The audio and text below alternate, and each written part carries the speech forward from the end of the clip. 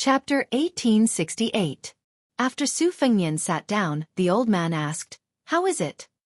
Su Fengnian, who had drunk quite a bit tonight, let out a long sigh. Other than the smell of alcohol, he was also depressed.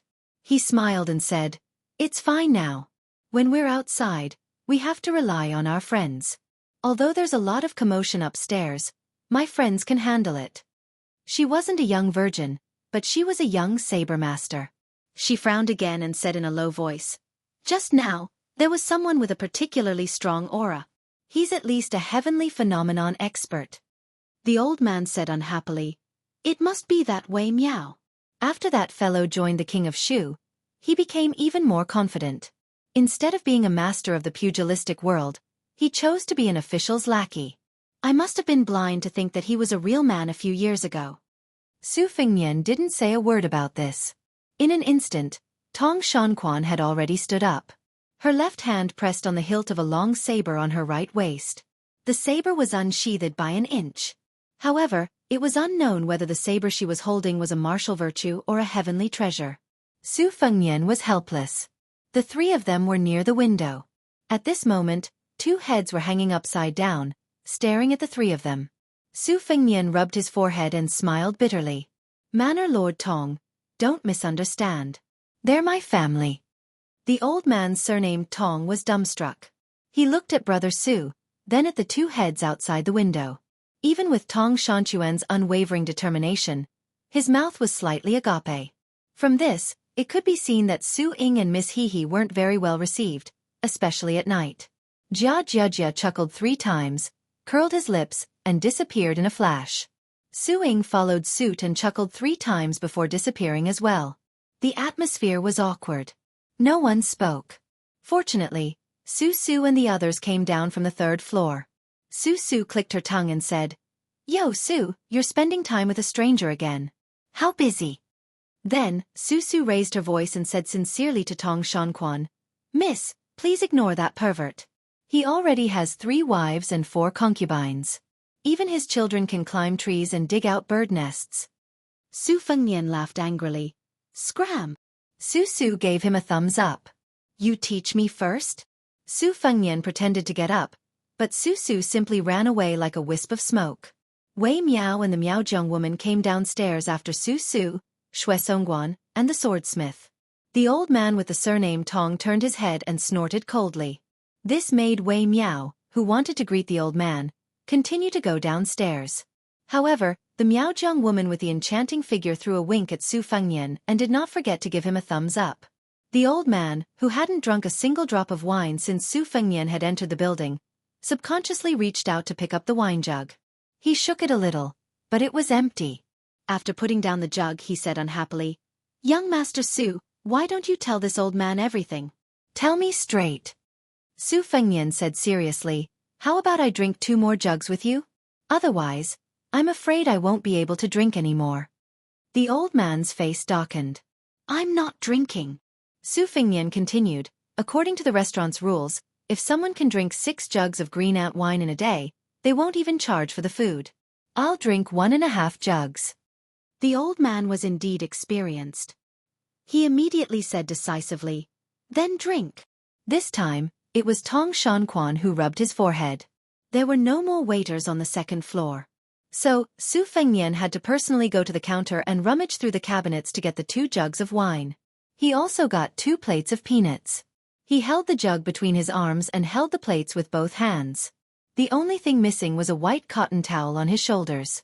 When Tong Shanquan saw him like this, he asked in a low voice, "Grandpa, can this be that person?" At that time, the old man was just casually talking nonsense to his granddaughter. The corners of his mouth twitched, but he didn't say anything. Drinking was drinking, but silence was silence. Su Fengnian was bored to death. He would occasionally point at the table. After drinking 2 jugs of wine, the old man stood up shakily and said calmly, "I'm leaving." Su Fengnian nodded. "Then I won't see you out." The old man waved his hand and strode away. Su Fengnian looked at Tong Shanquan's back as he walked further and further away. He asked with a smile, "May I ask Miss Tong, which one is the 6th most famous blade in the world?" Tong Shanquan stopped in his tracks. His right hand gently touched the hilt of a long blade at his waist. Su Fengnian said slowly, "A sharp blade cuts through the water.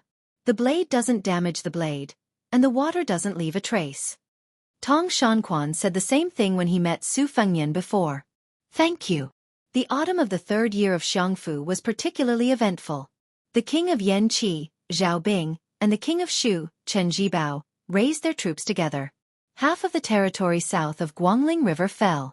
The Liang imperial court had no choice but to let Lu Shengxiang and Wu Zhongshuan lead troops south again. The assistant minister of the Ministry of War, Su Gong, replaced Kai Nan, who had resigned due to illness. He was in charge of controlling the northern border army between Beiliang and the two Liao provinces. The imperial court conferred the king of Beiliang, Su Fengnian, as the pillar of the state. At the same time, he also conferred posthumous titles to Lu Jinu, Wang Lingbao, and all the heroes who died outside the Great Pass.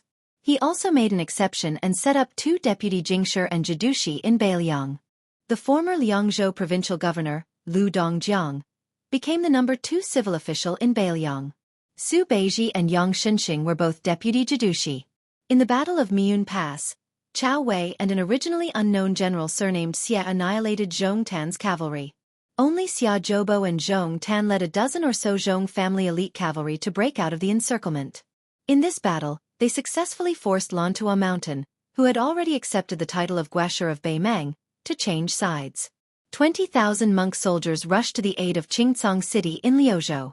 Yul Wandao led more than 10,000 light cavalry to bypass the Gentleman's Pavilion and several important border towns of Gusai Prefecture. His lone army penetrated deep into Beimang's southern court hinterland and pointed at Xijing, shaking the two dynasties of Beimang. The Beimang royal court spread the news that after the empress heard about the crushing defeat at Miyun Pass, she was so angry that she fell ill and couldn't get up. Crown Prince Yelu Hong temporarily took charge of the southern expedition. Yelu Hong Kai, an elder of 3 dynasties, was given the title of Xijing's chief assistant, assisting His Highness the Crown Prince. Among them, Yelu Dongchuang, a member of the king's tent, was appointed as the right assistant minister of the Ministry of War in Xijing. At the same time, he was conferred the title of Zhenghua General, controlling 4 important military towns, including the Gentleman's Pavilion. Afterwards, the rebel army of the 2 kings of Liang did not immediately launch an attack to the north. Instead, they quickly nibbled away the vast territory south of the Guangling River. But just when the entire Liang officialdom and army mistakenly thought that the king of Yan was going to establish himself as the emperor, the Central Plains ushered in a huge and far-reaching shock. It was rumored that the 2 kings of Liang were going to raise the king of Jing and Zhao Sun to the throne because of his loyalty to the orthodox Zhao family. The eyes and thoughts of the world were all focused on this series of shocking changes. Among them, the crown prince of Yanji, Zhao Zhu, was still calm and collected. He also did not pay attention to the small place in Liangzhou called Bay and Town. On that night, behind the thick smell of blood, there was real blood. The real blood, there was no blood. On the contrary, it was the warmth of the past, the life and death of the past. On the second floor of a big restaurant, Su Fengnian sat alone on a bench, closing his eyes and taking a nap. When Su Fengnian opened his eyes, Lu Nerong was standing alone at the table. Seeing that she was not the woman he expected, the young king was relieved. Even if he was destined to meet the other woman, it was always good to meet her a little later. This was like His Royal Highness who had returned from traveling Jianghu. He knew that Su Xiao was starting to grow old, but it was better to be slower. Chapter 1869.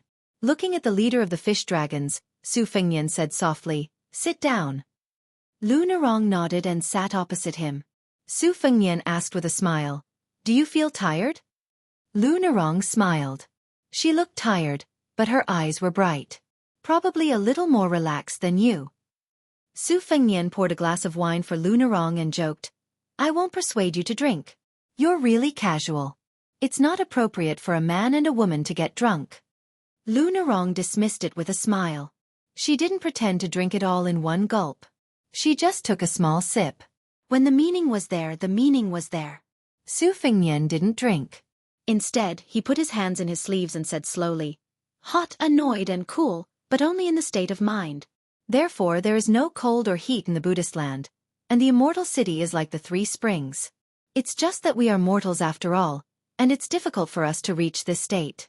Even if we do, it may not last long. In the end, there are two kinds of people in the world who live the easiest lives. One is the really generous people. Some people scold the old and clumsy, but the old and clumsy only say yes. Some people beat the old and clumsy, but the old and clumsy just fall asleep. The other kind is the really petty people. They will seek revenge for the smallest grievance.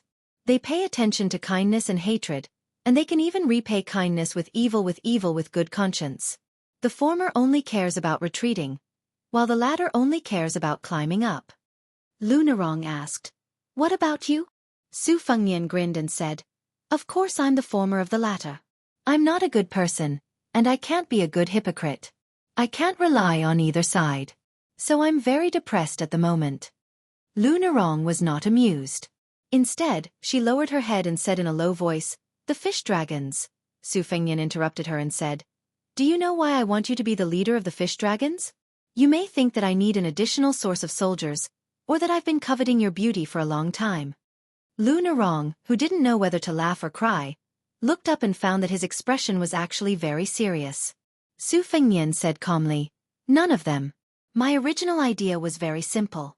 I felt that the Jianghu of Beiliang needed one or two heroines like the one I had envisioned when I was young. It didn't matter whether she was good at martial arts or not, but she was full of righteousness. She was in high spirits and could pass judgment on the world. She was born with a chivalrous heart and was willing to lend a helping hand when she saw injustice. Then I looked around and found a girl called Lunarong from a small gang. She also happened to like the Jianghu and had gone through thick and thin with me." Lunarong suddenly smiled. "I believe you." Su Fengnian teased, "Because you're stupid, you believe whatever others say." Lunarong laughed at herself and did not deny it. At this moment, Su Fengnian realized that she was really tired. If it had been the Lunarong who escorted Beimang back then, she would have been at loggerheads with him. Even if she felt guilty, she liked to talk back. Su Fengnian said, "I will find someone to replace you as the leader of the fish dragons. Please apologize to the old leader for me. After all, the fish dragons is his life's work." Lunarong nodded. She seemed to be a completely different person. She asked curiously, "What's going on tonight? Can you tell me?" River crossing dragon, Great Lake flood dragon, wild mountain python, cave snake, and pond carp. I feel like I've gathered all of them. Su Fengnian smiled and said, "Why can't I tell you? When I was still the heir of Beiliang, there weren't many fools who were willing to go to Mount Qingliang to seek trouble.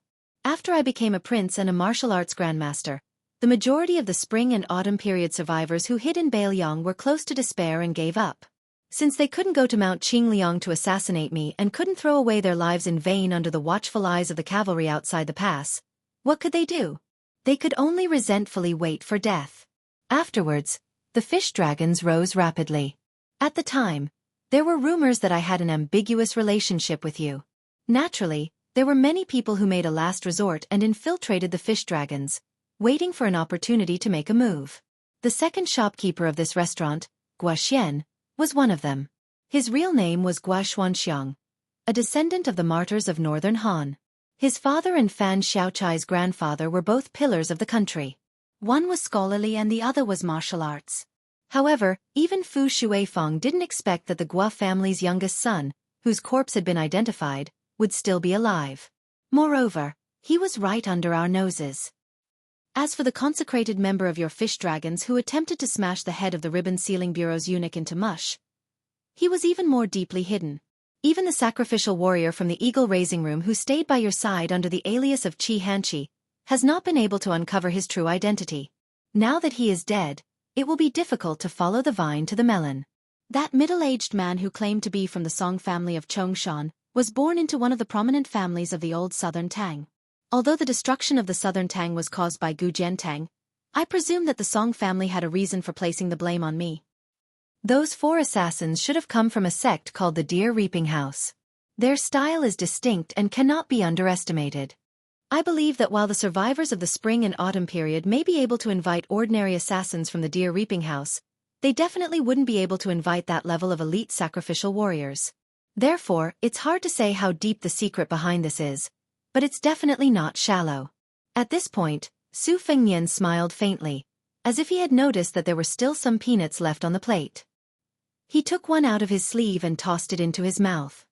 I won't care about the others for now, but since this deer reaping house has the guts to establish a sect in Jianghu and dares to swagger over to Beiliang to arm wrestle with me, then I'll take it as accepting a life-or-death battle invitation.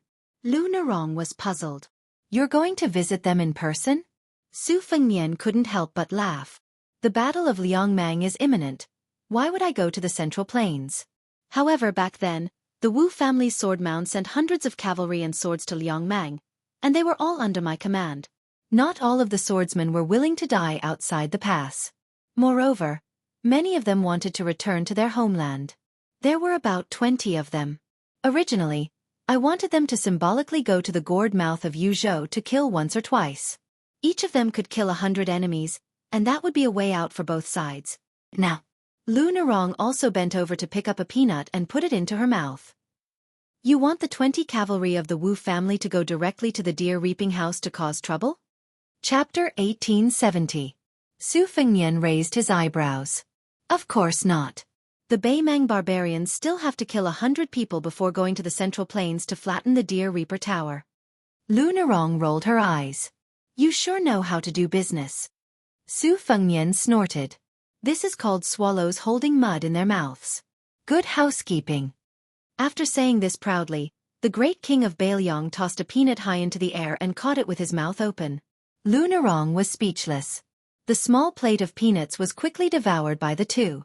Lu Nerong thought for a long time and finally couldn't help but ask, those people obviously didn't even want to assassinate you, so why did they still do it by hook or by crook?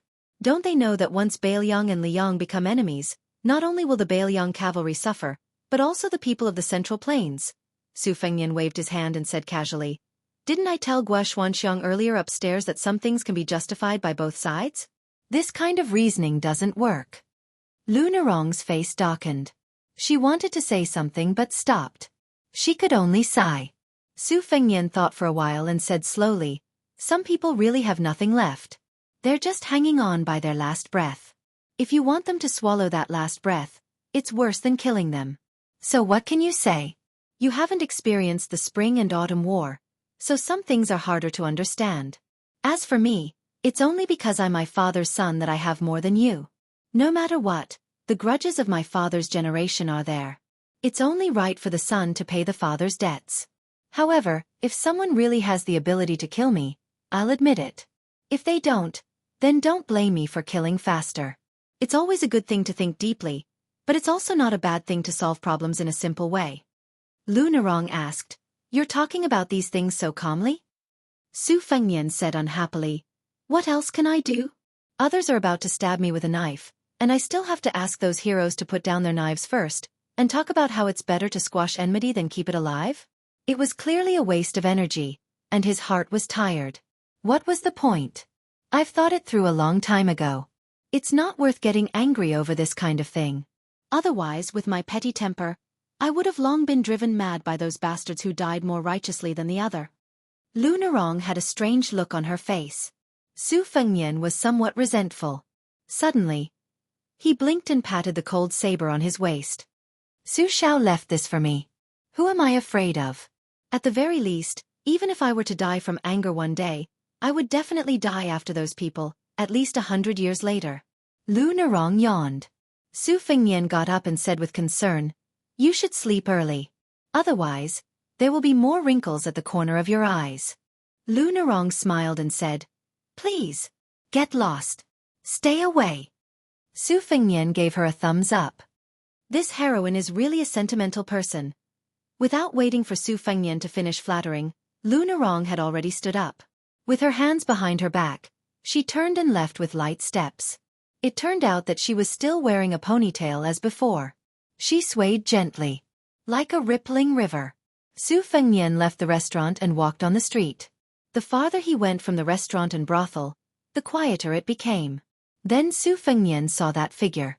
He knew that she would wait for him, but he didn't want her to appear. His originally comfortable mood gradually became heavy. However, when Lin Hongyuan saw this young vassal king, he was still the guy who brought her countless nightmares by the spring god lake. He looked sloppy, but in fact, he was extremely shrewd and sinister. The two of them walked together. Although they were chatting, after all, both of their identities were there. It couldn't be trivial matters. Instead, it involved the recent trend of the Guangling Road War, Liang and Zhao Guo's strong infiltration of the current Jianghu, and the latest deployment of the two vast border armies under Gu Jiantang. In the end, it couldn't be said that they parted happily, but it also couldn't be said that they parted unhappily. In short, it was lukewarm. Su Fengnian was leaving Bei and town tonight, and Lin Hongyuan was returning to the inn in town. After that, she would participate in the Wudong Martial Arts Symposium as the Palace Master of the Dragon Palace. Therefore, it was Su Fengnian who sent Lin Hongyuan to the entrance of the inn for the first time. While the latter was flattered, her beautiful face was also full of resentment. "You Su Fengnian don't want me to warm your bed, do you?" Of course, Su Fengnian didn't have the leisure time. He turned and left. Lin Hongyuan had the thought of calling out to him, but in the end, she didn't speak. She looked at the slender figure that was gradually disappearing into the distance. He held the back of his head with both hands, leisurely. Previously in the restaurant, Su Fengnian and Lu Nerong had been frank and honest about many things. But there were some things that Su Fengnian didn't say. For example, why Lin Hongyuan and the other three would suddenly decide to meet you in Bei and town, why it happened to be when the eunuchs of the Ribbon Insignia Institute were staying at the Green Horse Post, and why you, Lu Nerong, happened to be delayed by a day on the road.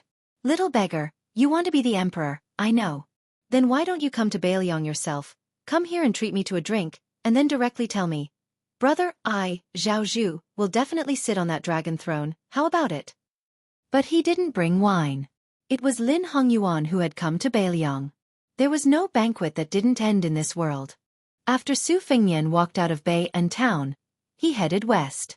Su Ying and Miss Hehe only followed from a distance. He went to a place where people rarely went. Su Fengnian, who was flying like a rainbow in the sky, suddenly floated to the ground, raised his arm high, and put two fingers together to form a sword, shouting, "Two-sleeved green snake." A bright sword aura rolled like a green dragon, especially stunning and spectacular in the deep night. Su Fengnian repeated the words, "Two-sleeved green snake" again and again. So between Bei and town and Liangzhou city, between heaven and earth, there were endless green rainbows. Sword aura rushed to the sky. "I have a sword that burns the sun and spits out clouds, swallows the river and the moon. I have a sword that opens the earth with qi, and shakes the heavens. I have a sword that destroys mountains and shakes cities, and thousands of soldiers flee." When Su Fengnian approached Liangzhou city, the sweaty young king lay on the ground, panting desperately. Su Fengnian looked at the sky with all his might, and grinned. "Without wine and beauties, I don't want to come to this world. Without fast sword friends, I don't want to stay in this Jianghu." Old man wearing a sheepskin coat, you said it well. Chapter 1871. Before Lu province was recognized by the Liang imperial court as the fourth province of Beiliang, Mount Qingliang had already started to build two large courier roads. They started from Qingyuan military town, which controlled the west gate of Liangzhou, and Jishou Pass, which was northwest of Lingzhou. They led to Qingcang city, where the provincial governor's mansion was located. The tragic Battle of Miyun Pass had just ended when three caravans entered Qingcang city under the protection of the elite cavalry and the men of sacrifice of the Fushui chamber. The backbone of the three carriages was the same. They were all provincial governors and generals of their respective provinces. They were fully deserving of their titles. Liangzhou had Shifu Baiyu, Yuzhou had Song Yan, Huang Fuji, and Lingzhou had Chang Sui and Han Laozhan. Of the six, 3 provincial governors had taken office in the 3rd year of the auspicious talisman. This was especially true for Bai Yu, the newly appointed provincial governor of Liangzhou. He had shocked the officials of the northern Liang path. No one had expected that Mr. White Lotus of Mount Longhu would become a subject of the Su family. In comparison, Chang Sui, who was the disciple of Shangyin Academy's Dao master Han Guzi and Su Weisheng's senior brother, rose to become the provincial governor of Lingzhou in one step. As for Song Yan, who was originally from Lingzhou, he took advantage of the situation and became the #1 civil official in Yuzhou. Today, everyone in Beiliang knew that this ruthless official, who worshipped magic, was connected with the new Liang prince when he was temporarily the general of Lingzhou. He was one of the second ministers to join the new king, second only to Li Gongda, Huang Fuji, and Han Laozhan. When the 3 caravans entered Qingcang city from east to west, another group of people entered from west to east, including the provincial governor of Lu province, Yang Guangdou, A total of 7 provincial governors came out of the city to welcome them. In Beiliang, whether it was military or political, this was an extremely rare and high standard. As far as the city gate could see, there were more than 80 riders with swords on their backs, Su Yanbing with an iron spear in his hand, and the 2 Fu Shui Fengjian and Fan Shaochai, as well as more than 20 riders without armor or sabers. The caravan stopped outside the city gates. After the leading carriage lifted the curtain, a travel-worn young civil official jumped down. After greeting the provincial governors and generals with a smile, he turned to look at the second carriage and called out, "We've arrived." Following the line of sight of the young civil official, these Beiliang high-ranking officials who were secretly meeting in Qingcang City saw a man and a woman slowly getting off the carriage. They were not old and their appearances were not outstanding. The man was tall and had a Xianbei jade belt that was unique to the nobles of Beimang. The woman had a plump figure and there was an exquisite scented pouch on her waist that looked like lavender. It was embroidered with the pattern of a woman wearing a pipa. It was a pity that it was badly damaged. He looked at the west gate of Qingcang City with an indifferent expression. The 20 riders surrounding the carriage looked as if they were facing a great enemy. Every one of them was on high alert. Although these riders of unknown origin were unarmed and unarmed, they were veterans of hundreds of battles. They still chose to sit on the back of their horses and assumed a resolute posture, ready to charge at any time. If a rider died on the back of a horse, it would be a good death. The young man with the Xianbei jade belt on his waist said flatly in Beimang language, "Dismount." Although the riders were unwilling, they did not hesitate to dismount and land on the ground. Many of them were clearly injured, but each of them stood tall and straight. The 2 young men of similar age were both from Beimang and came from prominent backgrounds. However, their fates were completely different. The former was the grandson of the former king of Beimang's northern courtyard, Su Huainan. Now, he was visiting Su Beiji of Mount Lantua as the deputy provincial governor of Beiliang. The latter's identity was only known from the military spy report of the provincial governor's residence. He was Xia Jibu of Beimang, Zhong Tan, the eldest grandson of the Zhong family. He was one of the few famous generals of the new generation in Beimang's imperial court. Just like the old saying, you can escape the first time, but you can't escape the second time. Zhong Tan, who had previously broken out of the siege at the gourd mouth of Yuzhou, was successfully intercepted by Su Yanbing and the 80 Wu family sword tomb cavalry at the border of Gusai Prefecture. Then, he met up with Su Beiji at the military town of Linyao and came to Qingcang City together. When Zhong Tan identified the people at the city gate through the spider-web spy report, his already heavy heart sank to the bottom. The reason why he assisted Huang Songpu in commanding the Battle of Liuzhou seemed to be the after-effect of the defeat at the gourd mouth battle, and was abandoned by the Beimang imperial court outside of the main battlefield where he could obtain military merits. However, this time, not only did the Zhong family have high hopes for him to make a comeback, even the imperial court of Taiping also paid close attention to him. And before the Battle of Jianghu was over, Zhong Tan was only one step away from success. Once the tens of thousands of monk soldiers from Lantua Mountain surrendered to Beimang and cooperated with Huang Songpu's army, it meant that the situation of Liangmang and Liangmang in the battlefield of Liuzhou was not just a disparity in military strength, but also the fact that Beimang was the first to achieve a general trend on the battlefield. Swallowing the Longxiang army was inevitable. Moreover, to the west of Liangzhou that was supported by Qingyuan military town, and even to the entire Lingzhou that did not participate in the first battle of Liangmang, it would be a huge deterrent. No matter how Huang Songpu's victory in Liuzhou was a Pyrrhic victory, in the end, he only needed 20 to 30,000 cavalry to invade the northwest of Lingzhou. Destroying Lingzhou meant destroying the vitality of the Beiliang frontier army, and the strategic depth of the Su family cavalry would also be greatly reduced.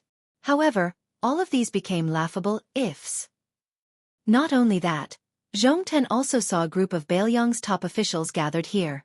Only at this moment did Zhong Tan completely confirm that Beiliang was determined to make a big move in Liuzhou. Therefore, the Battle of Jianghu was definitely not a last-minute idea of the 2 young Beiliang generals. Riches and honor were sought in danger, and if one succeeded, it would often be great riches and honor. Zhong Tan sighed slightly. He was the same. It was just that Zhong Tan's luck was really too terrible. Later on, when he learned that Mount Lantua had discovered Chao Wei's cavalry, they did not watch the fire burn across the river. On the contrary, they quickly gathered 20,000 monk soldiers and rushed to the battlefield. There were even 3,000 of them who left the main army behind, almost biting the tail of Chao Wei's cavalry. Mount Lantua could be said to be very decisive. If Zhong Tan had been given another hour, he would have been able to break through the bloody defensive line piled up by Xiexi's corpses outside Miyun Pass. Perhaps if Chao Wei had been just a moment slower, he would have been completely entangled by the 3,000 Mount Lantua monk soldiers. Zhong Tan really could not understand. Chao Wei was one thing. After all, he was a Bailiang general born and raised here. But why was Xiexi willing to fight to the death for Bailiang and not retreat? Why was he even willing to give his life to Chao Wei? Zhong Tan only felt that this defeat was very unjust, but it was also not unjust at all.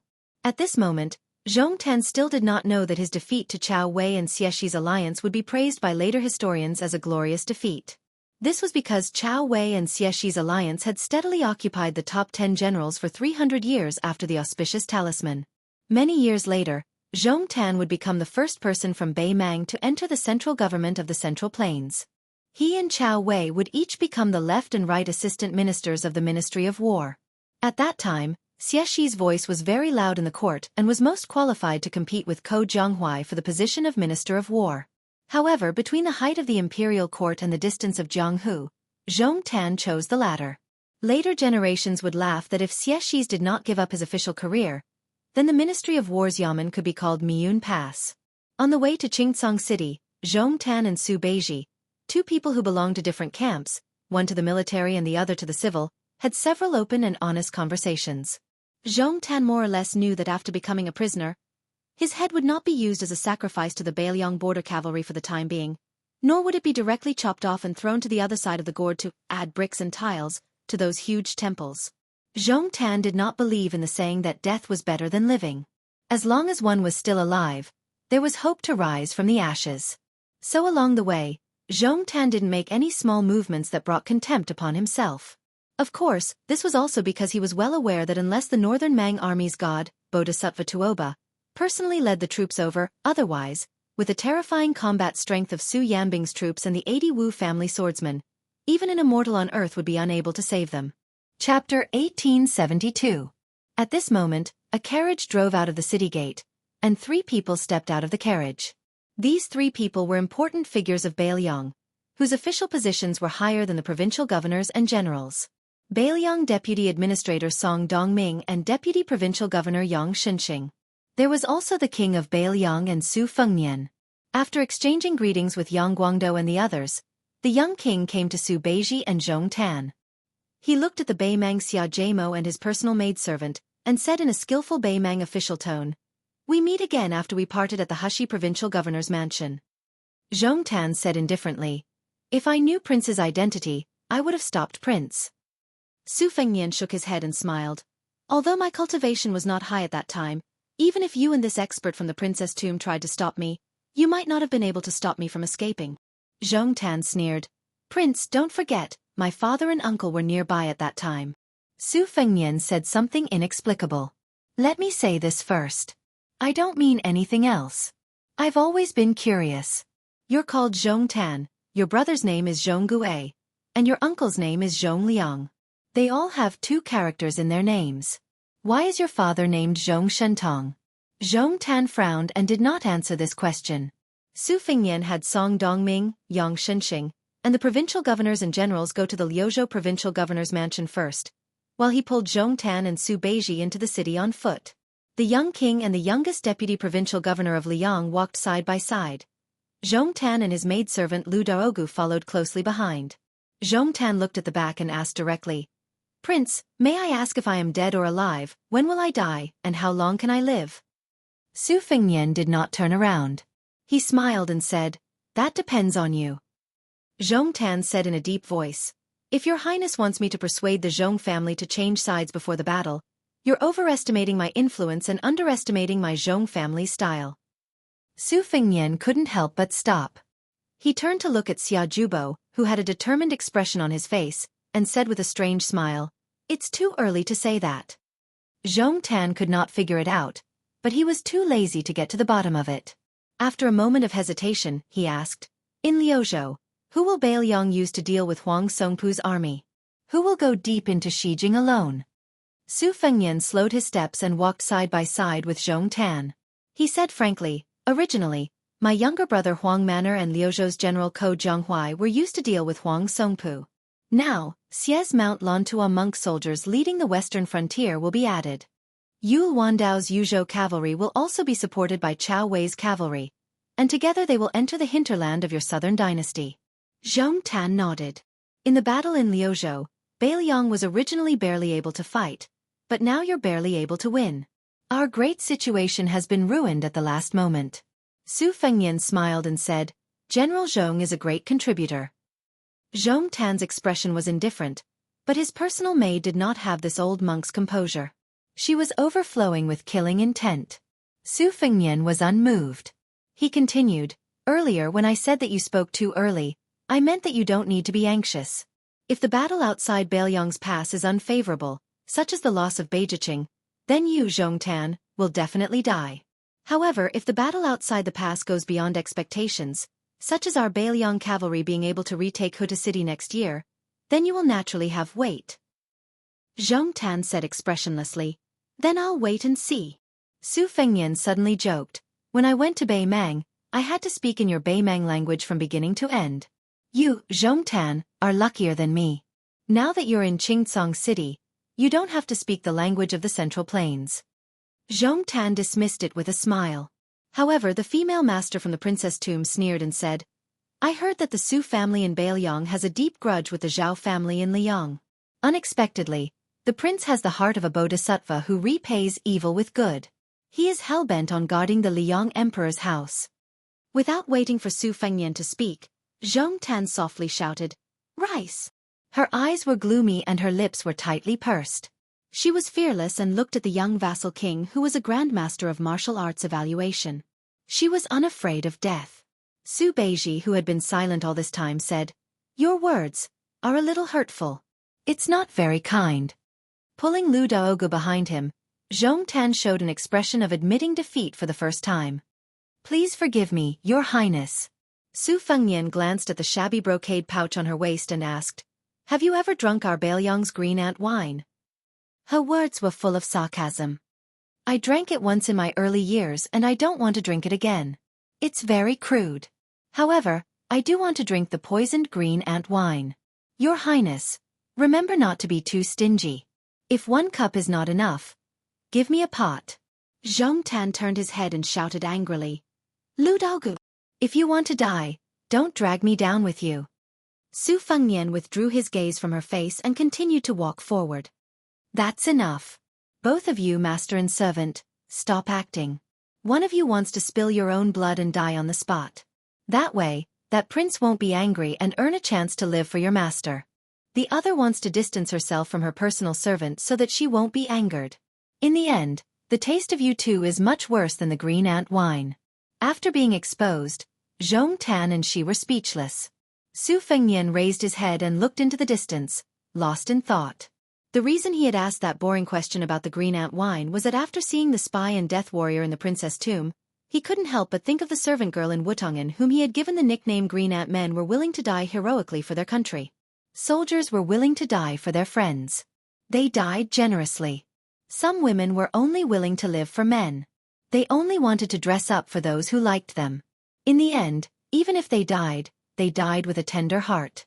As they approached the provincial governor's mansion, Zhong Tan, Lu Daogu, and the 20 or so elite cavalrymen left under the escort of Mi Fengjie, Fan Shaochai, and a few spies from the Fu Shui chamber. Su Beiji stood on the steps outside the mansion and looked at the departing figures. He said self-deprecatingly, I originally thought of a way to tell you not to rush to kill Zhong Tan. It was all in vain. Su Fengnian smiled but didn't say anything. Su Beiji asked, What's wrong? You want to recruit this Beimang Xia Gemo, who's good at commanding troops. It doesn't seem like it. Otherwise you would have used the tactic of treating the wise with respect. Su Fengnian shook his head and said, I'll use anyone but Zhong Tan. Su Fengnian quickly added, Besides, you didn't tie him up. How am I supposed to hurry up and untie him? Su Beiji grimaced and said, You're spoiling my appetite. Su Fengnian suddenly laughed and asked, How many heads do you think Zhong Tan has? Su Beiji was stunned. He rolled his eyes and said, Are you kidding? It's not funny at all. Su Fengnian looked into the distance and said softly, "There are two cities in Yozhou's gourd, Sleeping Bao City and Luanhe City. But Zhong Tan only has one head on his neck. It's not enough to split." Su Beiji nodded and said, "Then let's keep it for now. In any case, it might be useful in the future. If Bei Mang is really forced into internal strife by us, Zhong Tan's Zhong family can really add fuel to the fire." Su Fengnian grunted in agreement. Su Beiji seemed to have recalled something and asked curiously, "Zhong Tan aside, why didn't you kill that Bei Mang girl? Are you taking pity on her because she's a woman? I have to say something about you. That maid's looks are so mediocre. Can you really do it?" Su Fengnian said helplessly, "That's not very kind of you to say." Soon, this persimmon grabbed Juzi's shoulder and said cheekily, "Didn't you realize that the girl was sweating profusely even though she looked like she was ready to die? Also, didn't you notice that I was emitting such a strong killing intent? I almost couldn't help but remind you, my killing intent is too strong. Get out of my way." Su Beiji only replied with one word, "Scram." Su Fengnian twitched his mouth. Su Beiji retracted his expression and said softly, "Zhong Tan said something very interesting. Let's wait and see." Bei Mang's Western Front Commander Wang Sui, Hushi Region's Magistrate Helian Wuwei, Crown Prince Yelu Hongkai, the new Assistant Minister of War Yelu Dongchuang, and some other chess pieces deeply rooted in Bei Mang's territory. Now, there's the Zhong family. It's really... Su Fengnian continued and said slowly, "There's also Gu Jiantang in Liang, the administrator of Li Huai, Han Lin, the Prince of Jiaodong, Yang Huchen, Han Feng, and Yang Huchen. So it's really a lot of killing intent." The entire world was filled with killing intent. Chapter 1873. Because Fuyu Town at the foot of Mount Wudong was the starting point of the South Mountain Road of Burning Incense, and because it was rumored to be the place where Qi Jiajia's 10,000-mile sword strike ended, and because it was close to the Wudong martial arts competition, this originally unknown town suddenly became very lively. The big and small Taoist temples on Mount Wudong were already overcrowded. So many low-class rooms in Fuyu Town were sold at a high price, and the restaurant business was even more profitable. Some Jianghu people who came from afar were surprised when they recognized Yuqi Liangfu, the owner of the Snow Mountain Villa on the street. But when they entered the restaurant, they were surprised to find Zhang Chunlin, the young owner of Yuyan Mountain Villa, sitting 2 tables next to them. Then they heard that there were many fairies of Gongnam-du sitting upstairs, and then they saw Liao Dong's red sandalwood monk, one of the 16 individual immortals, striding in. The onlookers were completely numb. Normally, when they walked in Jianghu, rare grandmasters were elusive, but now they were like cabbages on the street. It was hard not to see them.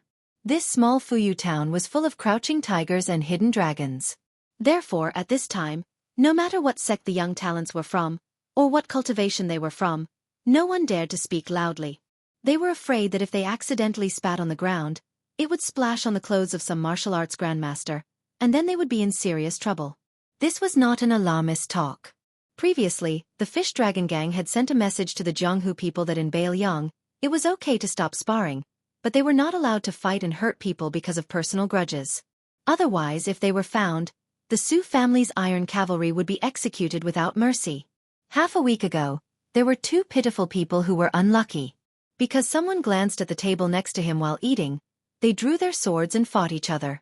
One of them was seriously injured on the spot, while the other left in a heroic spirit.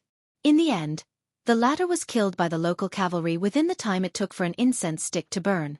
His head was hung on the street as a public display. This made people understand a principle. When traveling in Jianghu, especially Beiliang Jianghu, which had always been outside the Central Plains, one should never blindly look or act recklessly. People might die. In particular, many of the heroes of the Jianghu rushed over to join in the fun. They witnessed with their own eyes the unique pursuit of the cavalry. That famous master with extraordinary lightness skills was killed in a single charge by 200 Beiliang cavalrymen. Flying on the water or having the physique of a third-level martial artist, he had no power to fight back at all when faced with well-trained light crossbows. The Beiliang cavalrymen's frontal charge, circling around the perimeter, and intercepting them on fast horses were all done in one go. In comparison, the fight between the constables of the Central Plains and the heroes of the Jianghu was like a vixen clawing at a man in love. The difference was like heaven and earth. There was a tea stall on the side of the main road outside the small town. It was noon, and the stall was selling Wudong's famous calming cold tea. Coupled with the fragrant spring morning pancakes, business was booming. By the side of the road, there were tall horses resting with their owners. 6 or 7 greasy tables were filled with foreign tea guests. Everyone had an extraordinary air about them, and it was obvious that they were all Jianghu people who had come to Wudong for the martial arts competition. 2 of the tables were occupied by 8 young women with zither, kongho, hule, and other musical instruments placed in front of them. One of the tables was occupied by a strong young man who did not carry any weapons.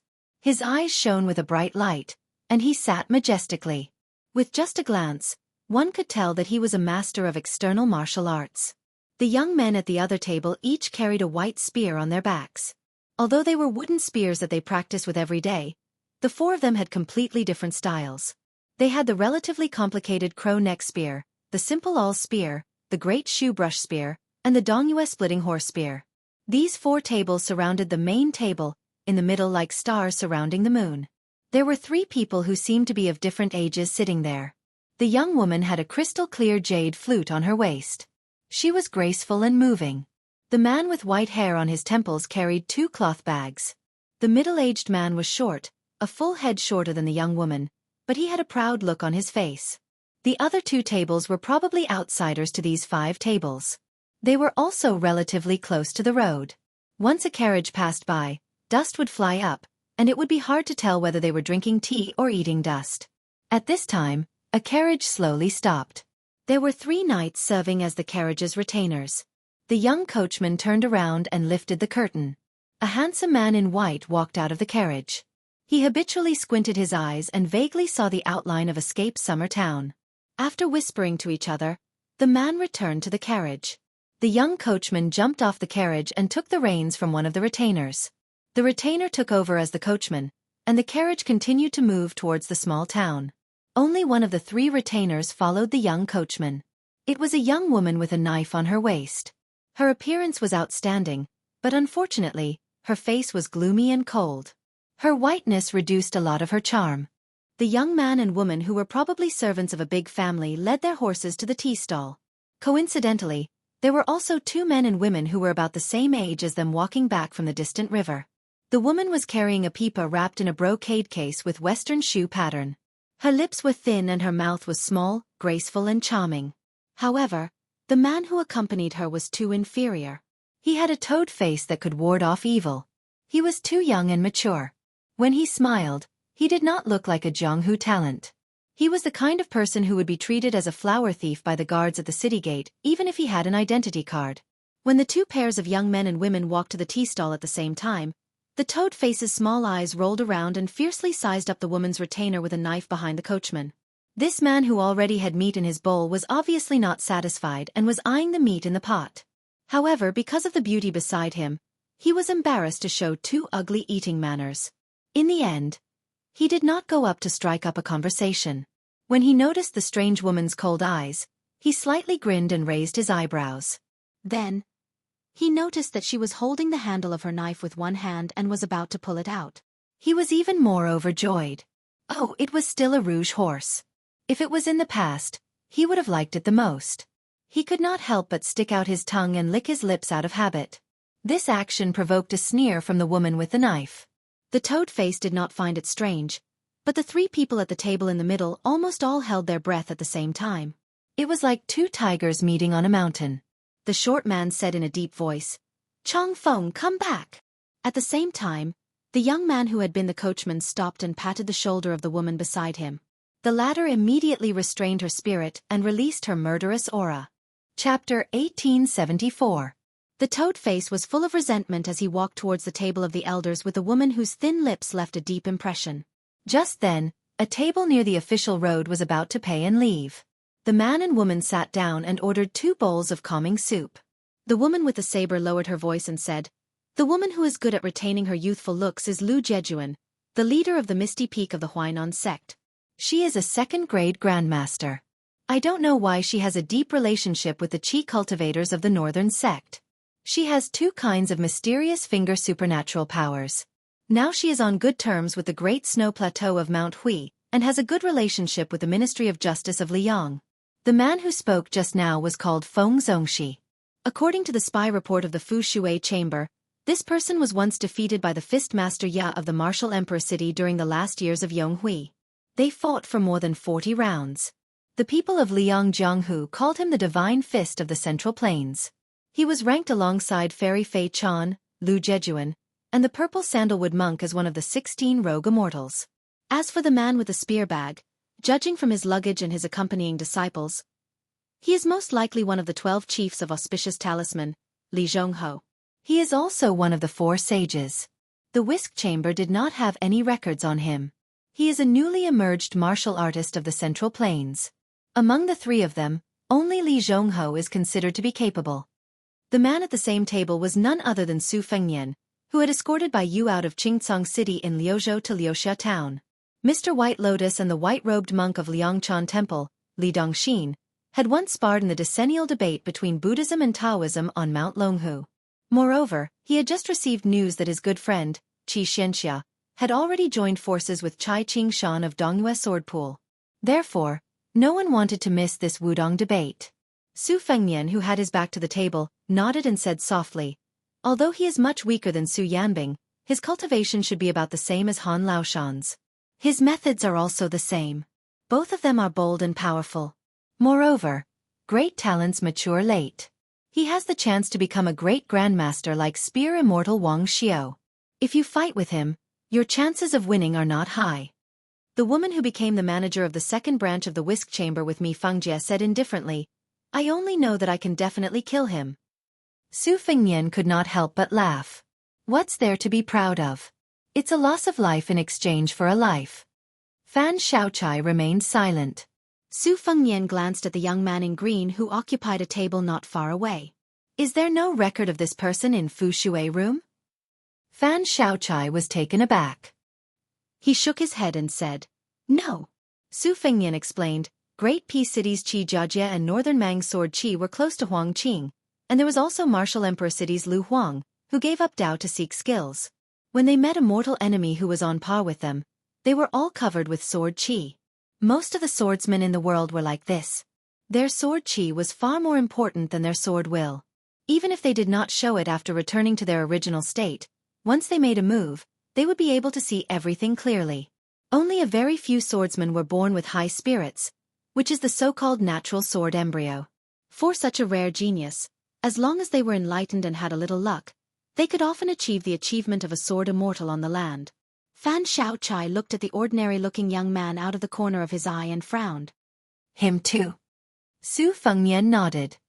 "So many grandmasters of the sword have left over the years. Naturally, someone will rise. For example, if Gu Jiantang and Lu Xianlang of Nanjiang suddenly die, it will take about 5 or 6 years for someone to amaze the world." Fan Xiaochai's expression was strange. He glanced at the young king who still had a cold saber hanging from his waist. "If you, the great grandmaster of saber-wielding, died, who would you bring that torrential Guangling River's blessing and grace to? Would it be Wang Shang, Yu Dilong, and Lu Yunzhong, the 3 disciples? Or the woman surnamed Jiang who was also a sword embryo? Would it help her become an earth immortal?" Su Fengnian, who had guessed her thoughts, glared at her fiercely. Fan Xiaochai drank tea with one hand while the other hand under the table rubbed the hilt of the saber. Her slender hand, which had never done any household chores, was now holding the killing blood saber. Fan Xiaochai suddenly asked, "Are you really not going to climb the mountain?" Su Fengnian, who had a slightly strange expression, shook his head. "I'll pass. But if you want to join in the fun, you don't have to follow me to North Resisting City. I'll help you talk to Chu Lushan. I think you might as well go to Mount Wudong. After all, such a grand occasion may not be seen again in the future." Fan Xiaochai laughed. "No matter how high Mount Wudong is, it's higher than you." Su Fengnian rolled his eyes. "No matter how much you flatter me, it's useless. Even if I die young, I won't pass my luck to you." Fan Xiaochai laughed it off.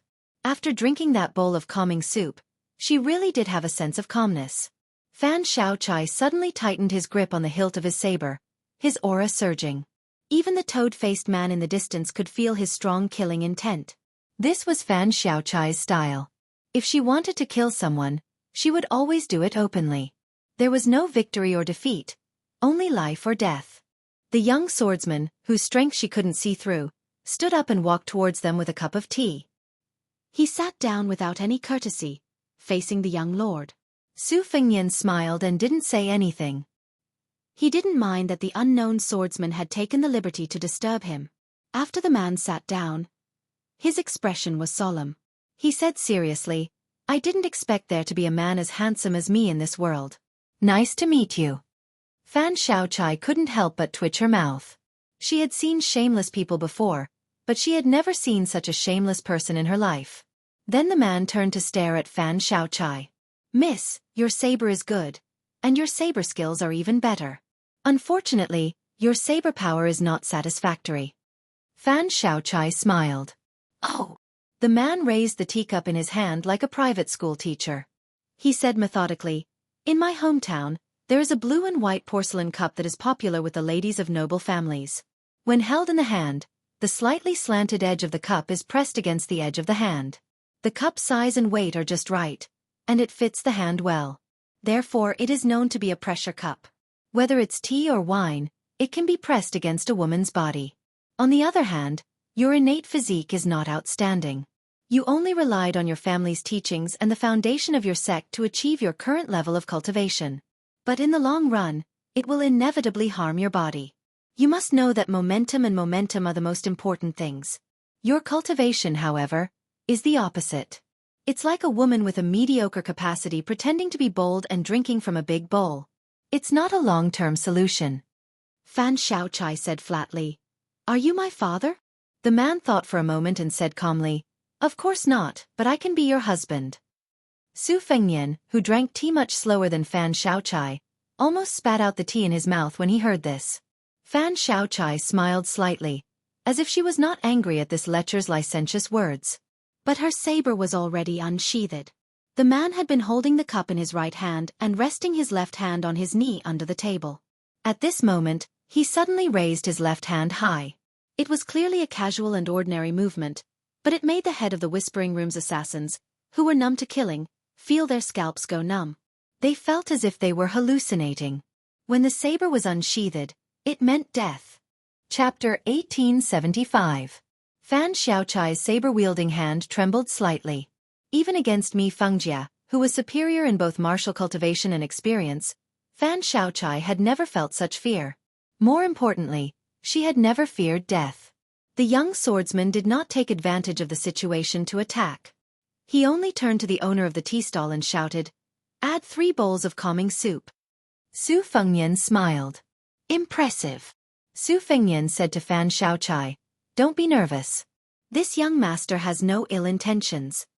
Fan Xiaochai's face was pale, her eyes gloomy. When the owner of the tea stall placed the 3 bowls of calming soup on the table, the man nodded. "Of course I have no ill intentions. Ever since I entered the Jianghu, I've always thought that I would become a divine couple with that Shenyuanzi of Mount Hui's Great Snow Plains. But after seeing this young lady, I feel that she will definitely miss out on a good match like me." Su Fengnian had to repeat, "Impressive."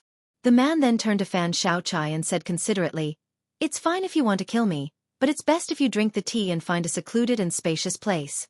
When the time comes, I won't retaliate and will let you attack me." Fan Xiaochai took a deep breath, her fingers gripping the hilt of her saber tightly. She gnashed her teeth. "Are you courting death?" The man gave an unexpected answer. His expression was incomparably serious. "I'm looking for you." Fan Xiaochai's eyes were filled with the determination to face death. She pulled out her saber without a care for anything else. Just as the tip of her saber was about to be completely exposed, her aura reached its peak. The young swordsman, who had been expressionless all this time, smiled for the first time. He leaned slightly forward towards Fan Xiaochai and pointed 2 fingers of his left hand at the space between Fan Xiaochai's eyebrows, stopping just an inch away from her. There was a great deal of meaning in this movement. Fan Xiaochai quickly leaned back in an attempt to avoid the attack. But the man released his fingers and gently pressed his palm on her shoulder. Shocking crimson blood seeped out of the corner of Fan Xiaochai's mouth. Su Fengnian narrowed his eyes. This move of his was truly impressive. It wasn't because of the amazement of his moves or his aura, but because of the depth of his intentions. Fan Xiaochai raised his arm and casually wiped away the blood. The young swordsman was still holding her shoulder. He stopped smiling and said earnestly, "Miss, when it comes to imposing manner, righteousness is the same as evil and evil. The difference is that the former is like this post road where several riders can walk side by side. The latter is like a single plank bridge where there is only enough space to stand on. It is not easy to turn around. People's depression is heavy, and it is hard to get rid of it. Why is there a saying that the people of the world have to speak their mind? That was the logic. Our martial arts cultivation, whether it's the saber, the sword, or the fist technique, is a long-term thing. How can you reach the top in one go? Even if you're an immortal on Earth, you still need to take a breath of fresh air when fighting to the death." Fan Xiaochai's lips were tightly shut. In fact, at this moment, her mouth was already full of blood, and she couldn't even say the word scram. But she still didn't want to spit it out. If Su Fengnian, the king of Beiliang, was the person she wanted to kill the most in her life, then this fellow who had been kicked in the head more than once by a donkey was second. He had already surpassed Chu Lushan, who had personally turned her into a death warrior of the Fu Shui room years ago. Su Fengnian sighed and raised the bowl of calming soup that had just been delivered. He poured half of it into the empty bowl before handing it to Fan Xiaochai. She hesitated for a moment before taking the white bowl. She shook off the man's hand on her shoulder and turned around. Lowering her head, she spat blood into the bowl and drank it all in one gulp. Perhaps apart from Su Fengnian, only the Snow House Spear saintly Hong Ho of the Jianghu people around the table had figured out the mystery. Even in the eyes of Lu Jejuan of Ethereal Peak and Feng Zongxi, the master of fist techniques, there was nothing special about the young swordsman other than his speed. And that speed seemed to be all there was to it. As for the others, they were even more confused. That young swordsman looked at Fan Xiaochai's back, wanting to say something but hesitating. In the end, he didn't say anything. He turned to Su Fengnian and asked, "You are either an ordinary person who has never practiced martial arts or a top figure who is skilled in qi cultivation. Otherwise, I would have been able to sense the uniqueness of your qi flow. But since you have the guts to walk around the city with a cold saber hanging around your waist, and you have this girl with you, I believe that you are not simple." Then, Su Fengnian waited quietly for him to continue. But this time, the young swordsman didn't disappoint. "Then may I ask for this girl's name?" Su Fengnian smiled and said, "She used to be called Fan Xiaochai, as in hairpin. Now, she is called Fan Xiaochai, as in firewood."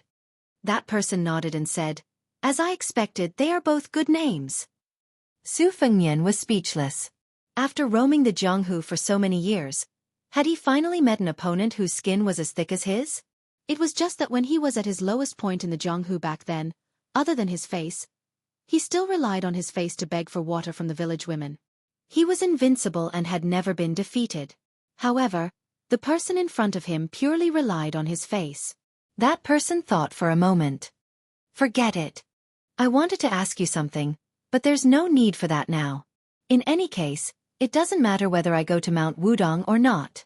Su Fengnian, who already knew the young swordsman's identity, asked with a smile, "Why doesn't it matter? Are you really not going to compete with that king of Beiliang?" The young swordsman was astonished. "You know who I am?" Su Fengnian nodded. He rubbed his chin and said in realization, "It's not easy for you to guess my identity just from my appearance. But then again, it's also reasonable." Su Fengnian began to understand Fan Xiaochai's feelings a little. Fan Xiaochai had already turned around and placed the white bowl on the table. He stared at that person and said, "I must kill you." That person was neither mocking nor angry. He grinned brightly and said, "As you wish." Su Fengnian asked curiously, "You're not joking?" That person sat up straight and said in a deep voice, "I never joke with people. If I really like someone, shouldn't it be love at first sight? I don't think that falling in love with someone is the only way to do so. Instead, it's only after falling in love with someone that we'll be able to do so." "What, you don't believe me?" Su Fengnian looked at this young face in a daze. He thought of the old man in the sheepskin coat and that green-robed Fengdu cultivator. It turned out that there were still fools in the Jianghu. They were unreasonable and did not need to be reasoned with. Su Fengnian smiled and said softly, "I believe you." Fan Xiaochai asked expressionlessly, "Who are you?" Su Fengnian couldn't help but rub his brows. As expected, this fellow was starting to hurt him invisibly again. "Miss Xiaochai, I like you. It has nothing to do with whether you like me or not. Then he winked at Fan Xiaochai. Don't be surprised if I don't like you one day. Fan Xiaochai was on the verge of breaking down. He roared. Who are you? Only then did the young swordsman put his hand on the hilt of his sword. He looked at her with clear eyes and smiled. Tai Bai Sword Sect. Chen Tianyuan. He paused for a moment and then said loudly. So. The only time I don't like you is when Chen Tianyuan's sword is broken. The young men and women at the nearby tables who were drinking tea or chewing biscuits all spat out their mouths. Tai Bai Sword Sect. Banished immortal Chen Tianyuan. In the 100 years of Jianghu, Chen Tianyuan was still the most talented swordsman after the spring and autumn sword armor Li Chenggang. He was the fastest to break through. Lu Jejuan and Feng Zongxi looked at the snow hut spear Saint Li Chengho at the same time. The latter nodded slightly. He should be the one from Tai Bai Sword Sect. The toad-faced beauty and the thin-lipped beauty sitting at the same table as the three seniors looked at each other. Didn't they say that the banished immortal of Tai Bai Sword Sect was famous for his white clothes, white horse, and white sword when he first appeared in Jianghu? Didn't they say that the banished immortal was as handsome as a celestial immortal? Su Fengnian slowly raised his teacup. He wasn't in a hurry to drink the tea. He looked into the distance and was lost in thought. This person's current scene. The scene when he left. There was once an old man who liked to pick his feet and said angrily, "What old sword god? It's the sword god." There was once a wooden sword ranger who was so poor that he didn't even make a sound. He said heroically, "If a peerless swordsman with the surname Wen appears in Jianghu one day, there's no doubt that it's me." Some people were no longer in this world. Some people were no longer in Jianghu. Some people were still in front of him. After Su Fengnian came back to his senses, he put down his teacup and shouted to the trembling shopkeeper of the tea stall, "Do you have any green ant wine? Give me 2 pots." Now that Bailiang's jurisdiction had banned the brewing of wine, the newly brewed green ant wine was destined not to be available in the taverns and restaurants of all sizes. Most of the wine was stored in the cellars of previous years. This tea stall had to do business with foreign Jianghu people. After all, a bowl of calming soup only cost a few coins, which was far easier to make money by selling wine. Therefore, the shopkeeper specially bought some relatively coarse aged green ant wine. There were 4 or 5 pots left, so he brought 2 pots to this table. The price of 1 pot now was about the price of 4 pots of green ant wine a few years ago. Fortunately, Bailiang didn't have the habit of diluting water. Green ant wine was good and bad, but they were all authentic. As the Jianghu people of the Central Plains swarmed to Mount Wudong, someone shouted, "If you don't drink green ant wine, you've come to Bailiang for nothing." Chen Tianyuan asked, "You're treating?" Su Fengnian nodded and said, "You treat me to calming soup, and I treat you to green ant wine in return. What's wrong with that?" Chen Tianyuan said seriously, "There's nothing wrong with that. It's just that I don't drink wine." Su Fengnian said in surprise, "There's a swordsman in the world who doesn't drink wine?"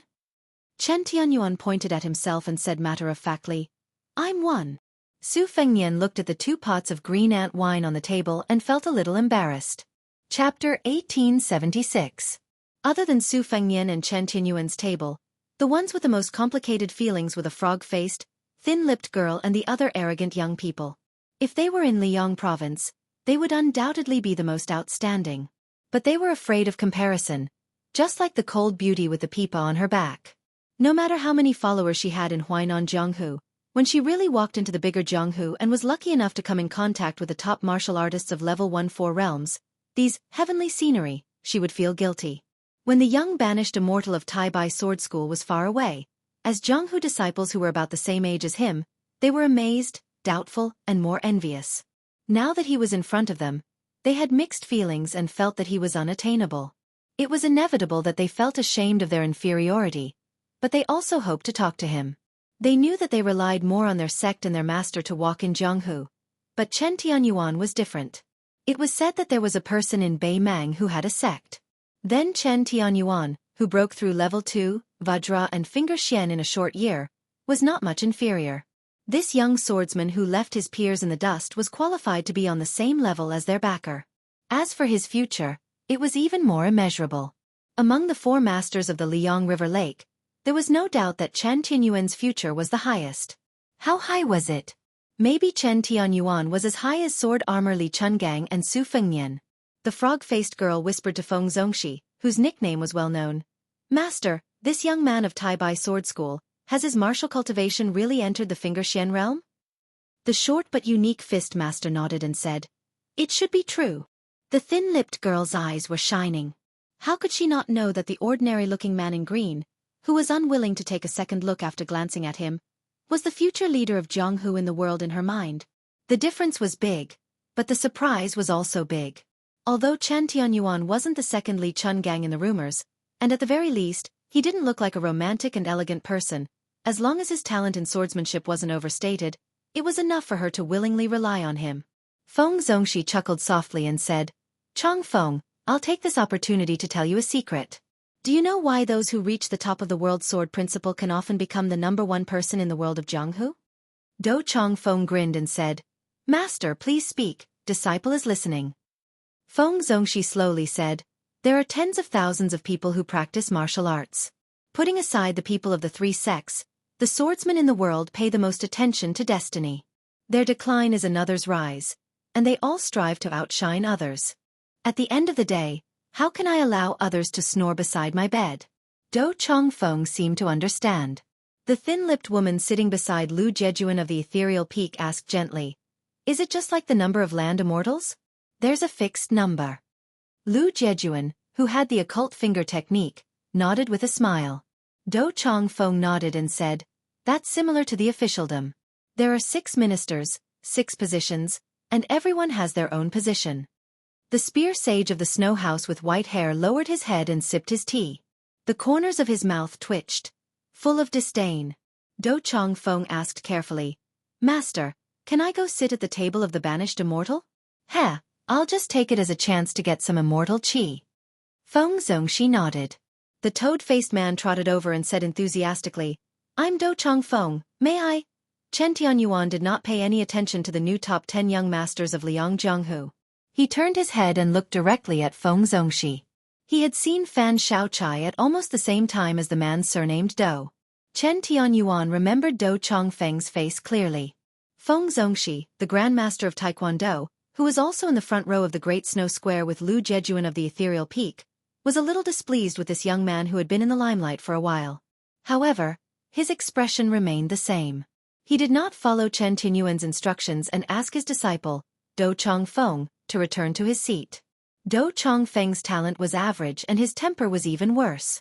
Since Feng Zongxi was able to reach his current level of martial arts and had to deal with people from all walks of life, he naturally had a discerning eye.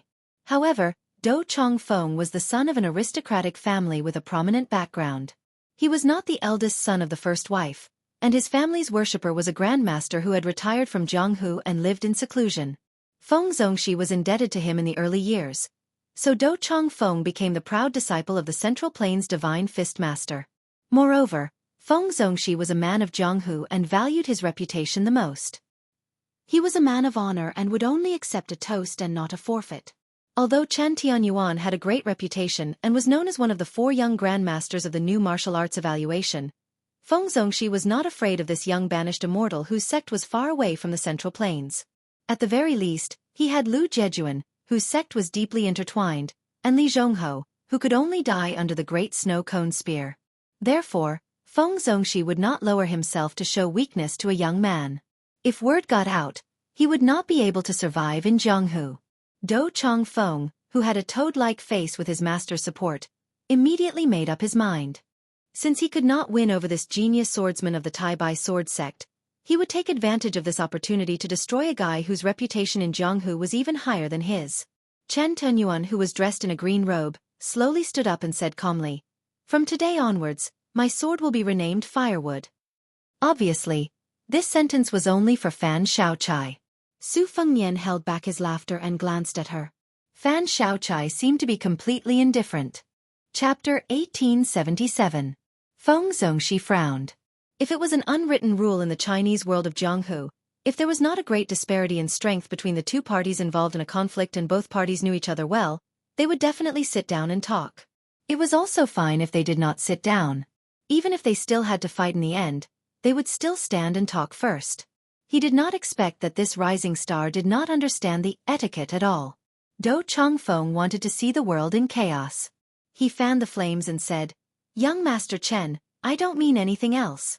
Why won't you give me face? Fine, even if you don't want to know me, I'll take it as my unrequited love.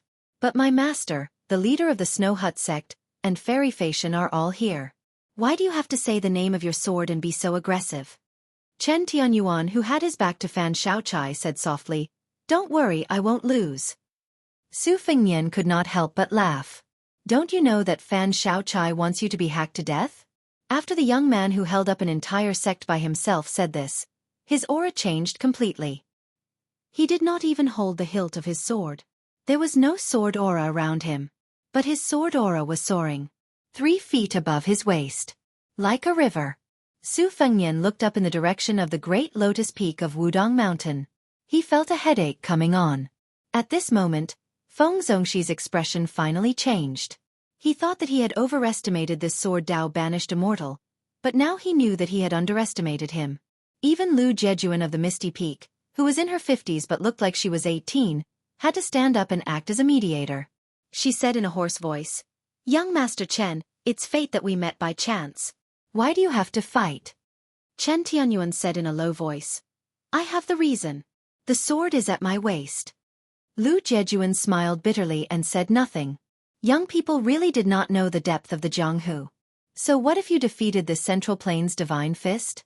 Feng Zongxi had worked hard in the Liang River Lake for 30 years before he managed to accumulate his current reputation.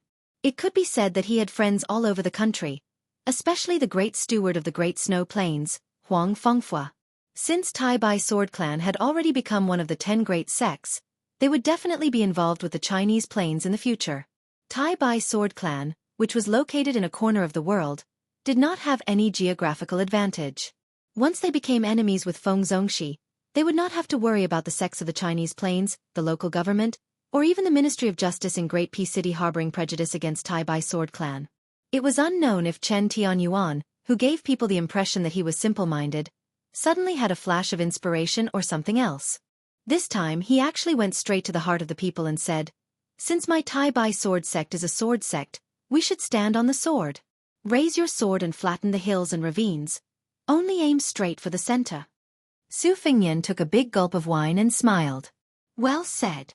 Just as Feng Zongxi and Lu Jejuan were hesitating, the solemn Snowhouse spear Saintly Chongho had already taken off his 2 large and small spear pouches and said indifferently, "The spear is called the Great Snow Cone." Su Fengnian suddenly said to Fan Xiaochai in a hurry, "I have to go first. Help me keep an eye on this guy. If you need to, then act. Of course, I'm not asking you to kill him. I'm asking you to help him. If you really can't do it, then tell me your identity." Su Fengnian had just stood up and was about to leave when a clear voice came from far above everyone's heads. "Su!" Su Fengnian had a bitter expression and muttered, "It doesn't make sense. How can you see me from so far away?" Princess Sui Zhu Zhao Fengya, who had already suddenly died of illness, just so happened to be on Mount Wudong, and the little mudman was also there. Even more coincidentally, these 2 princesses had been at loggerheads on the mountain in their early years. Su Fengnian could never have imagined that after entering Beiliang, Zhao Fengya had steeled her heart to live in seclusion on Mount Wudong. Nor could he have imagined that the little mudman was even more determined to take care of the vegetable garden on the mountain. Su Fengnian didn't think that the 2 of them would empathize with each other and would be thanking the gods if they didn't fight. Chen Tianyuan leaned to the side and raised his head. For the first time, he grasped the firewood originally named Careless. He was a natural sword embryo that only appeared once in 100 years. That one was even more so. In Jianghu, when it encountered a great year that only appeared once in 1,000 years, it became unreasonable. Everyone looked up at the sky at the same time. A woman was flying through the air with a box on her back. She broke through the vast sea of clouds from Big Lotus Peak and flew over like an immortal descending to the mortal world. The old people always said that in Jianghu, one had to pay attention to style. With her style, she probably couldn't be any more impressive. A sword immortal of the land, flying 1,000 miles on her sword, traveling to Kunlun in the morning and arriving at the Eastern Sea in the evening. However, this female sword immortal's actions after landing in front of everyone's dumbfounded eyes were even more shocking. She didn't continue to ride her sword back into the box like an immortal. Instead, she held the great Liang Dragon Sparrow sword and pointed the tip of the sword at a guy who was forcing a smile. she said angrily. Trying to run? The guy sat back down on the bench and said confidently, how is that possible? I was just thinking of bringing you a bottle of green ant wine. She widened her eyes. He stared back at her without showing any signs of fear. Her face was flushed red and she was fuming. They stared at each other. There was a large group of people beside them who were also staring with their eyes wide open. Finally, she glanced at the unopened bottle of green ant wine on the table and said with a straight face, you can pay the bill yourself. Su Fengnian said with a cheeky smile, I know that you like to bring money with you when you go out. Lend it to me first and I'll return it to you later. Seeing that she was about to raise her sword and slash him, Su Fengnian immediately lowered his head and took out a money bag. I clearly remember that I didn't bring any money. Chen Tianyuan saw this scene and felt that this person was really shameless. She snorted heavily and flew back on her sword. She came from the sky and left from the sky. He didn't forget to remind her loudly, slow down, the wind is strong. When her figure disappeared into the surging sea of clouds, everyone turned to look at that spineless guy. He slammed the table and said angrily, what? Is it wrong for a man to love his wife? Chapter 1878. Jiang Ni's trip back and forth on the sword undoubtedly gave Feng Zongxi and the others a way out. After witnessing the sword style of the young banished immortal, they no longer had the mood to exchange pointers. Feng Zongxi admitted that if they fought in pairs, he would definitely lose to Chen Tianyuan, the rising star of Jianghu. If he joined forces with Lu Jejuan, it would only become a joke. The two of them had lived for more than 90 years. How could they join forces to bully a young junior who had not even reached 30 years of age? If they lost, they would lose their integrity. If they won, it would be dishonorable. It was not worth it. Even the Snow House Spear sage Li Hongho, who had already announced the name of the Great Snow Cone, hesitated for a moment. After glancing at Su Fengnian, he put away the famous spear that was as famous as Wang Xiu's Cha Na and Chen Jibao's plum wine. This grandmaster, who was regarded as extremely powerful in Jianghu of the Central Plains, was originally known for his violent character. However, compared to Feng Zongxi and Lu Jejuan, these two friends, who were more timid the older they got in Jianghu, Li Hongho had an inexplicable intuition. He was actually not afraid of Chen Tianyuan, who was unparalleled in Jianghu. On the contrary, he was more interested in the young master with the saber who had an average reputation. After entering the mysterious finger realm, one's heart would be connected. One would be able to predict the future. As for Li Hongho, he was a pure martial artist with a body of Vajra. His mysterious finger realm was solid and steady. He took one step at a time. He was the same as the Bailiang sword grandmaster Mi Fengjia, who was not well known in Jianghu. He was far better at predicting the enemy's moves than the Taoist immortals. Chen Tianyuan saw that the Snow House Spear Sage did not have the intention to fight to the death, so he sat back down. His mind was more focused on the woman who was riding the sword. He asked doubtfully, when did Mount Wudong have a female sword immortal who lived in seclusion? Of course, Su Fengnian wouldn't answer this question. There was no need for him to talk too much with a mere acquaintance. Admiring this young banished immortal was one thing, and dealing with him was another. Su Fengnian put away the money pouch, picked up a pot of green ant wine, and threw a look at Fan Xiaochai. The latter quietly took out a piece of silver and placed it on the table, ready to follow Su Fengnian up the mountain. The two of them walked towards the two mounts together. Because they were the superior Bailiang warhorses from the Chenli Ranch, they did not need to be tied up, nor would they get lost, let alone be ridden by strangers. Chen Tianyuan hesitated for a moment. Just as he was about to say that they should go together, Fan Xiaochai turned his head and shot him a cold glance. The young swordsman, who was confident that he could take on 3 legendary Jianghu figures alone, immediately felt a little discouraged. He sat where he was and drank a mouthful of calming spirit soup, but it was tasteless. Suddenly, someone riding a donkey leisurely came along the post road. Compared to the majestic and dense sound of horse hooves, the sound of the donkey's hooves was somewhat soft and comical. Su Fengnian was stunned for a moment. He looked at the middle-aged man riding the donkey with a complicated expression. Fan Xiaochai did not know the middle-aged man, but she guessed the identity of the swordsman from the clues on the young lord's face. He rode a donkey, had a sword at his waist, and was able to make Su Fengnian stop and wait. The only swordsman in the world. Unexpectedly, when Chen Tianyuan saw the middle-aged swordsman, his expressionless face blossomed into a look of pleasant surprise. He suddenly stood up and strode forward, before Su Fengnian and Fan Xiaochai. He was extremely excited and said in a trembling voice, "Greetings, master." The middle-aged man jumped off the donkey and said helplessly, "How many times have I told you, I am not your master, and I only have one disciple." Chen Tianyuan smiled brightly and said, "Whether or not you recognize me as your disciple is your business. Whether or not I recognize you as my master is my business." Chen Tianyuan. The middle-aged man said in a bad mood, "Fortunately, your swordsmanship can be considered a small success. Otherwise, with your stubborn temperament, you would have been beaten until your parents can't recognize you." He led the donkey to Su Fengnian, sized him up, and asked curiously, "Isn't it just a Hong Jingyan? Why is he so miserable?" Su Fengnian said softly, "It's already lucky that he didn't die from Bodhisattva Tuoba's all-out punch. Later on, Chen Jibao found me at Huayang Pass and we had a fight, which slightly delayed my cultivation of qi." The middle-aged man suddenly understood and said, "Oh." This time, it was the arrogant Chen Tianyuan's turn to be stunned. Hong Jingyan, Tuoba, and now Chen Jibao? Su Fengnian thought for a while and decided not to climb the mountain. He led the middle-aged man back to the tea stall and glanced at the sword at his waist.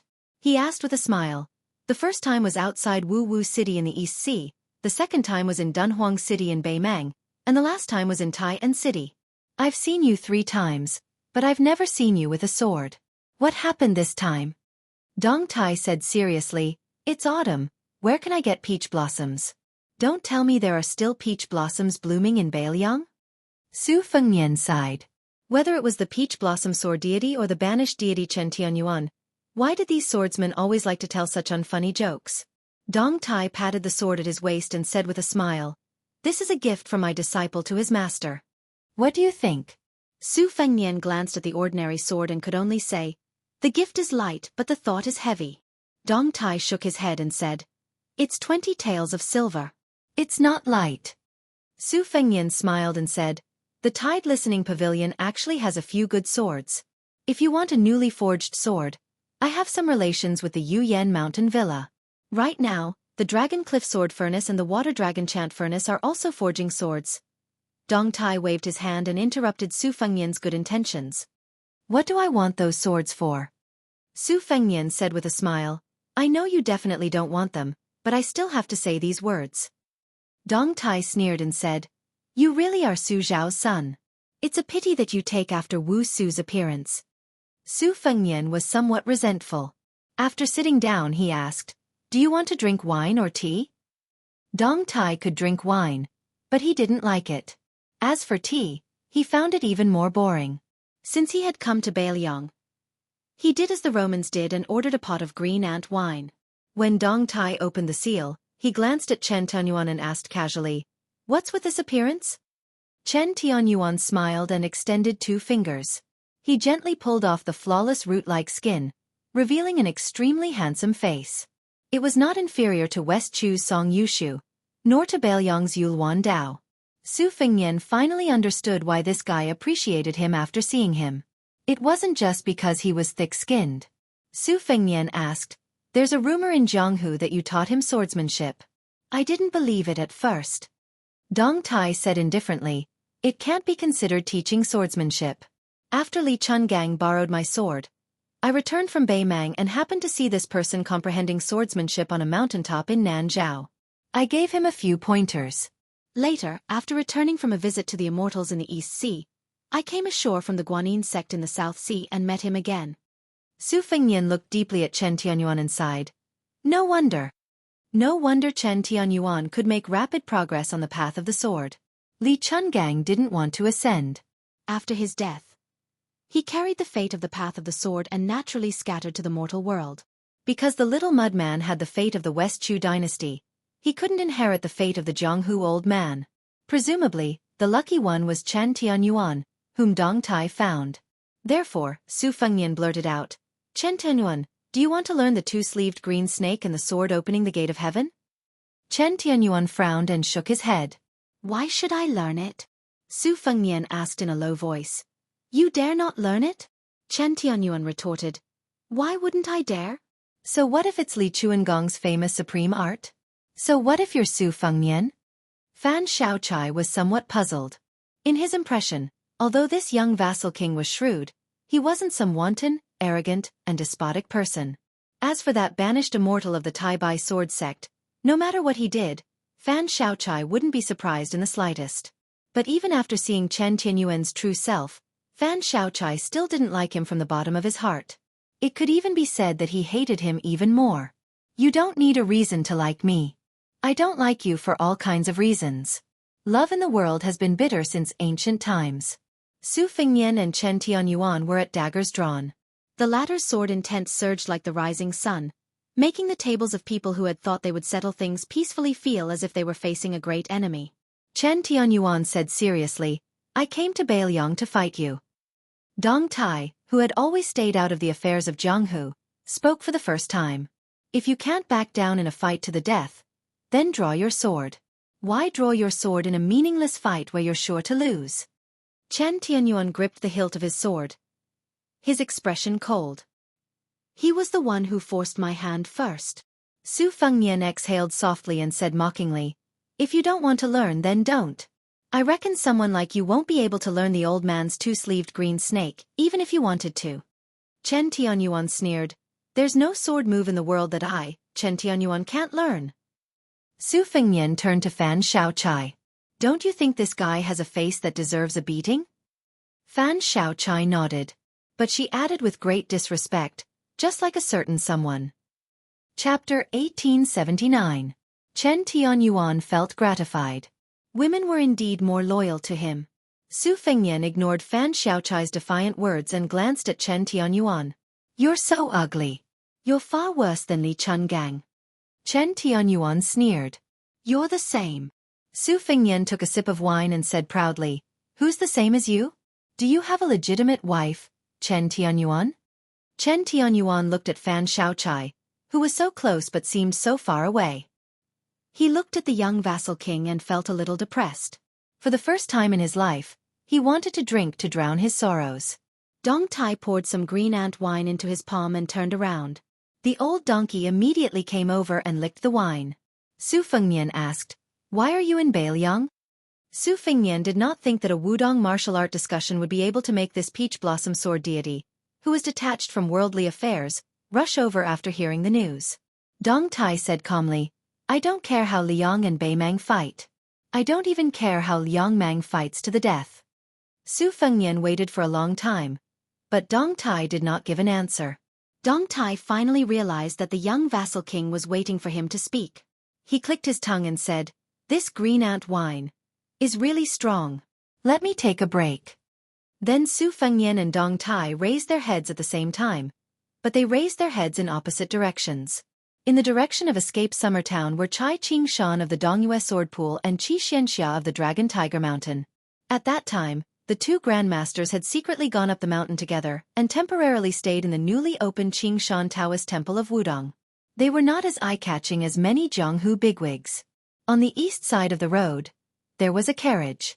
The old coachman carried a long sword on his back instead of a sword at his waist. Chai Qing-shan and Qi Xianxia came together and were quickly recognized by Feng Zongxi and Lu Jejuan. Especially Feng Zongxi, who had visited the Dongyue Sword Pool many times and was familiar with the previous sect master, Song Nianqing. However, when facing Song Nianqing, Feng Zongxi, who was only 40 years old, naturally regarded himself as a junior.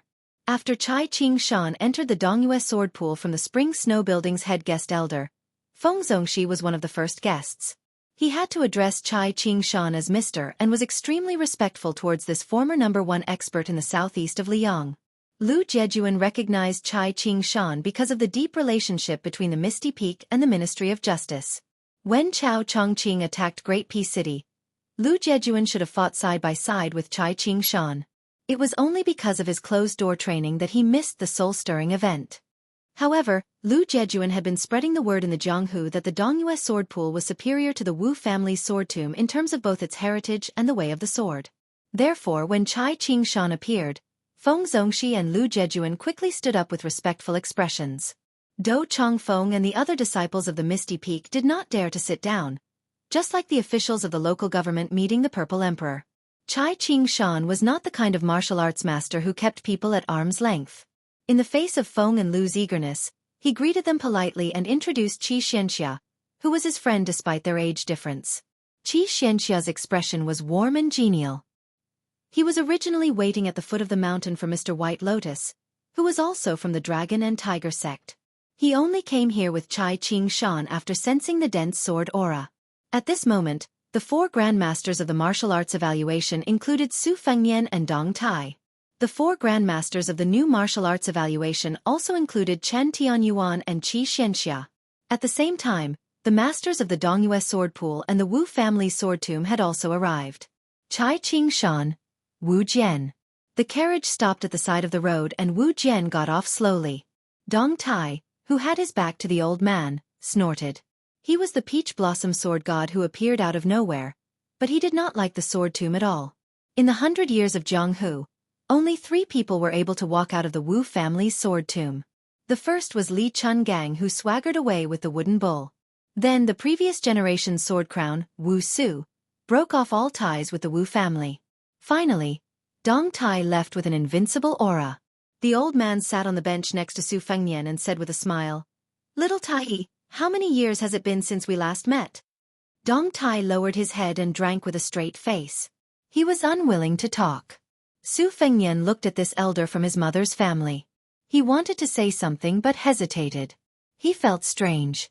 The old man stretched out his withered hand and patted the back of Su Fengyan's hand.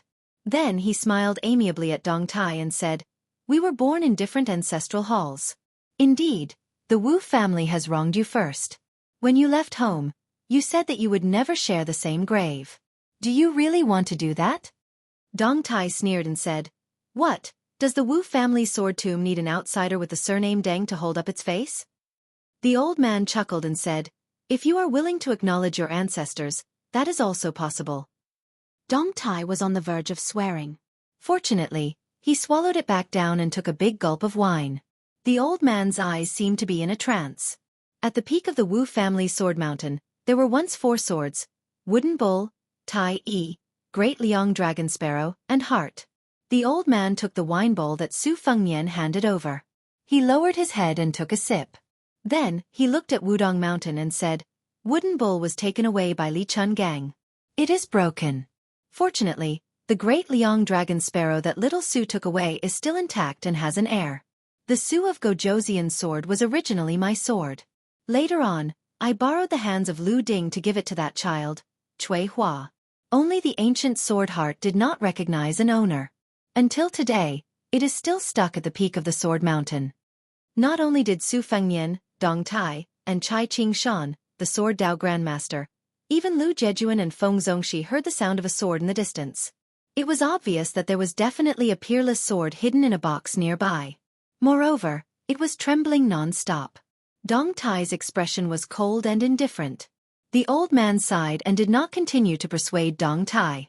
Dong Tai put down the wine pot and said, "Wu Su saved my life at the Sword Mountain. I have already repaid the debt by saving Su Fengyan's life at the Eastern Sea's martial emperor city. Wu Su imparted the Wu clan's sword arts to me. I have also given the 12 flying swords to Su Fengyan. We are even." The old man seemed to be a little tired. "Whatever you say.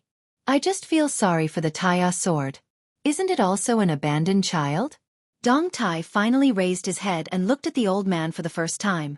When he was still a child, he lived alone on the sword mountain that was as silent as hell. Only when he was hungry would he go down the mountain to look for food. Otherwise, he would stay in the 10,000 sword forest and let the dense sword chi invade his body. He would faint and wake up again and again. That kind of pain was deep. It was bone deep. During those years, only 2 people climbed the sword mountain. Su Fengyan's mother, Wu Su, taught him the most basic sword arts in various ways. The other person was the old man in front of him. He once carried the unconscious youth to the top of the sword mountain and looked down at the sword mound. It was only until the day he left the sword mound that Dong Tai knew the identity of the strange old man. The sword hummed loudly. It was like a woman covering her mouth and sobbing non-stop. It was as if she was crying and complaining. It almost pierced the eardrums. Other than the old man, Su Fengyan, Dong Tai and Chai Ching Shan, even Chen Tianyuan, Qi Xianxia and Li Hozhong frowned. Feng Zongxi and Lu Jejuan circulated their qi continuously to resist the soul-stirring shapeless sword qi. Do Chongfeng and the others covered their ears with all their might. On the other hand, the owner of the tea stall was an ordinary person. He only felt that the sound was a little noisy, but he was not hurt at all. The old man did not turn his head. He only pointed his finger in the direction of the carriage. In more than 30 years, that sword flew out of the sword mountain on its own 3 times. The first time was when you left the Wu family and it was forced to stay. The second time was when you went to the East Sea Martial Emperor city to challenge Wang Xianji. The third time was when you fought to the death with Tuoba in Beimang. In Great Peace City, when you fought with Su Fengnian, Chao Chongqing and the other 2, it did not leave the sword mound. It only wailed at the same place. It probably felt that its master would never be able to hold it in his hands in this lifetime. Since ancient times, all treasures that have been passed down have spirits. I believe that there are very few as pitiful as the Taiya sword. Su Fengnian suddenly said self-deprecatingly, as one of the 4 great grandmasters of martial arts, when I returned to my peak after Chao Chongqing's death, Tuoba would not be able to advance any further. I thought that I was the closest to being the strongest in the world. The old man looked at Su Fengnian and Dong Tai. He laughed and said, in any case it's the same. Dong Tai sighed heavily. Su Fengnian couldn't help but tease, Old Deng, aren't you being pretentious? The old man nodded in agreement and said, yes. Dong Tai's expression was lonely. The old man stopped joking and said in a low voice, don't forget, your ancestor Dong Tai was one of the 9 people of the Wu family who defeated the cavalry of Beimang. He was also the person who controlled the sword formation. Dong Tai took a deep breath and looked at Su Fengnian. Outside the pass to the north of Beimang City, give me 10,000 Beimang cavalry. Su Fengnian smiled and said, 10,000 is too little. 20,000 is too much. The old man jerked his lips and said to himself, as expected, he is the same as Su Xiao.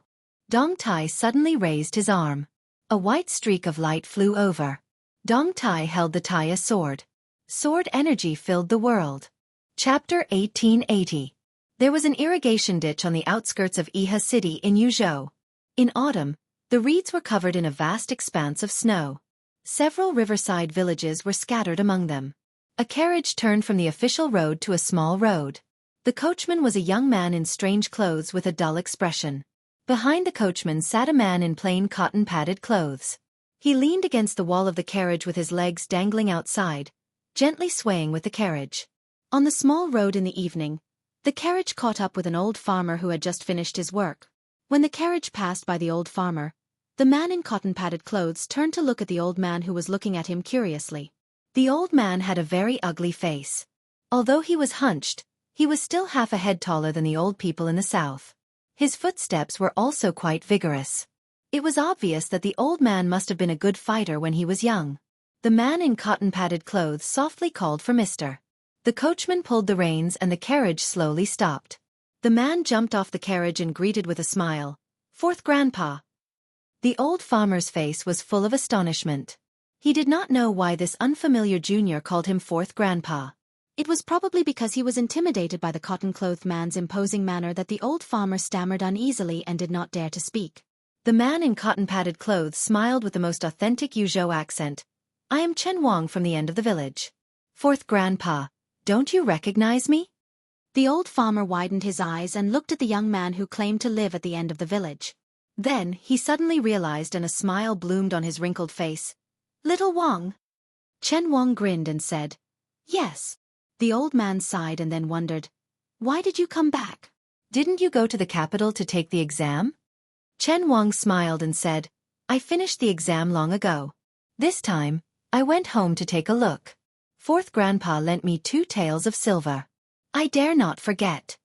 The old man waved his hand and asked curiously, "How did you do?" Chen Wang said softly, "Not bad." The old man said, "Oh." Perhaps he was afraid of hurting the young man's face, so he did not get to the bottom of it. Moreover, the old man who had been dealing with the yellow soil all his life could not get an answer. He just sighed. What a pity. Chen Wang's expression was calm, as if he did not understand the regret in the old man's words.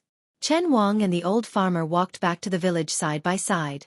They talked about this year's harvest, the marriages of their peers, and whether the elders in the village were still alive.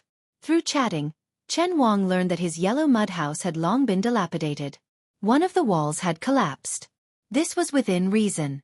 He hadn't returned to his hometown for 10 years. How could an extremely simple house be safe and sound? Chen Wang's parents had passed away one after another before he went to take the exam. An ownerless house was not like those weak reeds that would flourish in the spring, even if they withered in the autumn. There were some things that the old farmer didn't say. In fact, after this young man came to the capital, there was a woman in the village who would often clean up.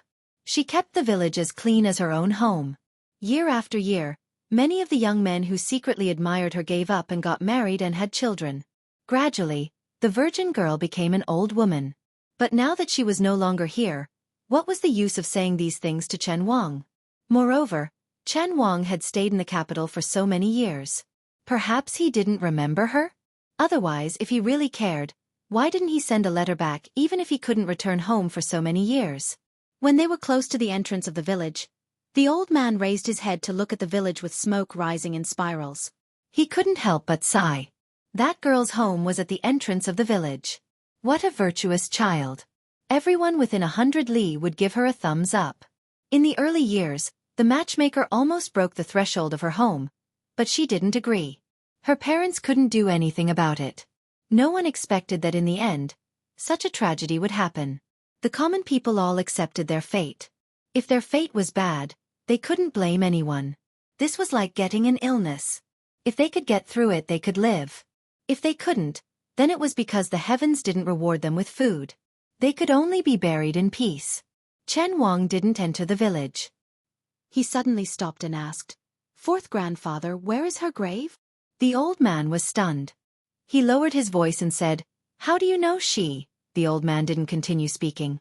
Chen Wang also didn't speak. The old man pointed in the direction of the ferry and said, "Over there." The grave mound is small, but easy to find.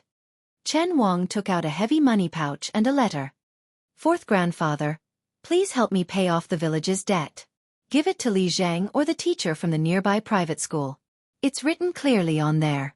The old man hesitated but didn't refuse in the end. He carefully took the letter and money pouch and asked, "Are you not going back to the village to take a look?" Chen Wang shook his head and said, "I won't go. After visiting my parents' graves, I need to immediately return to Jing." The old man sighed emotionally. "You're in too much of a rush." Chen Wang smiled. The old man had just walked a few steps when he suddenly turned back and asked, "Little Wang, you're really a high-ranking official in Jing?" Chen Wang didn't seem to know how to answer. A high-ranking official in Great Peace City? High-ranking official Huang Zi, in the center of power, a ruler of a dynasty? So he could only smile and say, "It's not that big." The old man said with relief, "Then it's very good. Fourth grandfather knew a long time ago that you wouldn't be bad." Chen Wang's smile was light. The old man didn't forget to glance at the young person standing next to Chen Wang. When he turned and left, he was full of suspicion. That person's clothing was very strange. Chen Wang and the young eunuch of the same age as the country slowly walked forward. His parents' graves were not far from the village. Chen Wang raised his hand and brushed the reeds. When he had studied hard, he didn't even dare to think about becoming a grand scholar or getting a place in the imperial exam. His parents didn't have such hopes. They only felt that their son being able to read and write was a good thing to bring glory to their family. Beiyang was very cold. It was very good if each family could produce a scholar. It was very different from the Central Plains, especially the rich Jiangnan. That place was very particular about passing down the family through farming and studying. In Beiyang, it was common for young people to join the army, but it was rare to find someone with a book in their hands. When he had just entered the capital to participate in the imperial examination, Beiyang was the only one that had not set up an examination hall in Great Peace City. He was unfamiliar with the place and did not have the care of the seniors from his hometown in the imperial examination. He could only stay in a small temple. Beiyang's accent caused him to run into resistance everywhere. The same ancient book was sold to him at a much higher price. Even after he had participated in the court examination, he still did not have any friendships in his generation. Beiyang was the only one. Jean Lanting's meteoric rise in Great Peace City and Yan Jiexi's rise to become a relative of the imperial family were due to personal grievances and did not change this. Even though Yao Baifeng was the left chancellor of the Imperial College, he did not have the ability to change this. And he, Chen Wang, the Chen Xiaobao in the eyes of all the civil and military officials, was the left scattered cavalry of the province, and the future Grand Secretary that the Emperor relied on the most. He had the heart and the power, but he could not do it. Chen Wang walked slowly. On his two sides were reeds that were taller than a person's head. The large and soft reed flowers were blown up by the autumn wind and landed somewhere unknown. Chen Wang arrived at the grave mound and pulled out the messy weeds. Then, he straightened his clothes and knelt down to kowtow 3 times. The son wanted to take care of his parents, but the parents did not wait. The old man that this cotton-clothed man respectfully called fourth great-grandfather probably did not know in his life that the 2 items that the junior had handed to him, the money pouch and the letter, were worth thousands of gold just from the 2 words, Chen Wang at the end. In the 20 years of Beiliang's history, there were only a few people in the Liang officialdom. Among them, Jean Lanting was the assistant minister of the Ministry of Rights, Yan Jieshi was a scholar, and the Confucian scholar Yao Baifeng was in charge of the Imperial College. However, even if the 3 of them were added together, they might not be as important as Chen Wang. It could even be said that in a large sense, it was this scholar from Beiliang who had left his hometown. His 2 secret letters changed the structure of Beiliang. On the way back, Chen Wang met a sturdy man of the same age. After seeing him, the man's expression was complicated. There was resentment, reverence, surprise, and confusion. The man took a deep breath and handed Chen Wang a coarse cloth bag with a straight face. "These are the things my sister left behind. They are the books you left behind. I'm returning them to you." Chen Wang took the cloth bag and was lost in thought. The man turned around and strode away. He stopped and said with a hoarse voice, "Wang, although my sister, don't think that she died in a dubious way. She's cleaner than anyone else." Chen Wang covered his mouth and looked at the back of the man who used to put his arm around his shoulder and call him brother-in-law. He said vaguely, "I'm sorry." The man muttered, "You can say that to her." Chen Wang was silent. Blood seeped out between his fingers. He did not move for a long time. Chen Wang carried the cloth bag to the ferry and found the small grave. The eunuch was nowhere to be found. Chen Wang sat cross-legged in front of the grave. He sat across from the small grave. There was an illiterate woman who would find a clean place under the sun to dry her books. She would open them one by one and put them away one by one. There was an unmarried woman who would go to the small ferry when no one was around. She would look into the distance again and again and turn around again and again. Chen Wang gently opened the cloth bag and looked down. There were familiar books such as the Book of Rights and the Great Learning. There were also older books such as 3,000 Books of Elementary Learning. Back then, when they were working in the fields, washing clothes at the ferry, picking reeds during the heavy snow, he would often recite to her. 10 years had passed between this year and that year. He and she were separated by yin and yang. Chen Wang closed his eyes and read softly. "The country is in trouble. The king dies in the country. The doctor dies in the ancestral temple. The people die in the countryside," the gentleman said. "Great virtue is not an official, great Tao is not a tool. Great faith is not agreed, and great time is not uniform. Those who observe these 4 can aspire to learn. Let the people of the world be united in worship and worship. As if on top of it, as if on the left and right of it." In the twilight, the scholar was reading. The reeds swayed gently in the wind. It was like a woman nodding her head and smiling like a flower. Chapter 1881. The 3 riders and 1 donkey circled around Wuxia town and came to the memorial arch at the foot of Mount Wudong. Su Fengnian, Fan Xiaochai, and Chen Tianyuan dismounted together. Dong Tai patted the old donkey's back after landing and started chanting. Chen Tianyuan looked up at the words, Wudong Dang Xing, written by ancestor Lu himself. He did not look like an ordinary swordsman but was full of spirit and fighting spirit. Su Fengnian suddenly turned to Fan Xiaochai and said, "Go to the southeast of Liang. If you can find that guy in 2 years, help me pass a message to him. Tell him that he has to pay back the money he owed me." Fan Xiaochai frowned and said, "According to the spies of Fu Shui room, the villages and towns there are scattered all over the place. It's not easy to find him with the scattered clues from before." Su Fengnian nodded and said, "Finding a needle in a haystack depends on fate. Just think of it as doing your best. I don't expect you to find that guy." Fan Xiaochai asked with a straight face, Can you change the spy? I'm good at killing and only killing. There are many people in Fu Shui room who are more suitable for finding people. Su Fengnian smiled and said, No. There was a hint of anger in Fan Xiaochai's eyes. It swayed like water plants in her limpid eyes. She was angry but did not dare to say anything. Su Fengnian teased, Maybe in less than 2 years, you'll hear the news of my death. Won't that save you a lot of trouble? Fan Xiaochai said stiffly, The happiest thing in the world is cutting off the head of one's enemy with one's own hands. Su Fengnian sighed and said helplessly, You only dare to show your true feelings in front of me. If Lu Qiuer was here, would you have the courage? Fan Xiaochai smiled sweetly and asked, Is Chu Lushan here? Su Fengnian said unhappily, That's why I said that evil people can only be dealt with by evil people. Fan Xiaochai took a deep look at the young lord and mounted his horse again. After a moment of hesitation, he reached for the hilt of the saber at his waist. This pawn of crossing the river? Su Fengnian smiled and said, It's just a temporary loan. You still have to return it. Fan Xiaochai sped away on his horse. Chen Tianyuan had been immersed in the magnificent sword intent of Ancestor Lu's 4 words. He was awakened by the sound of horse hooves gradually fading away. He asked doubtfully, Why did she leave? Su Fengnian said indifferently, I sent her to the Central Plains to do something. Oh, Chen Tianyuan replied. He waited until the woman and her horse had completely disappeared from his sight before he mounted his horse and looked in the direction of her disappearing figure. His heroic spirit overflowed as he laughed heartily. May the world know of my sword, there are only 3, Qing Shan, Qing Shui, and Fan Xiaochai. Su Fengnian sneered, If you have the ability, say that to her yourself. After Chen Tianyuan mounted the horse, he slightly straightened the famed sword at his waist. Why should I say such annoying words? Su Fengnian said, But you're half-master and I don't like to hear them either. After Chen Tianyuan covered his face with the raw skin, he spat out, What does it have to do with me? And galloped away. Dong Tai smiled. I'm fine with it. Su Fengnian rolled his eyes.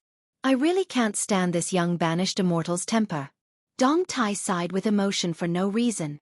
Perhaps when Li Chungang first came out, he was also this annoying. As far as I know, the heroines and fairies of Jianghu just happened to fall for this. Su Fengnian grimaced and said resentfully, That can't be, right? Dong Tai dismissed it with a laugh. Su Fengnian sighed heavily and muttered, Right now, I'm a little depressed. Dong Tai asked, Are you waiting for someone? Su Fengnian sighed and said, Although Song Yanqing once tried to kill me with the 14 new swords, it didn't stop me from having a good impression of the Dongyue sword pool. As for Chai Qing Shan, who took over the sword pool, it can be said that an exchange of blows leads to friendship. There are people in Jianghu who can't be hated, whether they're friends or foes. Chai Qing Shan Wang Mingyin outside Xiangfan City is the same, and Catman Han Xiangxian outside Shenwu City is the same. Dong Tai was silent. The ancestor of the Wu family sword tomb, who had a deep relationship with him and the young king, returned to the Central Plains after delivering the swords. It seemed that he had completely retired from Jianghu. Dong Tai seemed to realize something and asked curiously, Why did you let that woman leave Bailiang at this time? Did you hope that she could take Chen Tianyuan to the Central Plains? Su Fengnian smiled and said, The main thing was to find her, and at the same time take away that eyesore banished immortal, killing 2 birds with 1 stone. The young king held the hilt of his sword and stood under the archway. The breeze brushed his face, making him look like an immortal. The peach blossom sword deity stood side by side with him and looked into the distance with a sword hanging from his waist. He was the #1 sword deity in the world. Su Fengnian asked softly, The old man with the sheep fur coat, old monster Wang, and Chao Chongqing, they all left their fates in the human world. Old Huang also left a sword manual for me. Dong Tai, what about you? The peach blossom sword deity, who entered Taoism through swordsmanship and stood shoulder to shoulder with ancestor Lu and Li Chungang at the top of the sword forest, said calmly, I, Dong Tai, don't want to die. Su Fengnian said enviously, You're so cool. Dong Tai saw Chai Qing Shan and the others coming slowly from afar. Obviously, he had no intention of accompanying Su Fengnian. He turned around and led the donkey up the mountain. Chai Qing Shan and Xianxia walked together. The divine fist of the Central Plains, Feng Zongxi, and the fairies of the Piao Miao Peak also joined in the fun. However, the snow hut spear Saint Li Vongho and his disciples did not appear. Su Fengnian's left shoulder was suddenly patted heavily. He turned around and saw no one. He turned to the other side and still saw no one. Su Fengnian pretended to be surprised. Soon, a little girl who was squatting on the ground jumped up and laughed. "Are you scared?" Su Fengnian squinted his eyes and smiled. The corners of his mouth curled up and his smile was especially gentle. Every time he saw her, from the first meeting to the second meeting, he only felt happy. Su Fengnian stretched out his hand and rubbed her hair. "Oh, you've grown taller." She put her hands on her hips and raised her chin high. She puffed out her chest and did not hide her pride. Su Fengnian smiled and asked, "Where are the little monks Nanbei and Nanbei?" She rolled her eyes and said, "Stupid Nanbei. He's talking to a little Taoist boy called Yu Fu. I don't want to play with them. You don't know. A little bald head and a little scholar. When these two are together, they like to talk to each other. It's even more boring than when those big old bald heads at home gather together to talk about scriptures and quarrel." "Then what about your parents? I'm so worried. Not long ago, there was a female pilgrim from Jiangnan on the mountain. I don't know how she recognized my father. She cried so hard. My mother was so angry that smoke was coming out of her 7 orifices. My father took the initiative to wash his clothes for several days, but it was no use. Yesterday, he even borrowed some copper coins from the old Taoist of Wudong Mountain, saying that he would let my mother go down the mountain to buy some rouge and face powder." "And your mother didn't agree? How could that be? It's not like you don't know that my mother will compete with anyone, but not with rouge and face powder. When she got the money, she went down the mountain to the town at the foot of the mountain. When she returned to the mountain, she fiddled with her clothes for almost 2 hours before she was willing to see anyone." "Was your father scared?" "Nonsense. My father kept saying that my mother was as beautiful as a fairy. Unfortunately, when my mother finally calmed down, the female pilgrim used the excuse of leaving to find my parents. After seeing my mother's makeup, the woman didn't say anything. She just glanced at my mother from the corner of her eyes, and then the corners of her mouth curled up. In the end, she ignored my mother and only cared about politely greeting my father. When she left, I saw her quite clearly. She secretly curled her lips at my mother. In this way there was no and then." "Lizzie, your mother has met her match." I didn't think so at the time, but now that I think about it, it really was quite hurtful. Actually, it's my fault. When my mother was fiercely applying rouge and face powder, I didn't pay much attention. Otherwise, my mother would definitely look better." "It's fine. As long as your father thinks your mother looks good, it's fine." "That's true, but he has a disciple called Nan Bei." At that time, my father really had no other choice, so he asked, "Nan Bei, do you also think that your master's wife is the most beautiful woman in the world?" "Guess what?" Nan Bei replied. "Master, you said that monks don't lie." After that, my mother pulled my father's ear, and my father pulled Nan Bei's ear. These 3 are really too much. They're like children who can't grow up. It makes me very worried. Su Fengnian, why don't you take me to Mount Qingliang to play? Liangzhou City's meat buns are delicious, but they're a bit expensive." Su Fengnian didn't know whether to laugh or cry as he looked at the girl with her head tilted. He didn't want to disappoint her, so he bent his finger and lightly tapped her forehead. "You can go to Mount Qingliang to play, but you have to get your parents' permission." She nodded her head like a chick pecking at rice. Then she tugged on Su Fengnian's sleeve and said in a low voice, "When you get to the mountain, see my father. Remember, if you see my father turn around and go back to his room, immediately run away." Su Fengnian was confused. The girl said embarrassedly, "These past few years, my father has liked to sharpen his knife when he has nothing to do." Su Fengnian was speechless. Chapter 1882. At this time, Chai Ching-shan and his party were approaching the archway. Chai Ching-shan was standing under the steps. The old man nodded to greet him. Feng Zongxi and Lu Jejuan, the 2 famous Jianghu bigwigs, were actually rising stars, compared to Chai Ching-shan, a martial arts grandmaster who was truly famous in the imperial court. At this time, the 2 of them respectfully cupped their fists and saluted to the young lord, loudly announcing their names. Su Fengnian stretched out his hand and said with a chuckle, "This king is only a pilgrim of Wudong Mountain today. You don't have to be so polite. The Li thing secretly made a face. Su Fengnian smiled. She coughed lightly and winked at him.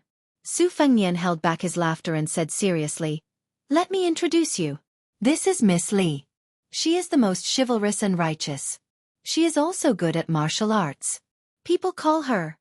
Su Fengnian paused for a moment and quickly turned his head to look at her and winked at her. Back then, when they were roaming Jianghu together, one of their favorite things was to give themselves nicknames. At that time, except for Huang, the other 3 fledgling Jianghu birds were all short-sighted. The only nicknames they could come up with were probably Feng Zongxi's divine fist of the Central Plains. They could come up with anything to scare people, and the bolder it sounded, the better. That year, Miss Li Zi, who ran away from home, gave herself no less than 20 nicknames. She even lectured Su Fengnian and the guy with the wooden sword. We Wulin heroes can only give wrong names, but not wrong nicknames. Therefore, people in Jianghu must be very careful when dealing with nicknames. After Su Fengnian read her lips clearly, he continued without leaving a trace. Jianghu people call you Fairy Tongxian. It's only because Miss Li is proficient in all of the sabers, swords, spears and staffs that you're proficient in, that you're able to form your own sect. The girl didn't care about the posture of a heroine and hurriedly reminded, "My Qinggong, don't forget to tell me about it." Su Fengnian could only obediently fill in the gaps and said, "Fairy Li's Qinggong is also very good. It can be said that you are unparalleled in Jianghu." Feng Zongxi and Lu Jejuan, who were experienced in Jianghu, had sharp eyes. Although they didn't know what the young king was singing, they still did a full set of Jianghu etiquette with the girl. After a full set of etiquette, she, who was addicted to being a heroine, was so happy that she couldn't close her mouth.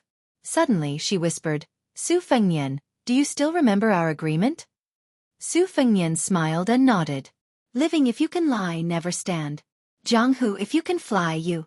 She patted Su Fengnian's shoulder rudely. "This king will go first, this king will Jianghu. To everyone. To go. To go Jianghu head." Then, he crouched down and carried her on his back. His figure flew up like a rainbow. The 2 of them arrived at the top of Big Lotus Peak.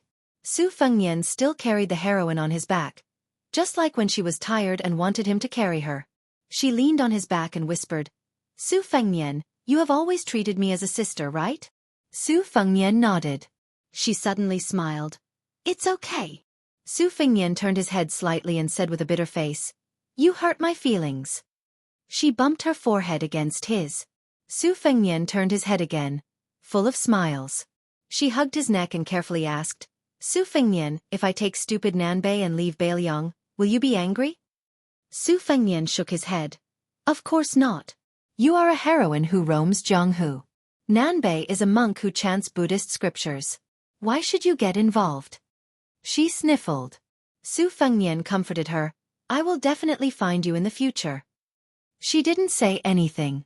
Between the mountains and rivers, the girl's thoughts were better than all the poems.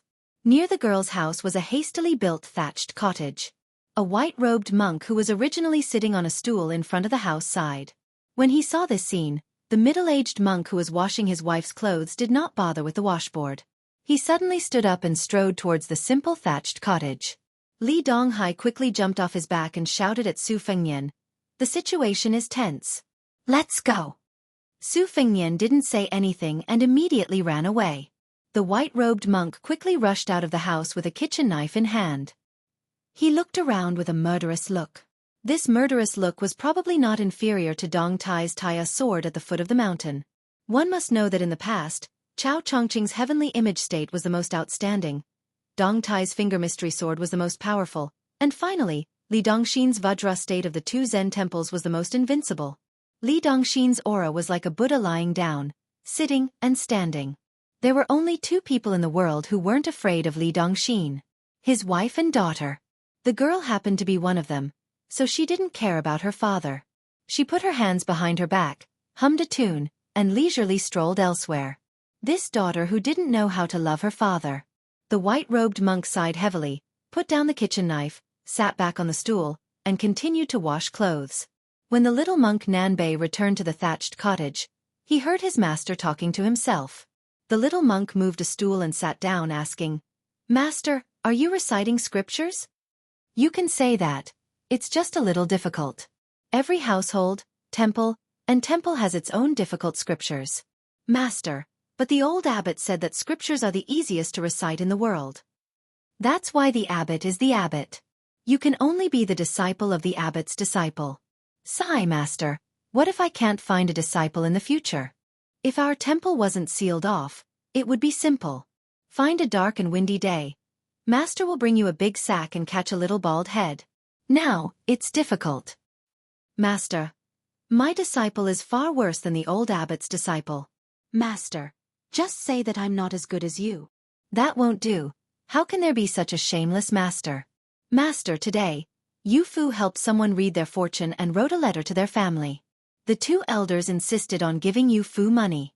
Yu Fu couldn't refuse them no matter how hard he tried.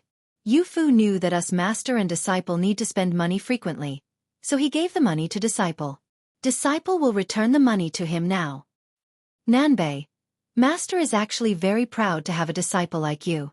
Master, I'll definitely give this money to Master's wife. All right, where is Master's wife? Your Master's wife, sleeping. Everyone loves to sleep, but there are very few people who understand the samadhi. Otherwise, why would the ancients say, sleeping together is the most virtuous? Your Master's wife is even better than Master. Master. I only know that Master's wife snoring is very powerful. Master can sleep better than anyone else. You're even more powerful. Stupid Nanbei, you've improved. Heh. The two bald heads, one big and one small, touched their bald heads almost at the same time. The white-robed monk touched his head and looked into the distance. He said softly, "The black hair on your master's wife's head is the temple in Master's heart. The wrinkles at the corner of her eyes are the scriptures that Master never gets tired of looking at. Her snoring is the dharma that Master never gets tired of hearing." The little monk was dumbfounded. He didn't know why his master suddenly became so poetic. Then, he heard his master's wife snort softly behind them. She laughed and scolded, "Damn it!" The little monk turned his head and glanced at his master's wife who was walking back into the house. He then looked at his master's serene face and sighed. "Master."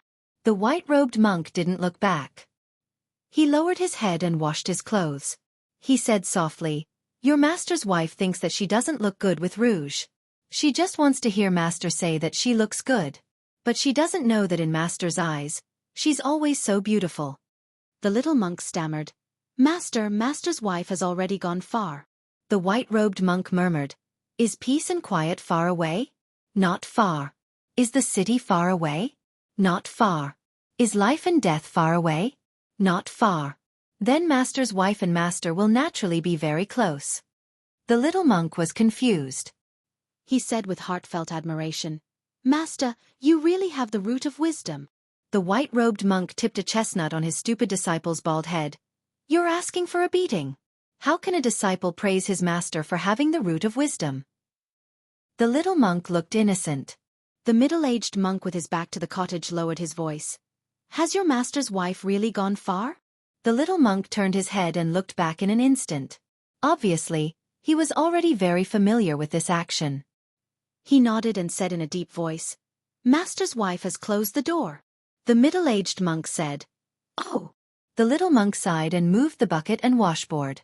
The white-robed monk smiled and praised, "Disciple, you also have the root of wisdom." The little monk didn't say anything.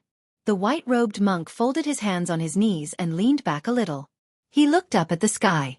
This poor monk has comprehended all the scriptures and dharma in the world. This poor monk has seen all the beautiful scenes in the world. Only that face that is often covered with thick rouge can never be enough. The white-robed monk smiled and touched his head. "You've become a Buddha." Chapter 1883. If one stood at the top of the big lotus peak and looked down, the two mountain paths in the north and south were like two dragons lying majestically on Mount Wudong. As a famous scenic spot on Mount Wudong, the elephant pool was even more crowded. Family members and visitors lingered here, forgetting to go home. There was a Jianghu man with a loud voice standing on the bluestone beside the pool, talking loudly about the various wonders and anecdotes of the elephant pool. He said that the Wudong senior sword maniac Wang Xiaoping had once secluded himself to comprehend the sword here, which led to the soul-stirring battle with Wang Xianxia of the martial emperor city. He also said that the current Prince Liang had practiced his blade here for many years. Before he left the mountain, he was able to force the waterfall to reverse its flow with one strike, which was so powerful that it could reach as far as 10 miles away. The young men and women who listened were all swayed. They were still inexperienced but still looked forward to the young heroes of Jianghu. Everyone was overwhelmed with emotion, as if they had personally witnessed the peerless demeanor of the young martial arts master. There was a pavilion near the elephant pool. Between the elephant pool and the pavilion, there were many stalls selling incense and candles, fortune-telling for people, and all kinds of clever items. There were even hawkers who cooked on the spot, selling wudang sesame seed cakes, Taoist stir-fried vegetables, calming soup, and so on. A young man with a bucket on his shoulder stood dumbfounded outside the dense crowd. If he wanted to carry 2 buckets of water, wouldn't he have to fight his way out? He could only follow a deep blue stone path back to the cottage where the mistress was temporarily missing. He put down his shoulder and bucket, took a gourd ladle and bent down to scoop up a ladle of water from the bottom of the water tank. He slowly walked to the vegetable garden and leisurely watered it. After autumn, the greenery of the vegetable garden was not as rich as in spring and summer. It looked a little lonely.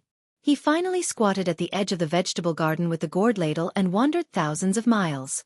The peach blossom sword deity stood up and walked toward the hut after sensing a familiar aura. He saw Dong Tai, who was leading the donkey, standing outside the short bamboo fence. The peach blossom sword deity didn't push the donkey away until he saw its owner. He fastened the reins and sat down on the small bamboo chair the young man brought over, his buttocks cold. Because Su Fengnian was carrying Li Ti on his back, he was able to reach the summit earlier than Dong Tai. "Have you been to LV Zuding?" he asked with a smile. Dong Tai nodded. "If it wasn't for that tablet, I wouldn't have recognized it." Su Fengnian asked again, "How's the calligraphy?" Dong Tai said indifferently, "Boring." Su Fengnian said with a clear conscience, "When I left the mountain, I wasn't even in the first rank. It's normal for me to be lacking in spirit." It turned out that the simple LV Zuding was built 700 years ago. According to the records of the county, before the young LV Zuding made Mount Wudong a place of cultivation, he climbed the mountain alone with a sword. When he was halfway up the mountain, he looked into the distance. An old man holding a walking stick appeared and asked LV Zuding, who was not famous at the time, about the way of immortality. LV Zuding gave him a prophecy and helped him to attain immortality. In the end, there was a poem that spread widely. It was said that it was written by LV Zuding. "Walking alone, sitting alone, I don't know the world. Only the old locust spirit knows that the immortals have passed." The poem was carved on an ancient tablet by the Wudong Taoists, but the writing was eroded by time. Before Su Fengnian went down the mountain to practice his saber, a young martial granduncle riding a bull was pushed out by his senior brother. He asked Su Fengnian for the tablet inscription that was changed to cursive. Dong Tai looked around, happy and content. Su Fengnian joked, "There are so many martial arts masters on Mount Wudong now. Just in Nanjiang, there's the master saber master Mao Shulang, Chang Baishuang, who's trying to become the scholarly sage, Ji Luan, and Wei Miao and Xue Songguan in Shu and Zhao." Dong Tai's words were shocking. "When I was climbing the mountain just now, I saw Gu Jiantang, and then I saw Shenyuan Qingfeng in the LV Zuding." Su Fengnian frowned. "It's not strange that I didn't notice Gu Jiantang climbing the mountain, but Shenyuan Qingfeng was close at hand." Dong Tai hit the nail on the head. During the battle outside Great Peace City, Chao Chongqing seemed to favor this woman who blocked the way. Shenyuan Qingfeng benefited greatly from this, and now he's only a step away. Su Fengnian sighed. "So that's how it is. The opportunities of this woman in charge of the Great Snow Plains can't be explained with common sense. Lu Songtao, Zhao Huangchao, Wang Xianji, and Chao Chongqing, they either taught her everything or enlightened her. In the end, she became one of the few masters in the world." Dong Tai said with a bit of sarcasm, "You missed out on the most important person, didn't you?" Su Fengnian's face was immediately filled with embarrassment. Dong Tai suddenly asked, "Do you need me to help you block Gu Jiantang, whose intentions are unclear?" Su Fengnian only felt confused. He didn't know why this aloof peach blossom sword god would suddenly be so kind. After all, Wang Xianji had already come to a conclusion about Dong Tai's character. The general idea was that Dong Tai was extremely passionate about the sword, and was the most emotionless. Therefore, He was the most compatible with the way of the heavens. Moreover, Gu Zhentang, who was on the cusp of the Liang imperial court, left his territory without permission and chose to travel incognito to Mount Wudong. It could be said that he had entered the hinterland of Bailiang alone. It was obvious that he wouldn't cause any trouble on Mount Wudong. Even if Su Fengnian wasn't at the peak of his realm, he still had a high chance of winning against Gu Zhentang, who had been hiding his strength for many years. Just as Su Fengnian was puzzled, Dong Tai coughed softly and disappeared in an instant. Su Fengnian subconsciously looked towards the purple bamboo fence and found that even the old donkey had disappeared. With an ashen face, Su Fengnian turned his head stiffly and looked over. Sure enough, in the garden at the northeast corner of the thatched cottage, some of the greenery that had been growing well had been eaten away. It was like a landscape painting by a famous master that had been dug out by an ignorant child. Previously, a white-robed monk had turned around and walked into the cottage with a kitchen knife. Su Fengnian did the same. Gnashing his teeth, he ran back to the thatched cottage and quickly took down the cold knife hanging on the wall. After leaving the cottage, he angrily said, "Dong Tai, if you have the guts, don't run. I'll treat you to donkey roasted meat tonight." As a martial arts evaluation grandmaster, Dong Tai deliberately concealed his aura. Even Su Fengnian couldn't find any clues. Su Fengnian squatted on the ground and sighed. It was really a mother-f***er disaster. Sometimes when God punched you, he didn't give you a date to eat, but another punch to the head. When Su Fengnian caught a glimpse of a dress from the corner of his eye, he felt as if he was struck by lightning. When it rains, it pours. Su Fengnian was worthy of being called a king with a different surname and a great pillar of the country. He made a prompt decision. Regardless of whether he could hide for the first time or not, if he could hide for one more day, he would live for one more day. Therefore, when Su Fengnian was about to leave, Jianghu's voice filled with grief and indignation came from behind. "Surnamed Su. You're dead today." Chapter 1884. Carrying the red sandalwood box on her back, Jianghu suddenly soared into the sky with her sword. She stepped on the great Liang dragon sparrow sword. After the flying sword suddenly stopped, she looked down at the entire big lotus peak with her red eyes. Her murderous aura was shocking. It was unimaginable that a small vegetable garden could make two grandmasters regard it as a pool of thunder. Su Fengnian was out of Jianghu's expectations. Not only did he not directly slip down the mountain, he did not even go too far. Instead, he slyly hid in the crowd near the elephant washing pond. He squatted behind a crowded stall and bought 2 pieces of Wudong sesame seed cake from the still charming lady boss. He chewed and swallowed very slowly, as if he was tasting his last meal. The lady was also curious about why this handsome young man squatting by her feet was not willing to sit down. She blushed. Could it be that he had that kind of thought? She did not have too many ripples in her heart. She only felt that if she knew the situation would be like this, she would have asked for 2 more copper coins from him. Next to this stall was an old Taoist with a goatee who was interpreting the marriage fortune sticks for people. He was wearing an old Taoist robe that was heavily mended. Looking at the style, it was obvious that he was not a Taoist from Wudong Mountain. On the small table, there was a large bamboo pot that was polished until it was shiny, allowing customers to draw lots and then interpret the fortune sticks to receive money. Su Fengnian looked up and was surprised that this stall's business was booming. There were no less than 30 to 40 devotees waiting to draw lots. The old Taoist calmly sat behind the table, squinting his eyes and twirling his beard. The customer opposite the table was a graceful young woman. She was probably a pilgrim from Gangnam-do, who came all the way to Wudong Mountain to burn incense. Although she was not tall and her face was slightly immature, the weight of her chest was very heavy. The old Taoist calmly lifted his but slightly to glance at her waist. Keske, what a small waist. He was worried that her waist would be blown apart by a gust of wind.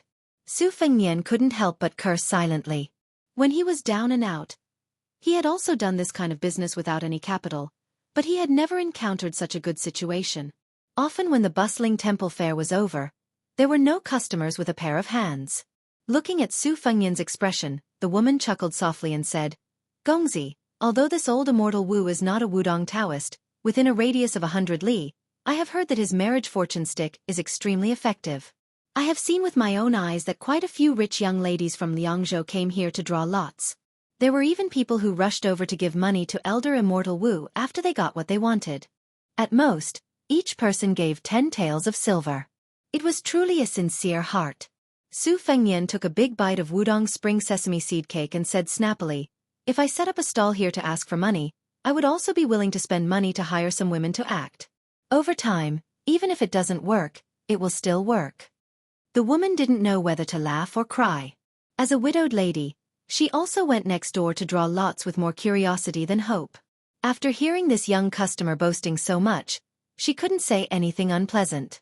She could only say, "Gongzi, you really love to joke." Su Fengnian dismissed it with a smile.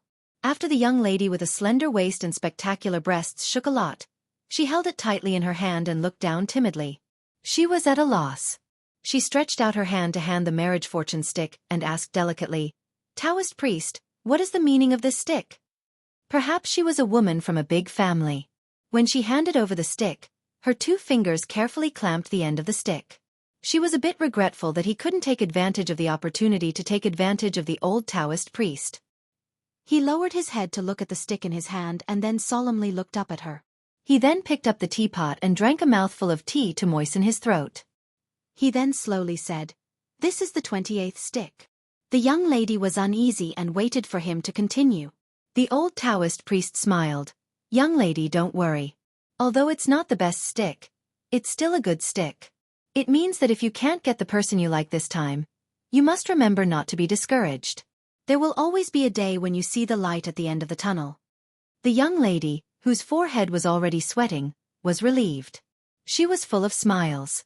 Her rare graceful bearing of a Bailiang almost made the old Taoist priest infatuated. The young lady let the maid beside her take out an extra 100 copper coins. She happily turned around and left. The next guest was a young man with a sturdy body. He grabbed the stick pot and shook it vigorously. After a stick fell out, he grabbed it and slammed it on the table. "Look at what stick it is." The old Taoist priest's eyelids trembled. He picked up the stick with a straight face and concisely said, "Fei Chongfeng's endless yearning place, the 16th stick, the worst stick."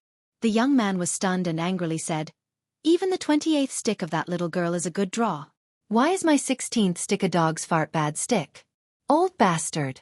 Are you looking for trouble?" The old Taoist priest turned a deaf ear to this and slightly shifted his gaze. "Next." The young man angrily said, "I'm not paying." The old Taoist priest was indeed an otherworldly immortal. He indifferently said, "There is a rule when I interpret sticks for people. No matter the stick is good or bad, if you believe it, you will get 100 copper coins. If you don't believe it, you can leave. I will not make it difficult for you."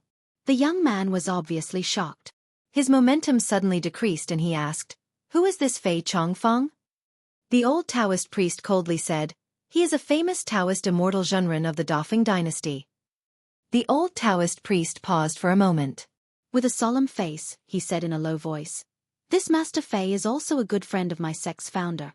In the end, they even agreed to ascend together. There is nothing more grand in the world than this. The young man was speechless. In the end, he obediently took out 100 copper coins and gently placed it on the table. He left with a heavy heart.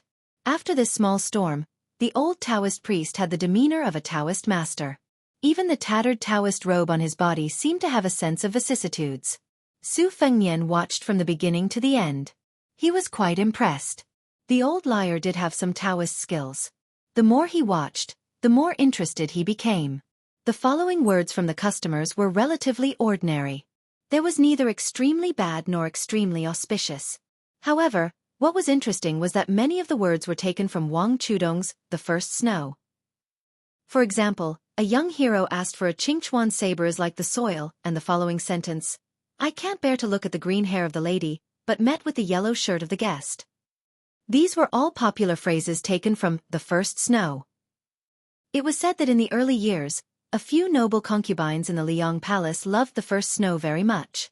Not only that, even the names of the 3 songs of the Beimang Chess and Sword Music School were chosen from the original songs of The First Snow. It was conceivable that if Wang Chudong were to appear in the Central Plains, he would be a first-class guest. Every time he heard a familiar phrase, Su Fengnian squinted his eyes and smiled. In the end, he looked a little absent-minded. He remembered that there was a woman who was married thousands of miles away. She was infatuated with this book. Su Fengnian sighed. When he was about to stand up, he suddenly squatted back down. Chapter 1885. Two familiar faces appeared among the endless stream of people at the stall next door. The young master of Yuyan Mountain Villa, Zhang Chunlin, carried a sword box on his back. There were 4 swords hidden in it, which should be the fledgling vine, monk hut, frost blade, and rootless heavenly water. Su Fengnian was at Yuyan Mountain Villa when he first met the white-clothed immortals of the Guanyin sect.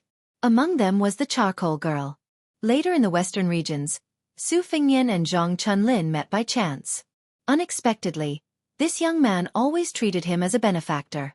Even the sword he cast from the water dragon's song sword furnace was named Frost Blade. Presumably, this kind of rebellious behavior of a swordsman who did not respect the way of the sword would provoke criticism in Jianghu. Fortunately, Yuyan Mountain Villa was like the sun in the sky. The Dragon Rock Sword Furnace and the Water Dragon Song Sword Furnace had successively cast more than 10 famous swords, making Yuyan Mountain Villa one of the top 10 gangs in Liang. Its ranking was even higher than Jiangnan's Drum Platform and Bailiang's Fish Dragon Gang. The other was the young master of the Quick Snow Villa by the Spring Lake, Yuqi. Unlike Zhang Chunlin, who traveled alone in Jianghu, she was accompanied by a middle-aged man in plain clothes but with a dignified air. Presumably, he was her father, Yuqi. Su Fengnian looked at Zhang Chunlin and Yuqi, who were walking together, and could not help but smile. They were a good match for each other. Zhang Chunlin had no intention of drawing lots. He just stood by Yuqi side, looking at her carefully and playfully drawing lots. His gaze was gentle. The old Taoist skill in judging dishes had already been perfected to the point of perfection. As long as it was not the kind of undeniably bad lot, in fact, when encountering a customer whom he considered to be rich and powerful, he would be incomparably adept at describing a plain lot as a good lot. In the final analysis, he had recently taken advantage of the east wind brought by the Wulin World's Grand Event to set up a stall on Mount Wudong to interpret the lot. It was only a one-off business. Why would he care about returning customers? Therefore, when the young lady, who looked like she came from a good family, handed over the bamboo stick and looked at the content clearly, the old Taoist was not stingy with his smile and said happily, "Miss, this is a rare lucky stick. All the heroes in the hall are here. I wonder who will be the top scholar?" There was also an allusion to this story. It was said that after the previous emperor unified the Central Plains, he opened the imperial examinations for the first time. When he saw all the outstanding talents standing in the main hall, he was very pleased and thus asked this question. "The meaning of this lot is very good. I believe that you don't lack good pursuers around you." "Haha, actually, I don't need to say anything more. I just want to say one more thing. It's better if you don't get blinded by your choices and waste your time." Yuqi smiled faintly. As a well-deserved authority in Jianghu, he naturally could see the weight of this old Taoist. But no matter what, his daughter was able to draw a good lot. Naturally, he had no reason to be unhappy. Yuqi turned his head and said excitedly to his father, "Father, didn't I say that the divination here is very effective?" Yuqi eyes were filled with affection as he smiled and said, "It's very effective." She thought of something and turned her head to ask tentatively, "Taoist priest, can I take this lot?" The old Taoist was in a difficult position.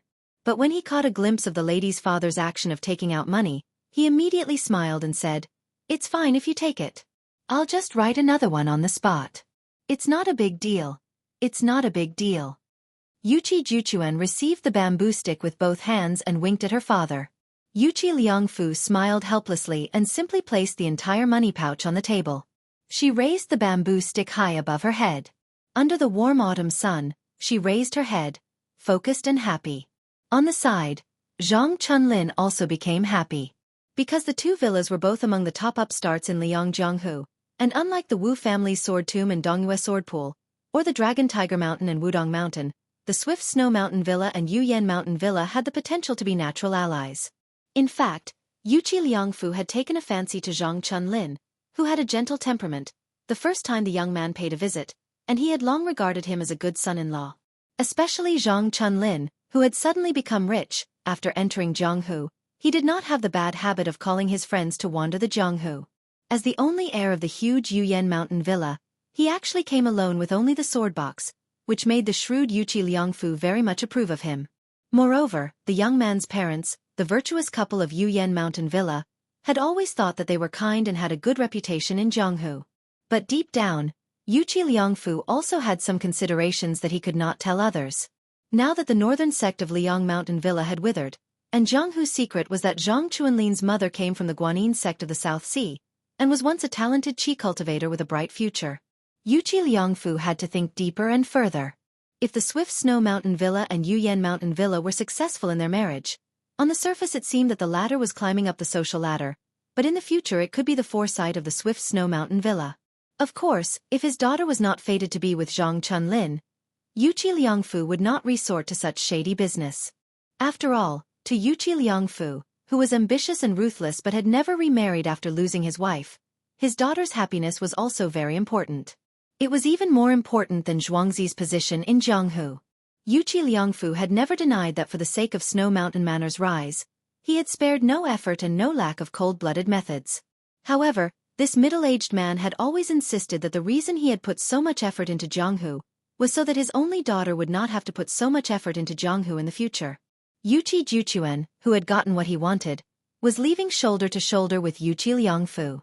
He suddenly leaned over and asked in a low voice, "Father, how many more years do you plan on delaying Aunt Lu? Aunt Lu is not young anymore." Yuqi Liangfu, who had not exposed his secret, flushed red. Although that woman had never appeared in the manor, everyone in the manor had more or less heard of her. However, Yuqi Liangfu had never thought that someone would have the guts to let his daughter hear about it. Yuqi Liangfu narrowed his eyes slightly, his thoughts turning rapidly. If he found out who had leaked the heavenly secrets, then don't blame him for throwing that person into the spring deity lake to feed the fishes. Yuqi Juchuan seemed to be completely unaware of her father's unsightly expression and gloomy thoughts. She said indifferently, "Then just marry her. It's not a big deal." "Father, you're so secretive. You really don't have the slightest bit of heroic spirit. Be careful that I don't worship you in the future." Yuqi Liangfu's expression returned to normal, and he softly grunted. She inexplicably added, "You're not allowed to get angry." Yuqi Liangfu smiled and said, "I know." Just as Zhang Chunlin followed the father and daughter and turned around, he caught sight of a person from the corner of his eye. His eyes immediately widened, as if he had seen a ghost in broad daylight. However, when he saw that person raise a finger and shushed him, Zhang Chunlin forced himself to remain calm and continued to walk forward with a calm expression. Su Fengnian, who had finished eating the Wudong spring sesame seed cake, stopped Zhang Chunlin from speaking, then clapped his hands and prepared to leave. After the little clay figurine searched the sky with its sword to no avail, it returned home in a huff. It reckoned that its anger had more or less subsided by now. At the very least, it wouldn't take out its sword and hack people as soon as it saw them. As for whether it would be a few words of abuse or a closed door, with Su Fengnian's thick skin, it wouldn't be a big deal. However, at this moment, the dense stream of people between LV Zooting and the elephant cleansing pool suddenly separated, just like Wudong's old sect leader Wang Zhonglou's one finger splitting the river. Chapter 1886. Su Fengnian rubbed his forehead and stood up, but he didn't leave. It was the Mount Hui woman who had walked out of LV Zooting. Even though she wasn't wearing her world-shaking purple robes today, a certain Jianghu person with good status still recognized her first. Then, she was like a flood dragon entering an ant's nest. The people in front of her couldn't help but move to the side. Yuqi Liangfu stopped and cupped his fists with a smile. Alliance Master Xianyuan. Xianyuan Qingfeng turned a deaf ear to him and walked past the three of them.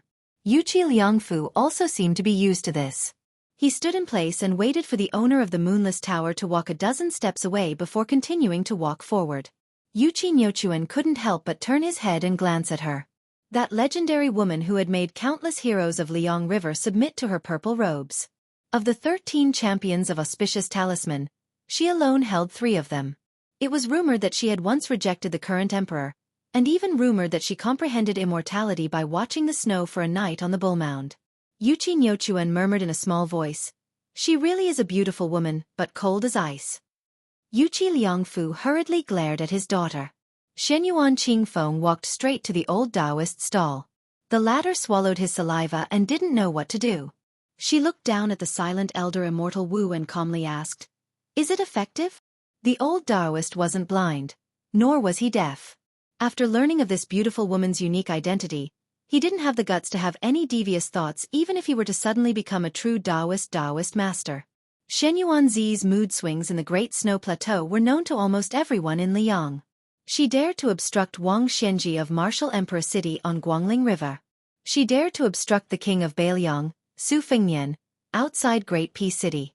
She dared to obstruct Chao Chongqing outside Great Peace City. She dared to act so crazily because she was Shen Yuanzi. No matter how big Liang River was, how many people could be so unreasonable and crazy? Thus, when the old Taoist heard her question, he braced himself and replied with trepidation, reporting to Alliance Master, "It's not very effective." He really didn't dare to boast. If he didn't meet her requirements, wouldn't he be digging his own grave with a hoe? Shen Yuan Qingfeng's lips twitched. Oh! The old Taoist knew that things were not going well. He quickly said, "It works most of the time, but I can't guarantee that it will work every time." Su Fengnian, who was watching from the side, admired the old Taoist's quick-wittedness from the bottom of his heart. In any kind of swindling in the world, the most important thing was to be able to make the words sound. Only then could one be in an invincible position. Ordinary people couldn't do technical work. Unfortunately, he was embarrassingly short of money and had no way to reward her. Shen Yuan Qingfeng's face was expressionless. He reached out and grabbed the bamboo tube that contained 108 marriage sticks. He raised his arm slightly and shook it gently. Her wrist, which was as smooth as jade, slowly twisted. Every time the pot turned, the old Taoist's heart would tremble. In the past, it meant that he would receive 100 copper coins, but now, it was very likely that he would lose his life. Finally, a stick jumped out of the bamboo tube. After she twisted it, she slowly said, "2 lives in 1 body, a lonely shadow." "What number is it?" The old Taoist even had the thought of dying. Did this lousy stick still need him to interpret it? The old Taoist almost collapsed on the bench. He said with a trembling voice, "It's the 84th lot."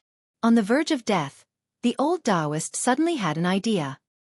He gathered his courage and said loudly, "Alliance Master, this is exactly the kind of situation where it doesn't work." Many kind-hearted pilgrims nearby broke out in cold sweat for the old Taoist. Shen Yuan Qingfeng threw the stick back into the bamboo tube and continued to turn it. The old Taoist stared at the bamboo tube without blinking. He muttered in his heart, praying to all the immortals, Buddhas, and Bodhisattvas. Not to mention the Jianghu great emperor in Wudong, he didn't even forget the local temple in his hometown in River Province. However, when the woman said the second lot, the old Taoist's heart was completely dead. Hoping for a fish from a tree, but in the end, you won't get it. She still asked, "What number is it?" The sweat-drenched old Taoist sighed softly and said weakly, "It's the 54th lot." She held the stick in one hand and the tube in the other. She didn't throw the stick back into the tube, nor did she say anything. She narrowed her long and narrow red phoenix eyes. The old Taoist lowered his head and said dejectedly, "My lot isn't working." The old Taoist didn't even dare to call himself a poor Taoist anymore. She secretly glanced elsewhere. After a moment of hesitation, she began to shake the bamboo tube for the 3rd time. A bamboo stick gently fell on the table. The old Taoist closed his eyes and pretended to be dead. He heard the cold voice above his head. "Divination determines doubts. If you don't doubt, how can you divine?" The old Taoist, who was already on the verge of collapse, was in a daze. He didn't come back to his senses for a moment. Someone replied on his behalf, "The 11th lot, the middling lot." The old Taoist, who finally came back to his senses, was ecstatic. He said in a heart-wrenching voice, "Alliance Master, it's a neutral lot. It's really a neutral lot." The old Taoist cried tears of joy. The world was like this.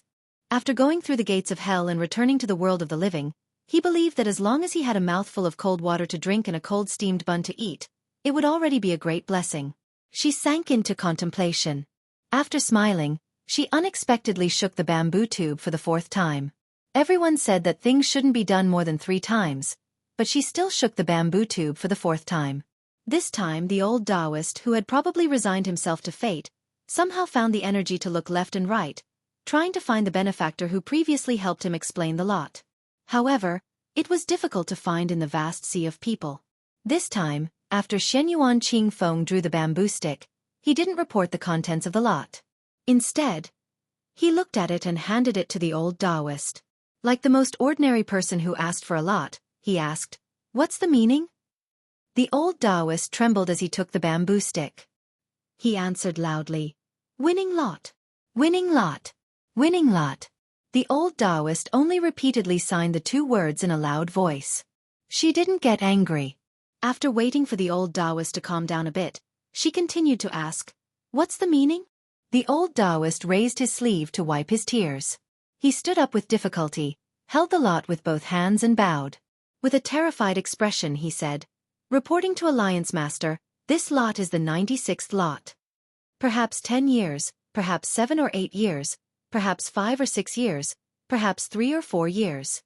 This lot says that when it comes to marriage, haste makes waste. You must wait patiently." The old Taoist didn't forget to say, "It's not necessarily accurate. It's not necessarily effective."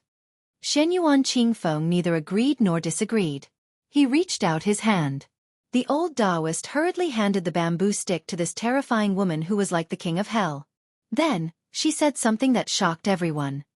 "Your divination is quite effective. Very good." She lowered her head and put down the bamboo tube.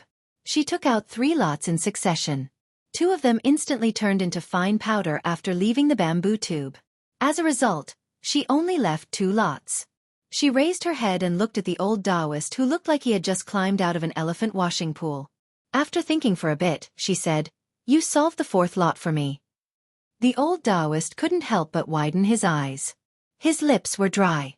He heard her slowly say, 100 taels of gold, 1 Taoist secret manual, 1 house in Bailiang's Lingzhou, and 1 guest position on Mount Hui. You can choose any one of them. The old Taoist cried tears of joy again. With tears streaming down his old face, he said, "I want to go to Mount Hui. I want to be a guest in Great Snow Plains." Shenyuan Qingfeng turned and left with a cold expression. She took the 2 marriage lots with her. Chapter 1887. The old Taoist stood there and muttered to himself. No one knew what he was mumbling to himself. Suddenly, he kicked the bench away and laughed out loud. "Why would I want to be a Taoist priest? From today onwards, I'm a guest of Mount Hui. A first-class one." It was obvious that even if the old Taoist continued to open his stall, no one would be interested in asking for divination. Suddenly, a teasing voice sounded in the old Taoist's ears. "Old immortal, this is Mount Wudong, which is full of Taoists. It's not appropriate for you to speak like that." The old Taoist, who was full of pride, frowned and turned his head to look. He saw a young man who he thought could barely be called a handsome young master. The old Taoist snorted coldly. "So what if I said it? This poor Taoist is a first-class guest of Mount Hui. Even if this poor Taoist met old Immortal Chen and old Taoist Yu, if this poor Taoist met them now, I would probably be able to ask for a cup of tea." The young man gave him a thumbs up and praised, "Amazing." The woman beside the young man laughed angrily. "Old Wu, it was this young man who spoke up for you. Are you blind?" The old Taoist was stunned. He immediately changed his expression and smiled. "This poor Taoist has been rude. Please don't blame me." The old Taoist strode towards the woman's stall. His Taoist robe sleeve swayed violently. He had the style of a dragon and tiger. "Sister Han, come, come. Help me and this young man get 2 pieces of Wudong spring sesame seed cake. Remember to spread the cake bigger. I don't lack money. Besides, I'm not a stingy person." The woman shook her head helplessly. She was nimble and skillful. Soon, she handed the 2 a piece of Wudong spring sesame seed cake. It was steaming hot and fragrant. When the old Taoist took the sesame seed cake, he wanted to touch the woman's hand. The latter was faster than him and did not let the old Taoist have his way. The old Taoist took a big bite of the spring sesame seed cake and said with a smile, "Sister Han, why are you still doing such tiring work?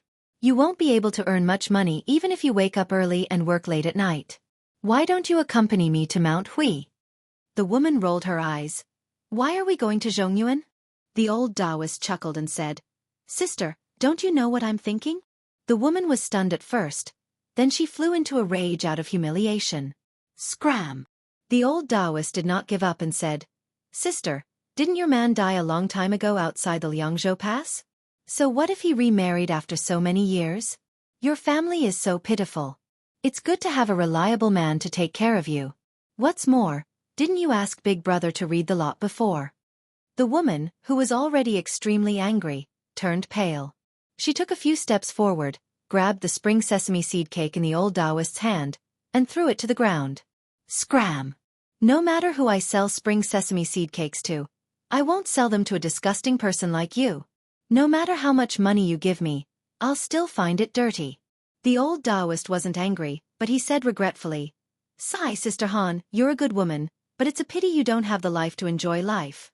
Forget it, forget it. Let's just assume that we're not fated to be together. The woman no longer paid any attention to this disrespectful old man. The old Taoist sighed to himself, then turned to the young man and said with a smile, All right, this poor Taoist can only go to the Central Plains to enjoy life. The green mountains never change, and the green water flows forever. Young master, if you want to go to Mount Hui in the future, just mention this poor Taoist's name. The young man smiled and said, All right. The old Taoist left in a carefree manner. The young man asked, Old Taoist, you don't even want the stall anymore? The old Taoist didn't turn around. He waved his hand and said in a seemingly magnanimous manner, Why would I want those worthless things? If you like them, they're yours. After the old Taoist had walked far away, the woman said to the young man softly, He didn't even tell young master what his name is, and even mentioned his name. I've seen thick-skinned people, but I've never seen someone as thick-skinned as him. Fortunately, I heard that this old man is from Huzhou. Otherwise, he'd really embarrass our Bailiang. Su Fengyan smiled and asked, From your accent, you're from Bailiang's Lingzhou? The woman had a strange look in her eyes. After a while she said, Young master, why are you asking this? Su Fengyan, who was swallowing Wudong's spring sesame seed cake, almost choked. The woman covered her mouth and laughed. Look at how scared you are, I'm just teasing you. Su Fengyan didn't know whether to laugh or cry. He ate the spring sesame seed cake as he walked to the stall next door. He lifted the bench and turned his head with a smile. Sister-in-law, the guy who treated me to spring sesame seed cake ran away. Why don't I help you solve the lot and treat it as money for the cake? After the commotion caused by the woman with a frightening aura, the business of the woman's stall had become cold and cheerless. She sat on the bench and gently patted her waist. She looked at the young man with a gentle smile and asked suspiciously, You know how to solve the lot? Su Fengyan nodded and said, It's my old profession. The woman shook her head and smiled. Young master, you're not as good as that old man. I won't fall for it. Don't worry, I'll treat you. Su Fengyan asked curiously, Sister-in-law, why did you come from Lingzhou to Wudong Mountain to set up a stall? The woman said calmly, My family is here. I came to the mountain to burn incense and pray for blessings a while ago. After seeing the scene here, I thought that I know how to do these things. Since I have nothing to do, I thought that I could earn more money by setting up a stall. Su Fengyan smiled and asked, I'm guessing that your children are all studying in Mengguan school? That's right, in Bailiang, books are expensive. They eat money the most. The woman stopped talking and stared at Su Fengyan in a daze. Su Fengyan, who was feeling aggrieved, said helplessly, Sister-in-law, I'm really not that kind of person. The woman couldn't help but laugh. You really can't take a joke. You're not like the men in Bailiang. Su Fengyan pretended to be angry. Sister-in-law, don't scold me. The woman waved her hand and brought over a small stool and a bowl of calming soup. She sat opposite Su Fengyan and smiled. The biscuits are for you. This bowl of calming soup can be considered the payment for clearing the sign. Sister-in-law, you can't read, so you can't lie to me. Su Fengyan finished eating the spring sesame seed cake and leaned over to take a big gulp of the calming soup. How can I? The woman held the bamboo tube with both hands. Her eyes were sincere. Su Fengyan sat upright and still. He smiled and didn't say anything. After placing the sign on the table, she used both her thumb and index finger to hold the head and tail. Since she couldn't read, she didn't need to take the extra step of looking at it carefully. She also used both hands to hand the sign to Su Fengyan. That silent solemnity seemed to be handing over her life.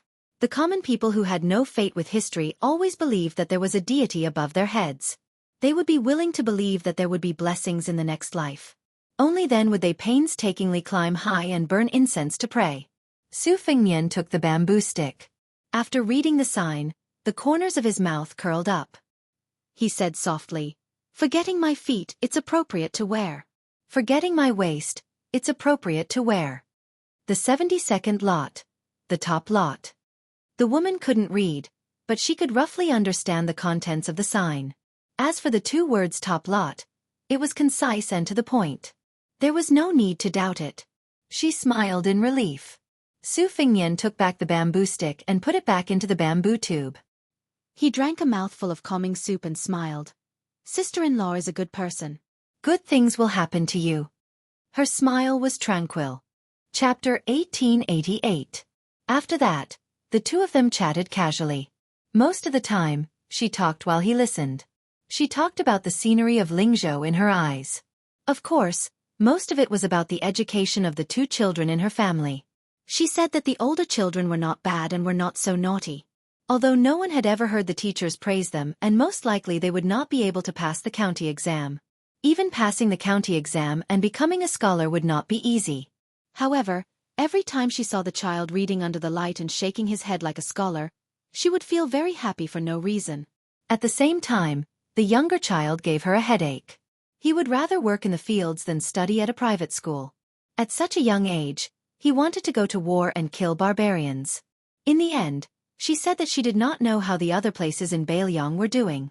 In the past 2 years, at least the children in Lingzhou could get cheap books from private schools. It was so cheap that even a poor family like her felt it was cheap. This was because there was an official surnamed Su in Lingzhou. It was his idea. That official seemed to have said that Beiliang had fewer people, but there could be more scholars.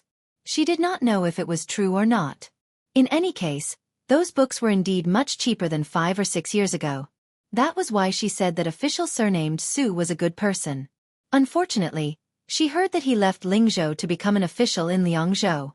Su Fengnian smiled gently and looked into the distance. He said softly, "Zhu Zi is good in everything, but his alcohol tolerance is bad." The woman did not understand and did not ask further. There was business at her stall. The woman asked, "Sir, can I have that lot back?" Su Fengnian smiled. "Then I will have to look for it. Sister-in-law, you go ahead. I will send it back to you when I find it." She nodded. After she stood up, the woman suddenly blushed. "Sir, you can call me aunt. Don't call me sister-in-law." Su Fengnian was confused. The woman snorted and went to the stall next door. Su Fengnian shook his head. He did not understand. He held the bamboo tube upside down and poured out the bamboo lots. After Yuqi Yuquan and Shenyuan Qingfeng, 5 of the original 108 lots were missing. He found the bamboo stick that the woman had shaken out and stood up to deliver it. She realized that this young man, who was so idle that he had become a fortune-teller, didn't seem to understand what she meant. Thus, she felt a little embarrassed. She glanced at the bamboo stick and carefully put it away. She raised her head and asked, "Which stick? Don't lie to me." Su Fengnian shook his head and said seriously, "I'm not lying." She smiled and said, Go.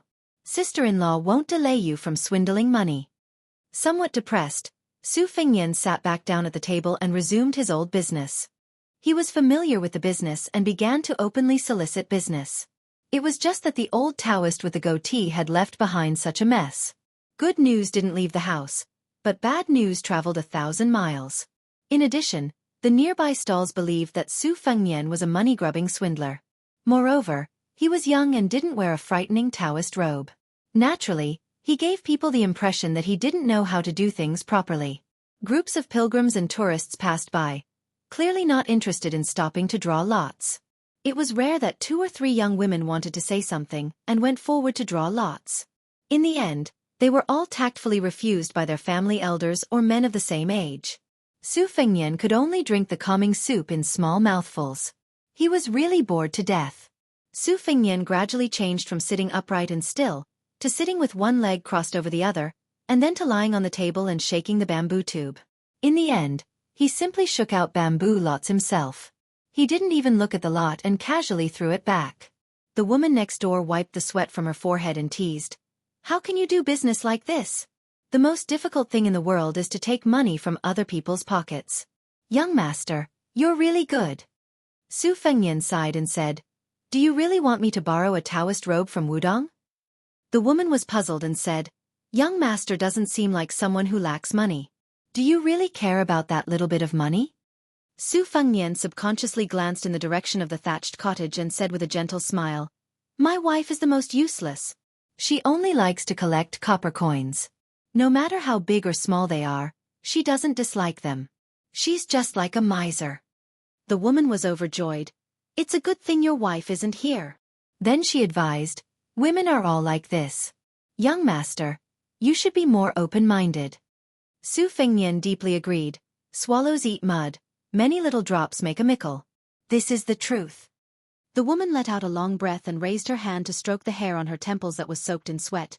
"Sister-in-law will go back first?" Su Fengnian asked curiously, "Going down the mountain so early?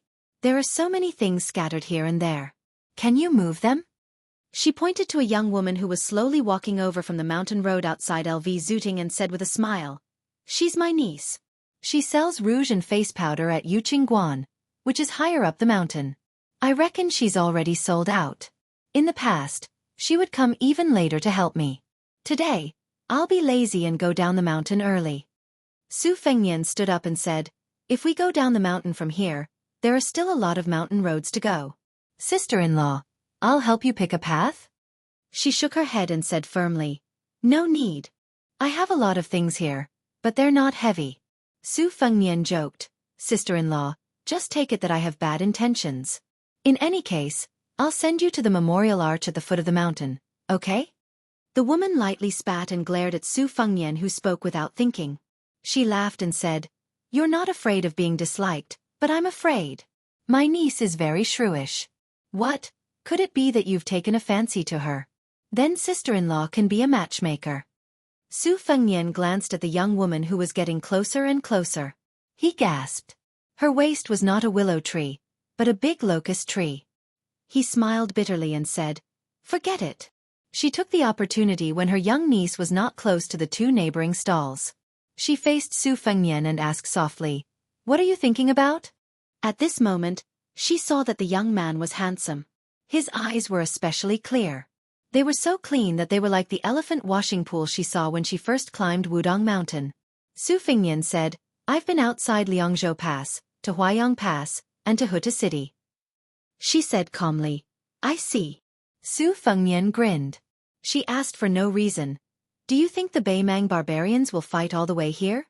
Will they fight all the way to Lingzhou?" Su Fengnian's expression was firm and said, "As long as there is one person left in the Bailiang cavalry, then the Beimang barbarians' horses will not be able to step on the grass and trees inside Bailiang Pass." She nodded and then smiled. "You talk so big. You speak as if you're a high-ranking official." Su Fengnian laughed and said, "I'm not a high-ranking official." She said unhappily, "Do you even need to say that?" Su Fengnian was still unwilling to give up. "Sister-in-law, you really don't need to help carry the burden?" Her following words made Su Fengnian dumbstruck. "Don't call me sister-in-law. I've seen many Jianghu people these days. I heard them say that when our young prince roamed the Jianghu, he had a catchphrase. It was something like, 'Nothing is better than dumplings. Nothing is better than sister-in-law.'" Su Fengnian wiped his face with his hand. He was devastated. "Did no one mention the phrase, 'Return my ass I said at the top of the snowfield' to you? Isn't it more arrogant than this catchphrase? Besides, this phrase was also heard by a sloppy wooden sword ranger somewhere, and then he insisted on teaching me." The woman's eyes were mischievous. She didn't say anything else and turned around to pack up. Su Fengnian looked at her back and finally didn't dare to call her sister-in-law. He only asked, "Did the government embezzle or delay the payment of the pension?" She paused and didn't turn around. She shook her head and said, "No. His old sergeant often sent us extra money a few years ago. It wasn't last year." She paused and then said softly, "I only heard this spring that the old sergeant died in Huta City." She didn't turn her head after that. She knew that the first marriage lot she shook wasn't the bamboo lot in her arms. She didn't know how to read, but she remembered the number of words on the lot. But this wasn't an important matter. Commoners, no matter how hard their lives were, as long as there was hope, they could grit their teeth and live. Her hope was the two children. As for whether the lot she shook today was good or bad, it didn't matter. In the end, before she and her niece took the burden and left, She inadvertently saw the young man who always gave people the impression that he was clean. He sat behind the table with his back straight and his hands clenched in his lap. He was quiet. He didn't look like a young man, but more like an old man. The spring breeze was far away and he could only silently bask in the warm autumn sun. Chapter 1889. In front of the brand new thatched cottage in the quiet part of Big Lotus Peak, it had never been so lively. The white-robed monk was tall, but he gave people the feeling that he was in perfect harmony. The string of beads on his chest was dim in color, obviously different from the precious Buddhist beads of the many great temples in the Central Plains. Since returning from a long journey to the west, he didn't have any beads, only a string of peach-wood Buddhist beads. This string of beads was a token of love between him and his wife. After she gave it to him, she actually regretted it, because later she heard that peach wood was a material highly respected by Taoists. It could ward off evil spirits, but in Buddhism, peachwood Buddhist beads weren't worth mentioning. But the white-robed monk Li Xiaoxin never left this string of Buddhist beads except for hanging it on the wall before he went to sleep. In Buddhism, there was a saying, "Be mindful of your heart and mind." His common name was Li Xiaoxin. Therefore, when he entered the capital in white, the old emperor of Liang gave him a string of priceless 7 treasures beads, which he casually threw into a chest. After having a daughter, Li Xiaoxin, his wife picked a dozen beads every now and then, weaved them into a ring and put it on her daughter's head. The little girl, who liked to run around the 2 Zen temples, didn't know the value of these beads and would soon lose them. Fortunately, no one in this family of 3 would feel bad. At this time, opposite the white-robed monk sat 3 Taoist priests from the 2 Taoist ancestral courts. Bai Yu, who had just been promoted to governor of Liangzhou, Xianxia, who was also a Taoist priest of Mount Longhu, and Han Gui, who was from Qingshan Taoist Temple of Wudong. Not far away, Li Xiaoxin Wu Nanbei, the only disciple of the current Wudong leader Li Yufu, and Han Gui's disciple Xianxia were squatting together, listening to Li Xiaoxin talk about her soul-stirring Jianghu experiences. The white-robed monk's wife had already taken a nap. When she learned that the 3 Taoist priests had come, she leaned against the door and said, "There are so many of them. They don't come with good intentions." The white-robed monk smiled and said, "It's just a quarrel. Don't worry." She was still worried and said, "Then I won't prepare tea. Let them be thirsty, but you can find an excuse to come in and drink water." "Okay. Won't that be rude?" "Not at all. By the way, if you really can't beat them in an argument, remember to hit them but not their faces when you hit them. Otherwise, you'll be left with nothing to say." "Got it." "What, you can't beat them? Then forget it. Let's have a peaceful chat." When we're outside, harmony breeds wealth. We can beat them." "Oh. Remember not to hit them too hard. Our daughter still wants to play on the mountain for a few more days." "I know." Taoist priest Taoist temple. Taoist. He asked, "Is Headmaster Li in closed-door cultivation at Small Lotus Peak?"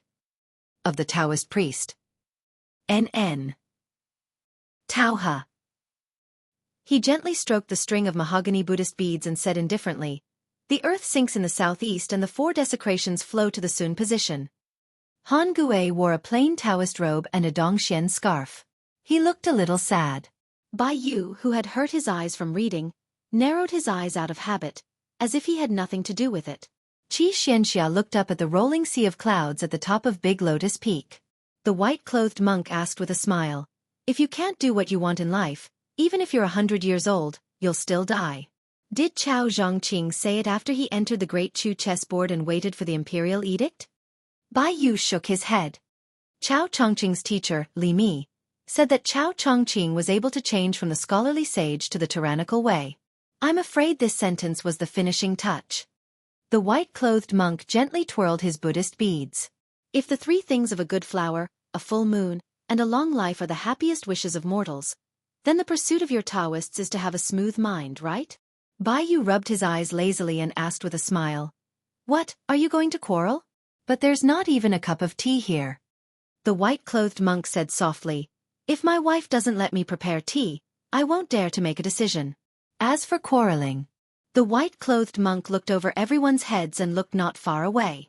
He said loudly, "Disciple, come. Talk to our Mr. White Lotus about Buddhism." Unexpectedly, the young monk slightly raised his little bald head and said reluctantly, Master, if it wasn't for Li Zi not letting me go, I would have gone to the Clear Jade Temple to buy rouge for Master's wife. Master's wife said that there's a young woman as beautiful as a flower there. These days, she's been selling Shu sunflower rouge at a very low price. It said that there's also Wu Yu Yen Lu Fang in Jiangnan. The white-clothed monk glared at him. You still have the nerve to talk about Wu Yu Yen Lu? You dare to sell a small box the size of a fingernail for 5 taels of silver. If you didn't mention it to Master's wife, she wouldn't have been thinking about it the whole night. Last night, she was talking about Wu Yu Yen Lu in her sleep.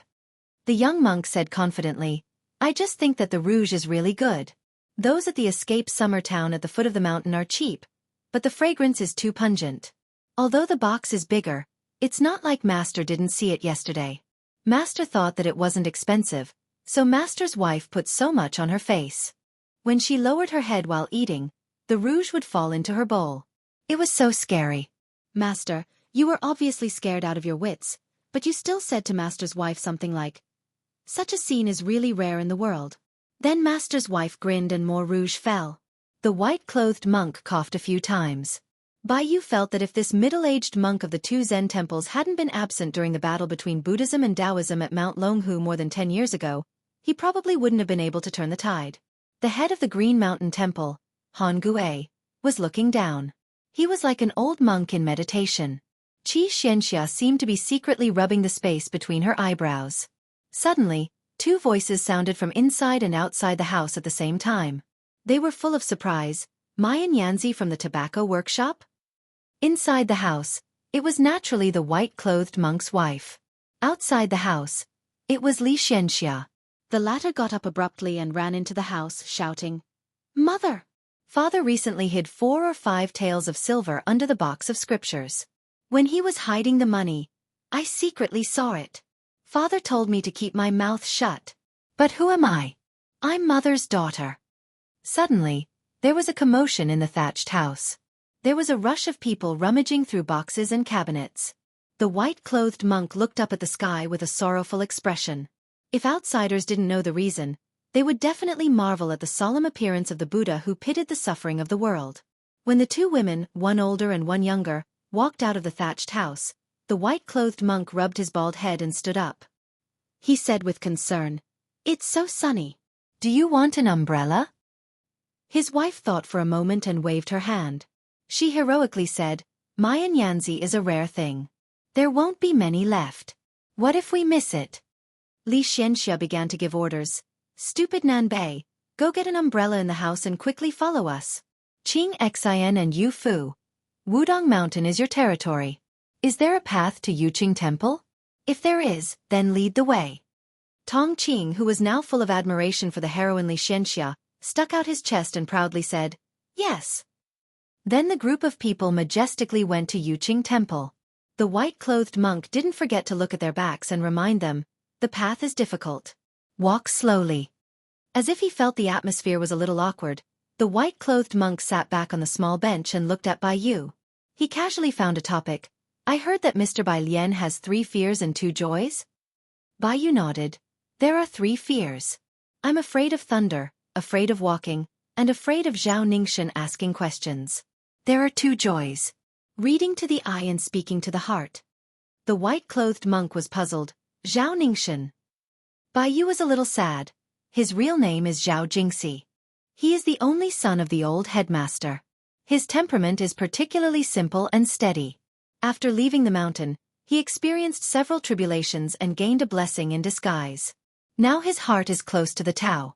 The white-clothed monk said, Oh, is he the young Taoist who invited the Taoist Master Mansion's ancestor to come down to the mortal world? In the end, Su Fengnian smashed the Zhenwu Great Emperor's image with one slap? Bai Yu smiled bitterly and said nothing. The white-clothed monk seemed to have a deep prejudice against the young lord. He said angrily, If you want to fight, then fight. Why do you have to pretend to be mysterious? What's the difference between you and a child crying and going home to ask for help from the elders? Especially that Su Fengnian, he's even more outrageous. He's bullying others with his power. What a disgrace. Bai Yu, who was now a retainer of the Su family in Beiliang, tactfully shut his mouth. The white-clothed monk snorted, My daughter has never complained in front of me. Every time she fought, she beat those little baldies until they cried and ran back to their masters. Han Gui smiled knowingly. He seemed to be thinking of his disciple Xianxia and the little Taoist boy Yu Fu who was brought back to the mountain by the headmaster Li Yufu. People outside the world may not be heartless. At this moment, Xianxia, the only one of the 3 Taoists who cultivated, suddenly stood up. He turned around and looked as if he was facing a great enemy. The white-clothed monk was still sitting on the small bench calmly, slowly twirling the Buddha beads. A man with white hair on his temples appeared in everyone's sight. He was empty-handed. He smiled and said, "Since the Thunder of Mind, I have comprehended 2 more moves in the past 20 years. I want to learn from the 2 of you. Now that Wang Xianji is dead, I can only come here to disturb you." Li Dongxin slowly stood up and said indifferently, "Hurry up and fight while my wife is not here. But let's make it clear in advance. Whether it's a fight or a battle of life and death, don't destroy the hut. Otherwise, I will really be angry." Chapter 1890. After hearing the monk's harsh words, he smiled and said, "I only care about the blade. I don't care if you're angry or not." Li Dongxin dismissed it with a smile and gently clasped his hands together, greeting him politely. Black Buddhist beads, white kasaya. It was truly out of this world. Xianxia pulled Bai Yu under the roof of the thatched cottage. Han Gui followed closely behind. The 3 of them had guessed the identity of the visitor. It was unexpected, but it was also unexpected. Thunder Square. This was undoubtedly a thunderous title. Whenever people talked about spring and autumn sword armor Li Chungang, they would talk about the wooden horse ox, the 2-sleeved green snake, and the sword opening the gate of heaven. Not to mention Liang Jianghu. Even in the imperial court, everyone knew the famous technique of the old minister of war, Thunder Square. It was with this technique that the Zhao clan of Liang Jianghu defeated Mao Shulang, a master of the Eastern Vietnam and Tang Empire. With this, he established his position as the #1 saber user in the world. Gu Jianghang was to the saber, like Li Chungang to the sword, and Wang Xiu to the spear. This kind of martial arts status was the dream of countless people in Jianghu. However, the most embarrassing thing about Gu Jianghu was that he stood at the top of the world's saber users. His ranking in the previous martial arts competitions was not outstanding. Not to mention Wang Xianji of Martial Emperor City, he was probably not even at the top. More importantly, in the competition between the sword and the saber, whether it was the old god of sword Li Chungang or the god of peach blossom sword Dong Tai, whether it was in terms of cultivation or pure combat power, Liang Jianghu recognized them as the top swordsmen of the new and old generation. They were far ahead of Gu Jianghu. When His Royal Highness first entered the world of martial artists, Wang Xianji, Dong Tai, and Chao Chongqing were known as the only 3 outstanding people in the world. The other 7 people were clearly reduced to the role of reading books with the crown prince. The 7 people, including Gu Jiantang, were indispensable to the entire Chinese world of martial artists, but those who were ranked among the top 10 were dispensable. After Li Chungang returned to the realm of Earth Immortal, the person who used the sword declared that the gap between Gu Jiantang and Li Chungang was only 1 Gu Jiantang. In these 20 years, Gu Jiantang, who had been in charge of Great Peace City's Gu Lu for a long time, had never sparred with anyone. After that, he led the military of the 2 Liao countries with the title of Pillar of Great Peace and rarely came out. It was only when Chao Chongqing from West Chu brought Jiangxi into the capital that Gu Jiantang, who had already given his beloved saber to his son-in-law, Yuan Tingshan, slightly revealed his outstanding strength. Gu Jiantang didn't seem to care about the ranking of the martial arts role, and was even less interested in the battle between the saber and the sword. Wang Xianji had the domineering aura that no one dared to claim to be the first if he claimed to be the second in the world. Chao Chongqing had the magnificent feat of passing through the imperial city 3 times like passing through corridors. Dong Tai had the unrestrained freedom of riding on a donkey and watching the mountains and rivers. As a result, in the recent years, the new prince of Liang, Su Fengnian, had appeared out of nowhere. Shenyuan Qingfeng had suddenly risen to power in the Great Snow Plains, and the devil Woyang had shaken both the northern Mang and Liang dynasties. Gu Jiantang was still quiet in the world of martial artists, watching the ebb and flow of the new and old world of martial artists, indifferent. Therefore, the Jianghu of the Central Plains that naturally rejected Great Peace City could never admire this supreme saber master, who was an extremely high official in the imperial court. However, it was this pillar of the country that was willing to stay out of the Jianghu that climbed Mount Wudong today, found the white-robed monk Li Dongxin, and seemed to want to destroy his invincible Vajra with one strike. Other than being obsessed with the way of the sword, Xianxia had always been a pure and simple person. As for Gu Gentong's visit, the little celestial master who had once abandoned the old way of the sword with great perseverance in Great Peace City, actually didn't care about the outcome of this peak battle. Therefore, he wouldn't make any comments or pretend to be surprised. Han Gui was praised by the old chief, Wang Zhonglo, as a sincere heart, a late bloomer, and was regarded as a good friend by the former chief, Hong Shixiang. At this moment, he was a little worried, afraid that if the commotion became too big, Wudong wouldn't be able to clean up the mess, adding unnecessary trouble to the young king.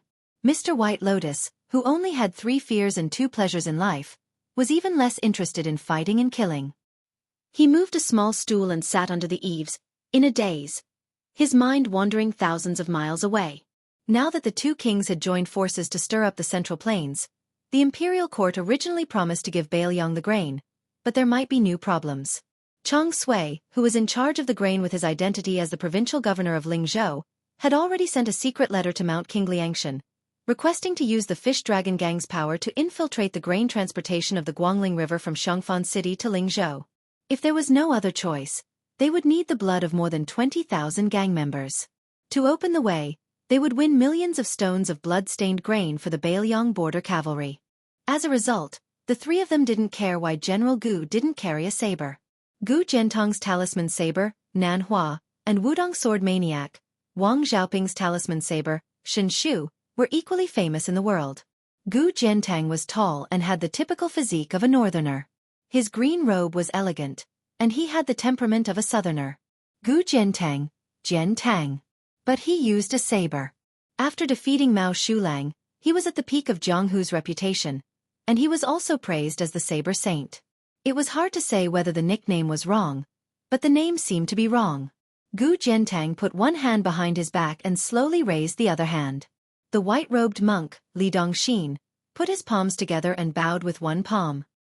He lowered his gaze and silently chanted, Amitba. Chapter 1891. Many Jianghu people heard that Shenyuan Zi had not only shown up on Mount Wudong, but had also asked for 4 marriage sticks in one go at a stall near the elephant washing pond. Su Fengnian's stall immediately became prosperous. Although they saw that Su Fengnian was just a young man and not the otherworldly expert that they thought he was, they just wanted to join in on the fun, so most of them were not stingy with their copper coins. In addition, this handsome fortune stick was indeed eloquent, so even if it was some mediocre or low-grade fortune stick, he could still speak eloquently and eloquently. Gradually, not only were the Jianghu people willing to fork out money, many pilgrims and tourists who did not involve themselves in the Jianghu also began to believe that it was true. This was especially true when a heroine from outside the Jianghu drew a very auspicious marriage stick, which made people eager to give it a try. This was because her 108th lot, May We Be Together for 1,000 Li, was not only second to the best lot stick, but also came from that great literary woman's The First Snow. Everyone had the desire to win or lose. Until now, the most auspicious lot king had not been drawn yet, so naturally it made people eager to get into action. Many onlookers who had originally scoffed at the idea of drawing lots to sever marriage also began to try their luck. Unfortunately, it was strange that after more than 2 hours, more than 100 people had finished drawing their lots, but still no one had drawn the best lot stick from the bamboo tube. This kind of scene where people were still hugging their pipa and covering half of their faces thoroughly made people want to win in one move. Many people who did not believe in heresy simply drew their lots again. Everyone saw that the young man who explained the lot drank bowl after bowl of Wudong calming soup. The copper coins were 100 copper coins and 100 copper coins. Therefore, the large and small copper coins on the table could be said to be piled up into a mountain. It was extremely spectacular. The young vassal king, who had made a lot of money, explained to a strong man who had shaken the lot stick 3 times. He reached out his hand to cover the lot stick and suddenly said loudly, "Let's close the stall, let's close the stall. Today is not the day to break a marriage." Behind the man whose face was full of resentment, a young man who had waited bitterly for nearly an hour suddenly jumped up and scolded, "Surnamed Su. Are you playing with me?" Su Fengnian rolled his eyes and began to collect the copper coins. That person slapped the table. "If you dare to leave, don't blame me, Su, for exposing your secret." Su Fengnian raised his head and glanced at the exiled crown prince of the old western Shu. Be careful not to step on dog poop when you cut off someone's path to wealth.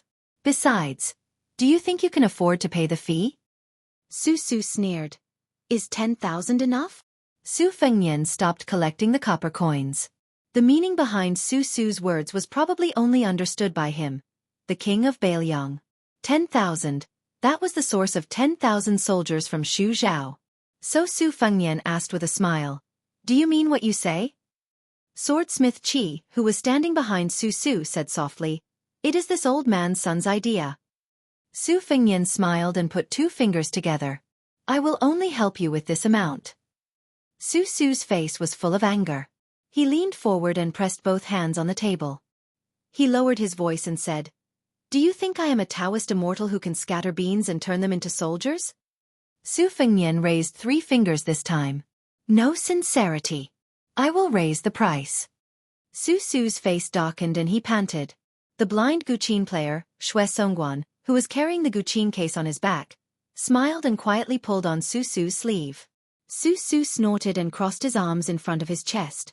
Su Fengnian withdrew his hand and put away his cynicism. His eyes suddenly became cold. He looked up at the 3 old Beimang people. Some losses, I have suffered once, and that is enough. For the sake of our past friendship, I will advise you not to learn from those spring and autumn clans. This old man, Zhao Dingxiu, knows better than you how our Su family deals with them. Su Su's face was red. He was so angry that his whole body was trembling. He was extremely ashamed.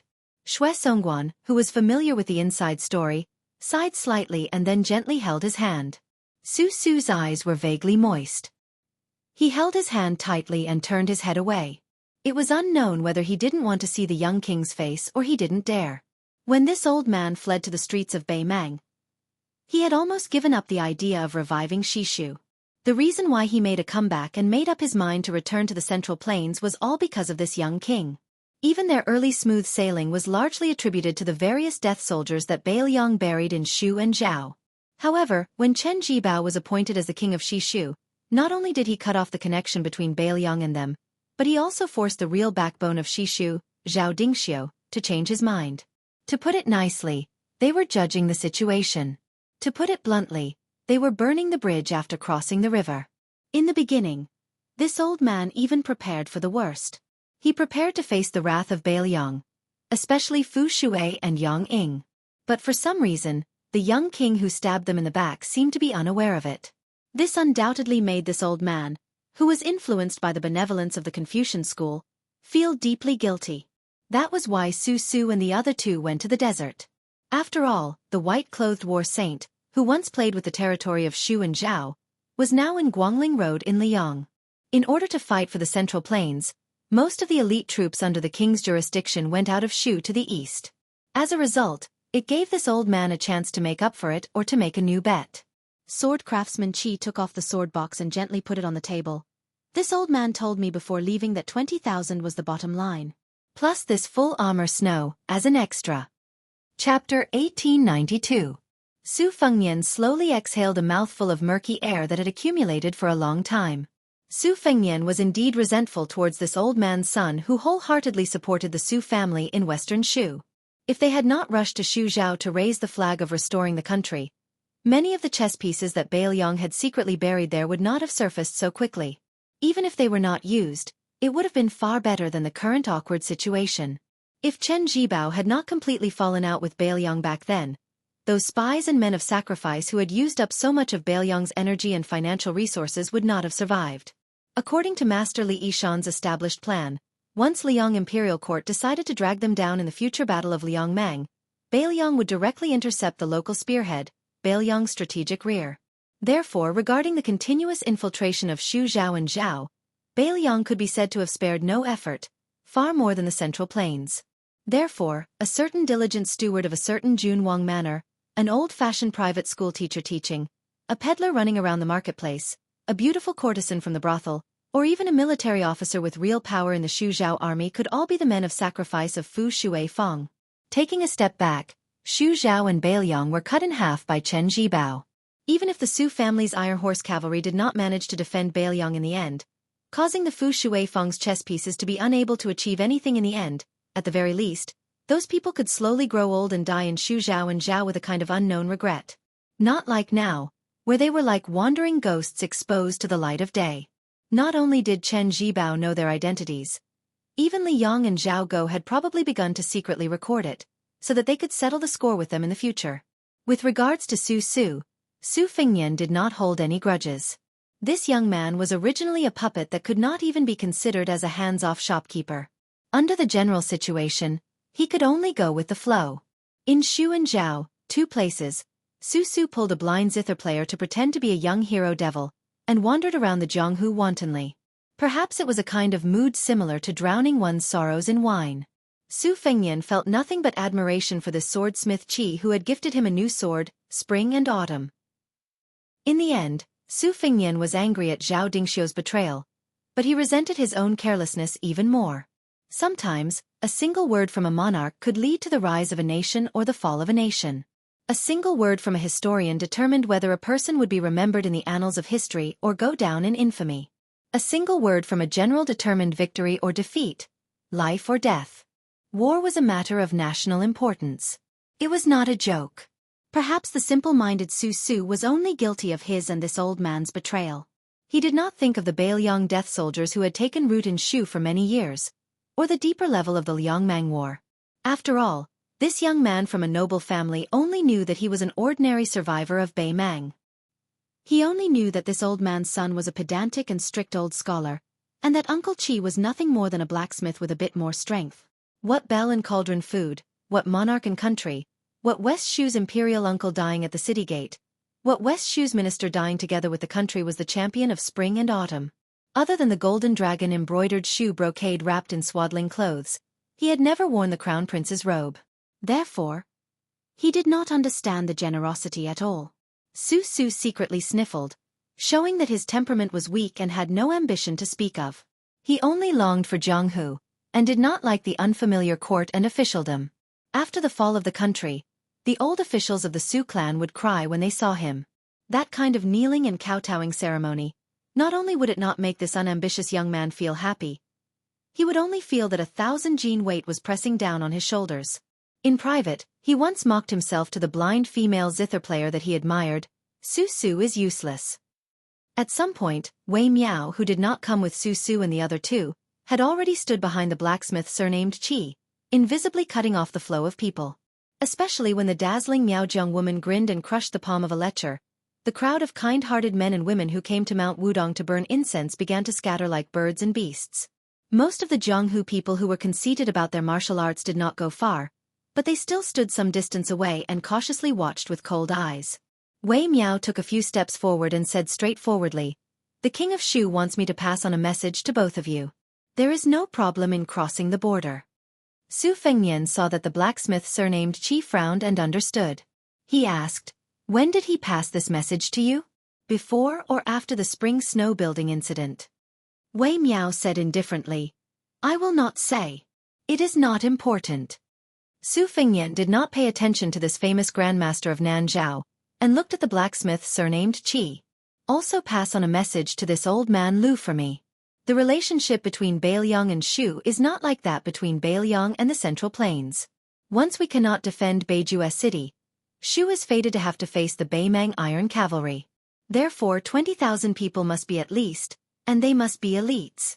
Otherwise, if they come to Bailiang, they will only be of more help than help and will only be sending themselves to their deaths." The blacksmith surnamed Qi nodded. When the dust settled, Su was about to turn and leave when she heard the young king ask with a smile, "You have spent so much money on it. It can be called the most expensive marriage stick in the world. Don't you want to try your luck?" Su still insisted on leaving. Unexpectedly, her sleeve was pulled. She turned her head. Although her eyes were closed, her face was full of hope. Su's heart softened. She walked back to the table with a straight face. She picked up the bamboo tube and shook it violently. Finally, a bamboo stick was shaken out. Su Fengnian reached out and picked up the bamboo stick. He glanced at it and then showed a pitiful expression. Su's mood instantly fell to the bottom. After the previous storm of internal injuries, the young man no longer had the slightest bit of his frivolous demeanor. His eyes were red again. Su Fengnian sighed. Su Su turned to the blind female Guqin master and squeezed out a smile. Let's go. This stick is not effective. Xue Songguan smiled and nodded. Su Fengnian raised his eyebrows. Not effective. Su Su didn't even have the energy to bicker. She pulled Xue Songguan's hand and wanted to leave. But she heard a sentence behind her. The 39th stick, the one you like, the one you like. The stick is good. Oh, it's not effective. Su Su was like being struck by lightning. She turned around and grabbed the marriage stick in Su Fengnian's hand. Su Fengnian's hand holding the stick was high. Give me the money first. 100 coins. Su Su angrily looked at him. You still want money? Su Fengnian's other thumb and index finger gently twirled. You can give me the money or not. You can look at the stick or not. Xue Songguan smiled and silently took out a beautiful purse made by the embroidered weavers. He was about to pay. Su Su grabbed her wrist and fiercely stared at Su Fengnian. She gritted her teeth and said, Is it really good? Su Fengnian said lazily, Believe it or not, it's up to you. Even the wooden swordsmith surnamed Qi couldn't bear it. His Royal Highness the Crown Prince met this young vassal king. It was really bad and painful. Xue Songguan still gave him 100 coins, but she stretched out her hand and opened her palm. She wanted to keep it, no matter if it was good or bad. At the same time, the blind zithermaster, whose finger mysterious realm was second only to the peach blossom sword god Dong Tai, was full of vigor. She didn't give the young vassal king a chance to change the bamboo stick. She wanted the real stick, no matter if it was good or bad. Su Fengnian smiled and handed over the bamboo stick. Su Su grabbed it first and was stunned. Su Fengnian sighed. Xue Songguan's sad expression flashed. Sensing her subtle change, Su Su immediately woke up and said angrily, Surnamed Su. You bastard. Su Fengnian laughed. I read it wrong. It's the 81st stick. It's even better than the best stick. It's the most auspicious stick. Xue Songguan suddenly raised her head and looked at Su Su. Her face was full of disbelief. Su Su hugged her tightly and said with a sobbing tone, It's really good. It's really good. Su Fengnian leisurely shook his head and said, The 81st stick. You can be my wife. Chapter 1893.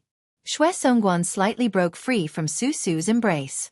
She turned her body, her cheeks flushed red for the first time, and then she solemnly bowed to the young king.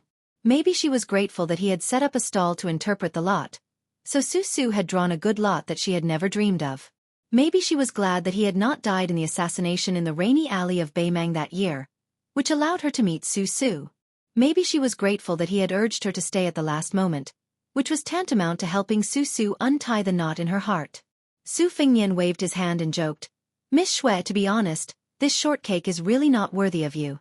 He will draw a good lot, but Xue Songguan, you have truly met a bad person. So if it was you who drew the lot, I dare to say that it would definitely be a bad one. Draw it. Su Su had long been tormented by Su Fengnian to the point that she did not have any energy left. Even her words of, your mother's bullshit, sounded weak. Su Fengnian beat a drowning dog. Shortcake, since it is a good lot. Then give another 101. It is such a joyous occasion. You cannot save this little money. Su Su did not say anything and pulled Xue Songguan away. Although he was a minister that supported the dragon, second only to this old man's son Zhao Dingxiu, the swordsmith surnamed Qi did not participate in military and political affairs. He cupped his hands to Su Fengnian to bid farewell. Su Fengnian also stood and cupped his hands to send him off. Since they met in Jianghu, then they did not meet in Jianghu. There was only Jianghu, no court. After the spring and autumn period, there were two battles between grandmasters that fascinated Liang Jianghu. One was the battle between Li Chungang and Wang Xianji on the Eastern Sea. The other was the battle between New Liang Wang Su Fengnian, the peach blossom sword god Dong Tai, and the great Guanzi Chao Chongqing. The three fought in Greaton City. As for the battle between Tuoba and Dong Tai, or the battle between Su Fengnian and Tuoba, which took place over 1,000 li in the western regions, because there were not many spectators, it was far less impressive than the former. Today, in front of the straw hut, it was even more lonely. There were only 3 spectators, and they were not the kind of Taoists who liked to gossip. Presumably, in the end, most of the Jianghu would not hear about this peak conflict. However, between the two sides, One was an eminent monk who had entered great peace in white robes and enjoyed the highest reputation in the world. The other was a pillar of the country who held half of the dynasty's military power. Neither of them would care about the false reputation of the Jianghu. Gu Zhentang suddenly laughed involuntarily. He withdrew his palm and shook his head. He wanted to say something but stopped himself. Narrowing his eyes, Bai asked curiously, "Why aren't they fighting?" Xianxia said indifferently, "It's over." Bai was taken aback. "What? Fighting is popular in the Jianghu now?" Xianxia stood ramrod straight under the eaves. From his position, although he could only see the back of the white-robed monk, Xianxia could still rely on the slight trembling of the snow-white kasaya. It was just that Xianxia was forcefully suppressing it. The world of Fangzhong. A kasaya was equivalent to a small kiliacosm. Only Bai Yu and Han Gue could not see that world clearly. Once they entered it, the world would be turned upside down. To put it simply, Gu Zhentang's slash seemed to be casual and did not seem to have any power behind it. If it were someone else who was at the foot of the mountain would have been split open. If they were at the mouth of the river would have been flooded dozens of miles by the seawater. The string of pearls in front of the white-robed monk's chest slowly quieted down. At this moment, a large peak to the north of Big Lotus Peak suddenly shattered, the sound as heavy as thunder. Gu Zhentang said helplessly, "Li Xiaoxin, this isn't appropriate, is it?" The white-robed monk smiled. "Sorry, after this poor monk went up the mountain, this poor monk watched the Taoists practice martial arts every morning. This poor monk also learned something and learned how to use 4 tails to deflect 1,000 pounds. Although he said that he was sorry, the middle-aged monk did not seem to have any sense of embarrassment. Gu Zhentang snorted coldly.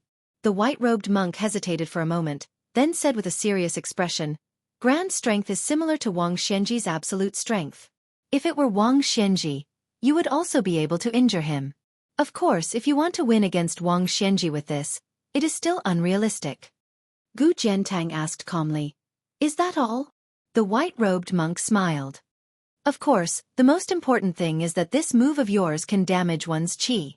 If you hit him 7 or 8 times, Wang Xianji's qi will drop rapidly.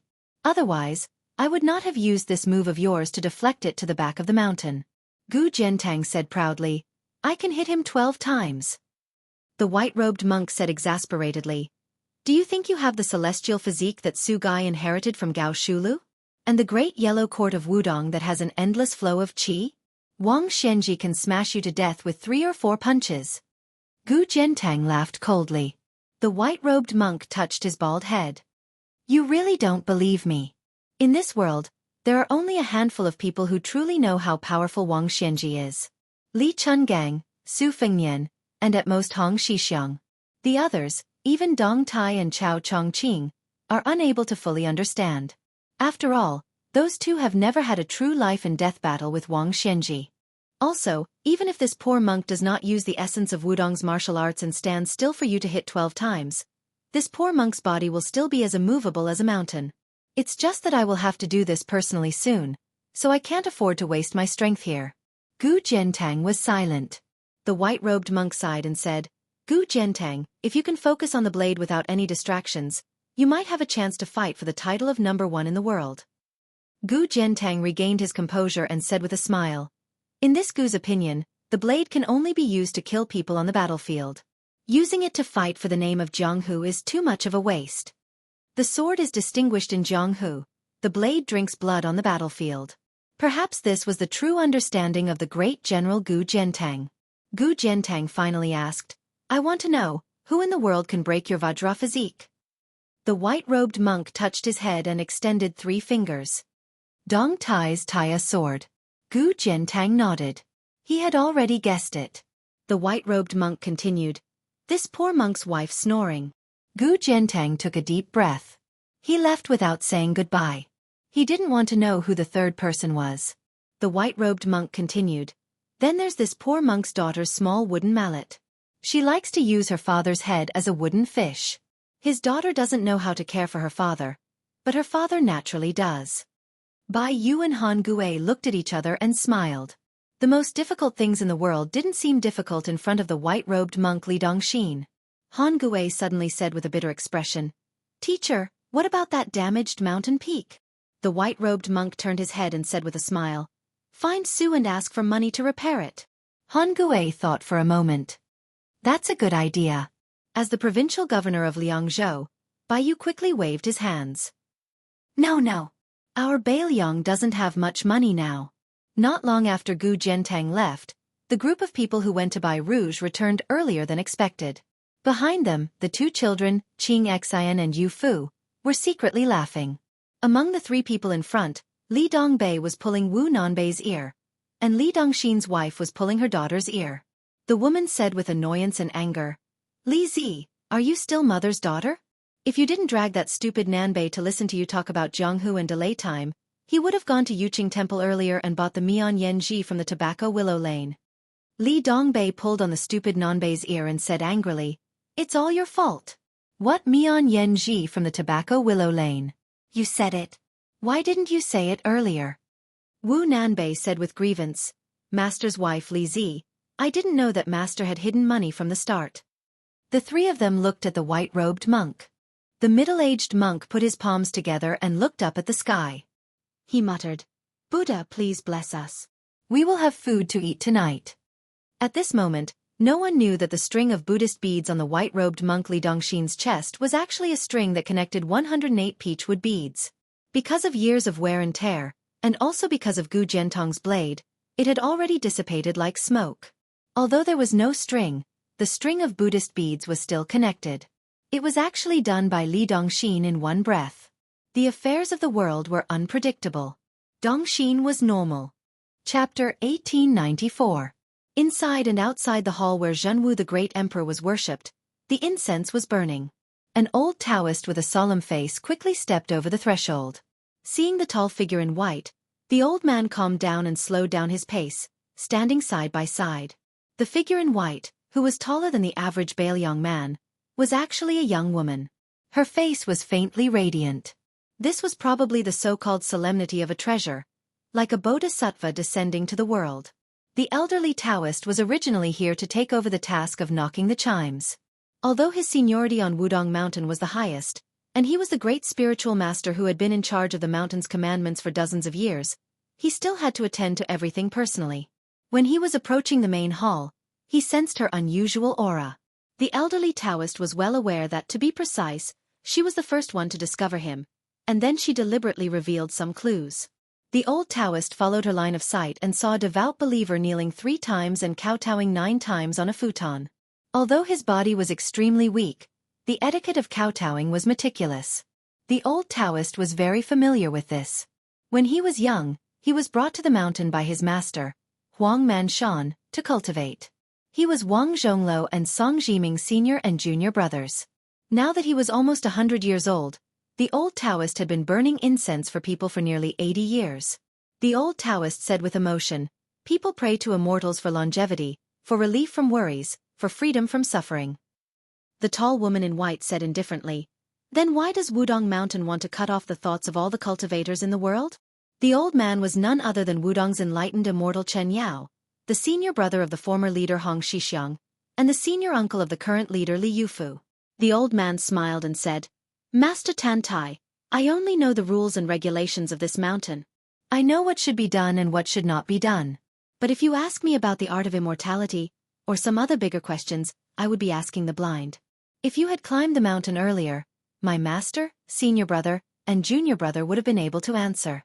Even if you had climbed the mountain 10 days earlier, the chief would have been able to answer."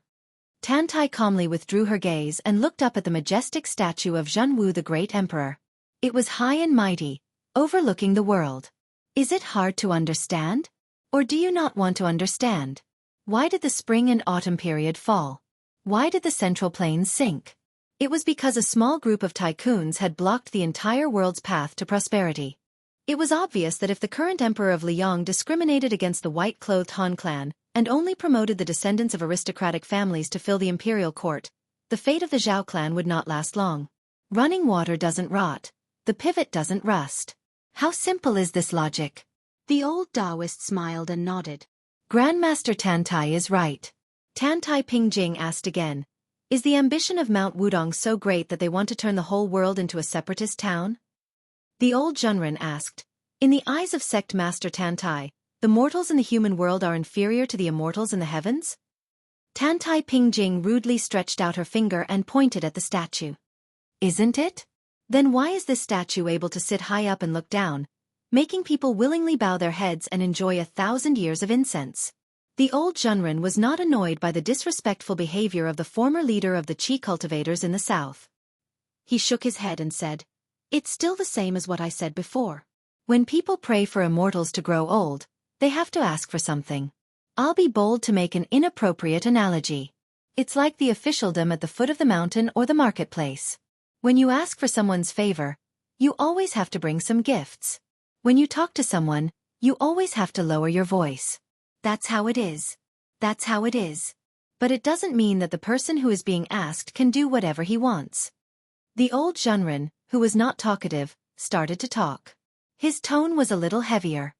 "I heard that the immortals in the heavens are good at fishing for the fate of the human world. The lifespan of a person and the national throne of a country are all under their control. If it's just that the heavens are ruthless, it's fine that people don't die early because they're evil, and people don't live long because they're kind. But if you put yourself in their shoes, how sad is it when you think that your fate of marriage, lifespan, fortune, and so on are all controlled by others? How sad is that? My master once told us 6 brothers that the heavens are vigorous, and a gentleman should constantly strive for self-improvement. He's willing to work hard for the difficulties in life. He's not willing to be born with a good life and enjoy the fruits of others' labor. He's not willing to have everything be inflexible. Although we Taoists are people outside the mountain, we can't forget that we're still people of the world. We live in the world and die in the world. From ancestor Lu to Huang Manshan, to Chen Yao's generation of Wang Zhongluo, Song Jiming, Yu Xingrui, Wang Xiaoping, and Hong Xixiang. None of them could live forever. Some of them couldn't and didn't want to, such as Song Jiming and Chen Yao. Some of them could but weren't willing, such as Wang Zhongluo and Yu Xingrui. Some of them were disdainful, such as Hong Xixiang and Wang Xiaoping. Chen Yao suddenly laughed out loud. He turned his head and looked straight at this land immortal who was said to have reached the celestial realm. He was fearless. How many people can ascend in the human world in 100 years? Among the few people, who isn't a banished immortal who descended to the human world? Why, who is Grandmaster Tantai trying to persuade? I only know that the person who can make Sect Master Tantai do this is definitely not this Jianghu Great Emperor. Tantai Pingjing frowned. A strange smile appeared at the corner of her mouth. She asked, "Have you ever wondered if the king of Beiliang, Su Fengnian, and your sect master Li Yufu are banished immortals? Why do they have to commit treason in this world?" Chen Yao's face was full of righteousness. He laughed and said, "I'm only in charge of Wudong's commandments. Why should I care about that?" Tantai Pingjing's face was cold. What a Wudong mountain! As expected of ancestor Lu's dojo. Chen Yao still smiled and said, "You flatter me." Tantai Pingjing turned and looked, her eyes snow-white. Yu Xingrui stood outside the door of the main hall. However, she looked directly at the small lotus peak outside the big lotus peak. In the next moment, her figure dissipated. Yu Xingrui, who hurried over, was relieved. Chen Yao slowly walked towards this junior apprentice brother. The old spiritual master, who was famous for being serious, made a rare joke. "Junior apprentice brother Yu, quickly wipe your sweat." Yu Xingrui asked worriedly, "Are we letting her go just like that?" Chen Yao said open-mindedly, "Actually, the fact that she's willing to show herself at this time means that she doesn't have any killing intent. Think about it. His Highness is on the mountain, Dong Tai is here, Li Xiaoxin is here, and so many grandmasters are here. Who would dare to behave atrociously here? After all, she's not Wang Xianji from Martial Emperor City." Yu Xingrui nodded and said, "That's true." Chen Yao suddenly asked, "Have you really thought it through?" Yu Xingrui said in a low voice, "Unlike you guys, I, Yu Xingrui, have been born and raised in Liangzhou for generations." Chen Yao patted Yu Xingrui's shoulder unceremoniously. "Then go without worry. There's Yu Fu, Han Gui, and that Yu Fu. They're all very good." Yu Xingrui said regretfully, "Unfortunately, I probably won't be able to wait until the day junior apprentice brother becomes enlightened." Chen Yao nodded. Senior apprentice brother is about the same. Senior apprentice brother, can I talk to you about something? Go ahead. Junior apprentice brother is still so young. He's at the age where he loves to sleep. How can there be an elder like you who knocks on his door every day before dawn? Junior apprentice brother, are you the disciplined Taoist on our mountain or me? Is there anything else? Chapter 1895. Yes, Junior brother is occasionally greedy and stealthily buys some candied haws and other snacks when he interprets the lot for others. Senior brother, can you not be so discerning every time? He is so young, but he has to copy the scriptures several times. I feel sorry for him. Jade Axe has been quietly waiting outside the room every time. Senior brother almost forgot that junior brother is now your disciple's disciple in name. The three of you are very close. Senior brother, you are a little jealous, aren't you? Haha, I can't help it. Junior brother has accepted a good disciple. Junior brother, aren't you supposed to be on duty today? How do you have time to chat with senior brother here? Copy Taoist Ishu tonight. Senior brother. Then you should be striking the chime at this time. Haha, I can't help it. Senior brother is in charge of Wudong Mountain's commandments. In front of the lot booth, Su and the other two had gone far away. Wei Miao was still in the distance. The enchanting Miao woman who had been married for a long time was sitting on the bench in front of the table in high spirits. She looked at the young lord who had begun to close the booth and said in a bad Central Plains official's accent, "Little handsome brother, do you also interpret the lot for me?" Su Fengnian couldn't help laughing and said, "Sister, you have been married for many years. Why are you still asking for marriage?" She said carelessly, "I can't help it. My man is not afraid of anything. He is just afraid that I don't want him. I don't have any thoughts. I just want to see if I married badly." Wei Miao, who was short and average-looking, grinned. As a man and one of the few martial arts grandmasters in Jianghu at that, his temper was really too good to be true. Su Fengnian looked at the couple and said firmly, "No need to look. It must be a good lot." The Miao woman hesitated and finally gave up. When Wei Miao left, he turned his head and looked deeply at Su Fengnian. Su Fengnian naturally wouldn't take away the table and the stool. He also didn't intend to take the lot. Of course, there were a small mountain of copper coins, not a single coin less. This was the life-saving money for him to make up for his mistakes. At this moment, Su Fengnian was slightly stunned. A young woman wearing a wooden hairpin and a cloth skirt slowly walked over. Even if her clothes were shabby, even if she didn't know any martial arts, her unique aura that seemed to be tainted with the arrogance of the Tian family could be seen at a glance. She held a cloth bag in her arm, which was filled with golden persimmons that had just been picked from the trees.